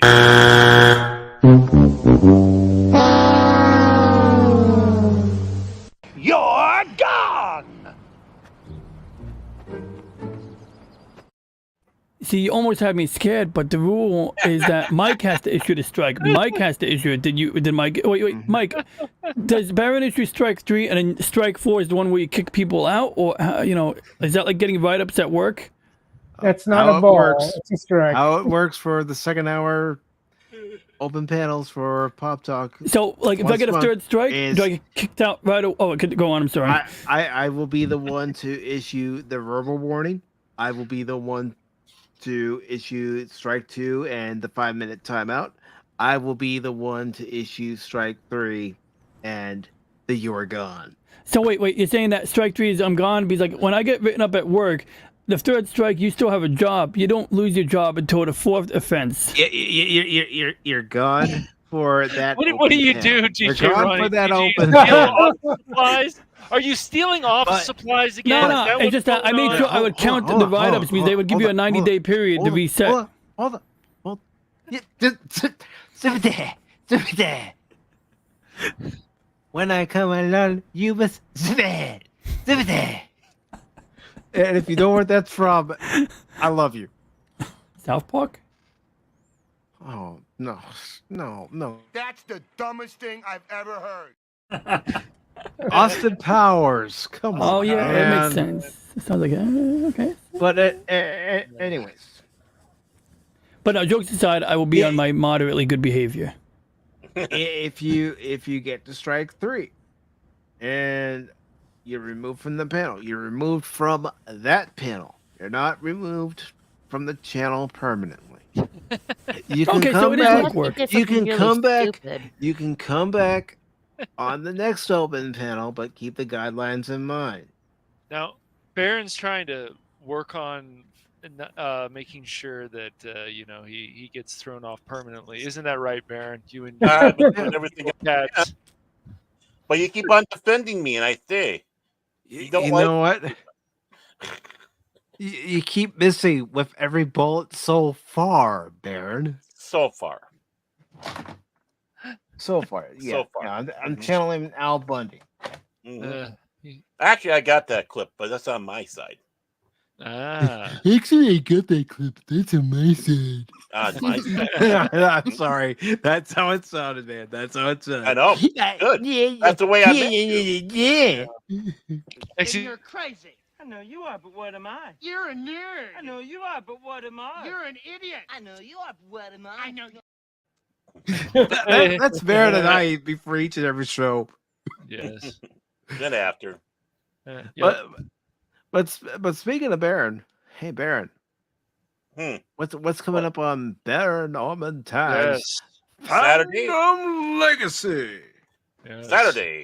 Saturday at 7 p.m. on my channel. We'll be having a discussion on Babylon 5. So expect to see those flop up here, the messages saying about that, and I hope you'll be able to join in. And of course, I'll be hanging out with these two lunkheads here, Pacific and Cash Monet of the Phantom Bulligans. And The them, hooligans, yes. Okay. Yes. And that's all you're going to get on me. Oh, I almost forgot. Thursday, of course, we have the Mike Barron stream, you and me, Cash. Yes. And then I don't know why I did this. Shrimp Lightning, for some reason, Badass was He knows how to get your attention. He knows how to play me. I'll be on Brandon the Anime Guy Thursday night at midnight of all things Central Standard Time. I'll be in my pajamas though. I'll be wearing the classic with the You little gonna wear hat. your anime pajamas? Here's what's gonna happen. Cash Bear's gonna pull a Cash on the stream. Hey Brandon. Yeah, that's such a great anime. This is great. Is this Thursday at midnight? Is that Central Time? Central Standard Time. Yeah, Oh, I'm just I'll getting ready for the definitely, show. He's tuning going to in. be trying out for NPR soon, I guess. Of course, I'll be trying out for NPR. Here we are with, of course, Pop Talk 414 here on, of course, National Public Radio. We'll be discussing such items as to get in touch with your feminine self, especially if you are a turtle or a turtle lover. As we go along, also, we have to make sure, of course, the chin and how that affects the women out there and how it intimidates those young men on skateboards. And as we go also with, we move on, of course, how to have a channel on the East Coast, but yet still proclaim that you're on the West Coast. That'll be, of course, on Pop Talk 414 on NPR this week. 41144, right? Wait. Nobody gave me the memo. I'm the commander of this ship. Time to raise the pirate flag again. Arr! I was just gonna say I've that got sounds the pirate flag like already. Here we go. Yeah, we're fighting over the pirate flag, my mateys. Arr. Of course, brought to you by 1-800-555. 1-800-555-NOOB. That's 1-800-555-NOOB. If you're Cash Money and you see somebody playing on easy mode, what are you gonna do? You're gonna call that number and you're gonna get that person that you're seeing playing on easy some help. There's You're going gonna to be a lot of groaning. there's this guy and he's playing on easy, and then I'm gonna get on the line. I'm gonna say he's not dying enough. Yes. But wait a moment. And If I was like no Cash more, Money, no more backseat gaming for a certain person either. Yeah. So, what I the mean, heck if is DJ Ronnie G doing, anyways? he's right. He doesn't want to be covered by the double O's. Yeah, we know you touch your pencil. But if I was in that type of situation, if I was in a situation like Cash Money and I saw someone playing a game on easy mode, if I was like Cash Money, I'd grab a 9-iron. No, that seems like too much, man. That's Grand Theft Auto style. No. Well, speaking of Cash, what's coming up on the Phantom Bulligans? I don't care if you say it's hooligans. The hooligans. Hooligans. It's October. It's bulligans. The hooligans. All right. Well, Hooligans. It has to be hooligans. So yeah. We'll put a ghost. I'll make sure to find an image of a ghost. But yes, we've got Vermintide 2. So a few hours of that on Friday at 6 p.m. Pacific Standard Time. And then it's about time for me to finally start doing some Ratchet and Clank Rift Apart. So that will be this week, most likely Sunday. It might be before that. And then, of course, I have the stream before that on we've got Pops tomorrow with Baron, this knucklehead, and this other knucklehead Mike, and Pops. So. What you talking about, Willis? Yes. Yeah, and then I'm still working on some videos. I've got about 6 or 7 demos, and I'm working on some videos, and that'll either be up on my Rumble channel, the Cash Money Madness channel, because I couldn't use Cash Money, unfortunately, so I had to do Cash Money Madness, which is fine. And then, so I'm working on all that. Yep. That's what's going on. Yeah. Vermintide's going to be awesome. It always is. It always is. Smashed rats. Vermintide too. We're gonna kill a lot of rats because they deserve to die, and chaos stuff and whatever. Yeah. Yeah. I'm probably gonna die the most. I usually do. And tossing dwarves. Yeah. Phil. We'll be tossing him if he joins us. Oh, he's gonna come in and say, "You guys can't do it. You failed." Yeah, we know it's gonna happen. So yeah. And as far as what's coming up on PACIFIC414, well, tomorrow our guest will be Pops himself. As our special guest, we will do some catching up, ask him how he's doing, and what he's been watching, how his channel began, and mainly about his journey as a YouTuber. So I'm looking forward to catching up with him, and that will be streamed both here on YouTube and on Rumble at 6 p.m. Eastern.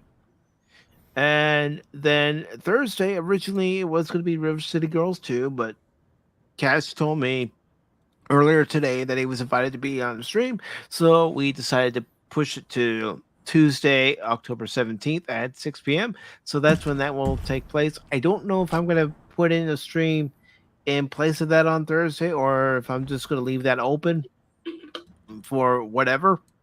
I may not even stream that day, but there has been a change to the schedule. I'll make sure to let everybody know in the community page about that change. But of course, you can find me with Cash and Baron Friday on the Phantom Hooligans as we hunt those dirty rats. Yes. You dirty rat. You You got in my way, you dirty rat. And then, of course, on Saturday, I will be with Cash and Baron again on Baron Ormantag's Phantom Legacy, as we will be discussing the first half of an awesome show that everybody should have seen back in the 90s, and that is Babylon 5. Dun, dun, dun, Well- dun, dun, dun, dun. Where I will be with that typical Nan.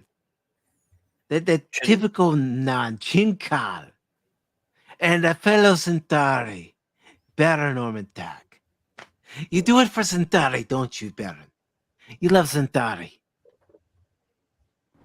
Don't be Yeah. Centauri. No. He's more like Bosk. Me, Bosk?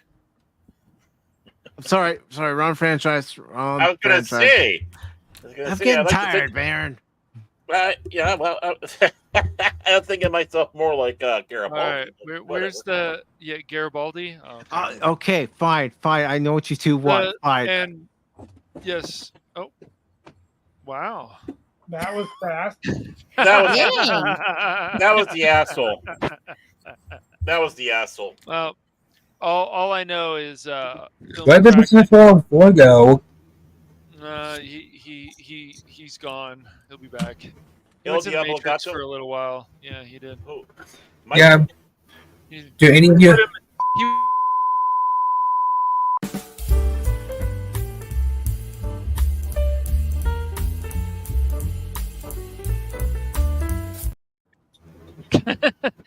we had him in the dinghy.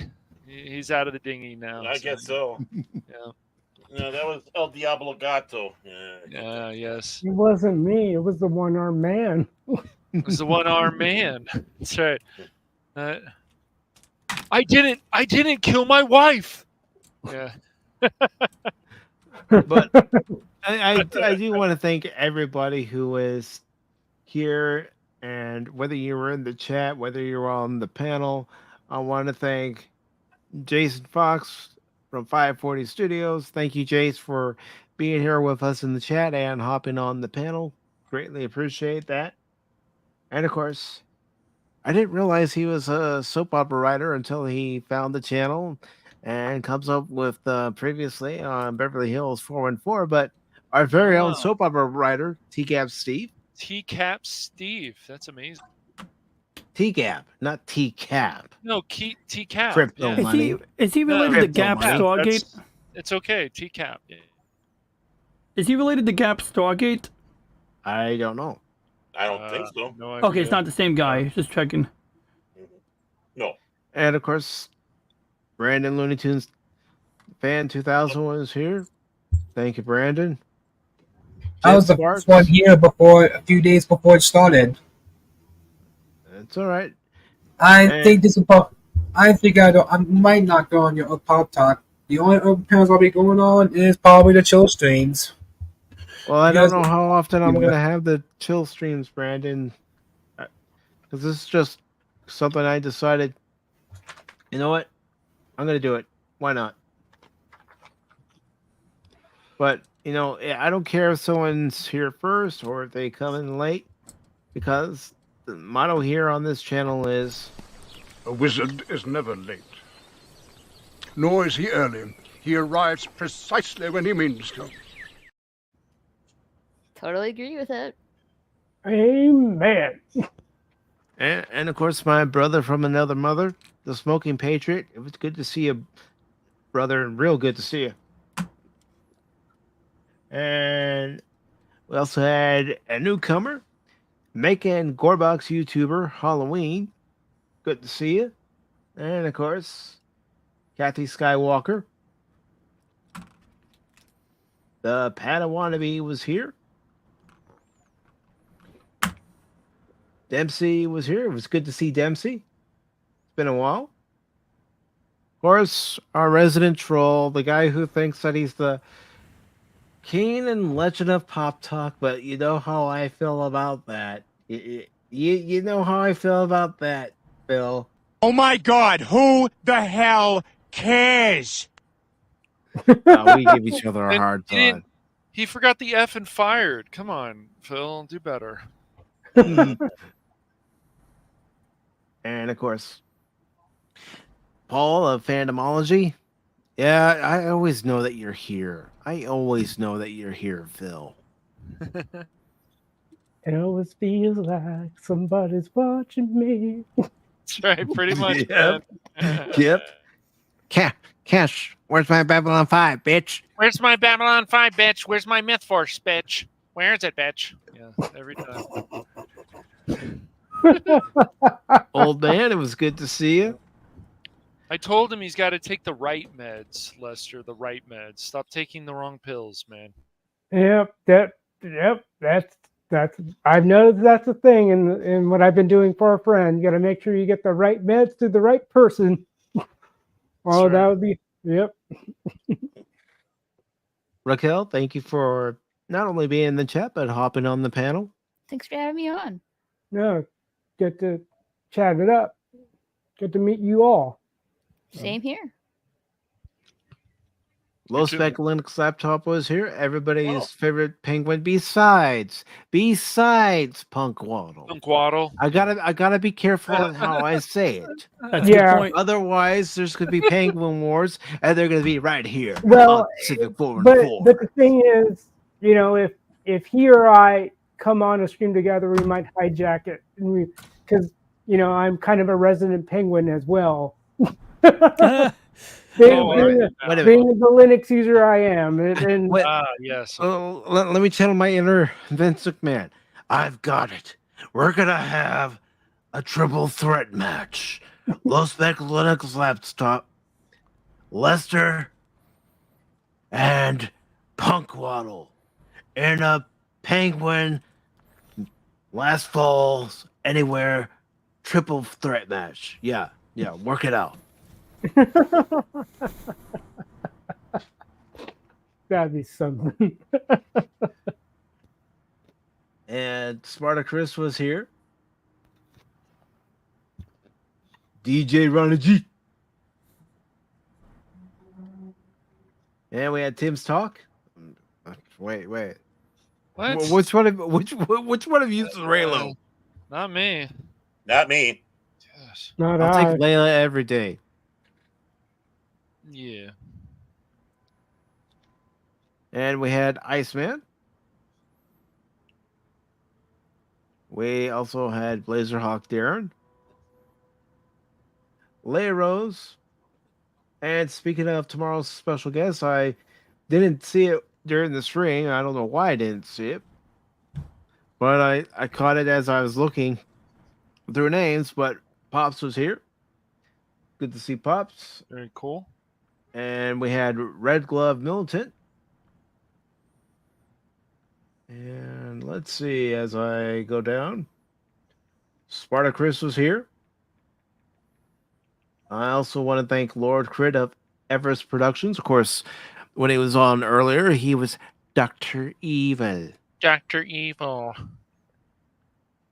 Yes, Pacific, I am here. I will take over your channel and rule the world for $100 billion. $100 billion. We're not so different, you and I. And I already mentioned Kathy, of course. He thinks he's gonna come here, and I'm not gonna notice that he's here, and I'm not gonna play his clip. But guess what? You should have never told me about that time you stopped by a certain channel and he saw your name and started going anonymous. Because a year ago, you put that in my head and the clip was born. And everybody loves it, including Phil. And of course, we had Pop Culture Mechanic. And Lester, I want to thank you for being here. Barrett and Cash, thank you very much. Brandon, Raquel, DJ Riley G, Crit, Jace, Jet Sparks. Thank you to everybody who joined us on the panel, everybody who joined us in the chat. Greatly appreciate it. If you like what you saw, please subscribe to everybody. Everybody's at marks for their channels are in the description. It should take you right to their channels. I think you forgot a person. Leah Rose was here too. I think Mike already plugged one of her. I'm not sure if he did. I'm sorry if he did. Yeah. He popped the chat. I thought You're gone, Raquel. No, I'm kidding. Oh, wow. I got Leigh Rose. I got the Princess of YouTube. I'm not going to forget the Princess of YouTube. And the sole member of the Film McCracken Fan Club. Awesome. Well, I'm just making sure. I didn't see her name on the screen. That's all. I'm not going to leave anyone went out. And if I do, I apologize. Apology accepted. But thank you all very much. This was a lot of fun. I don't know how often I'm going to do one of these chill and chat streams, especially with member streams and also open panels. But this won't be the first time. It won't be the last either.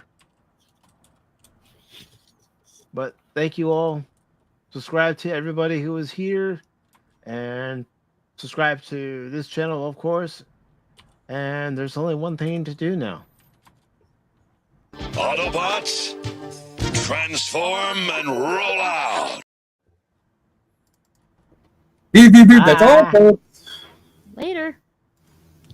Peace. Silly Come on back crocodiles. now, you hear?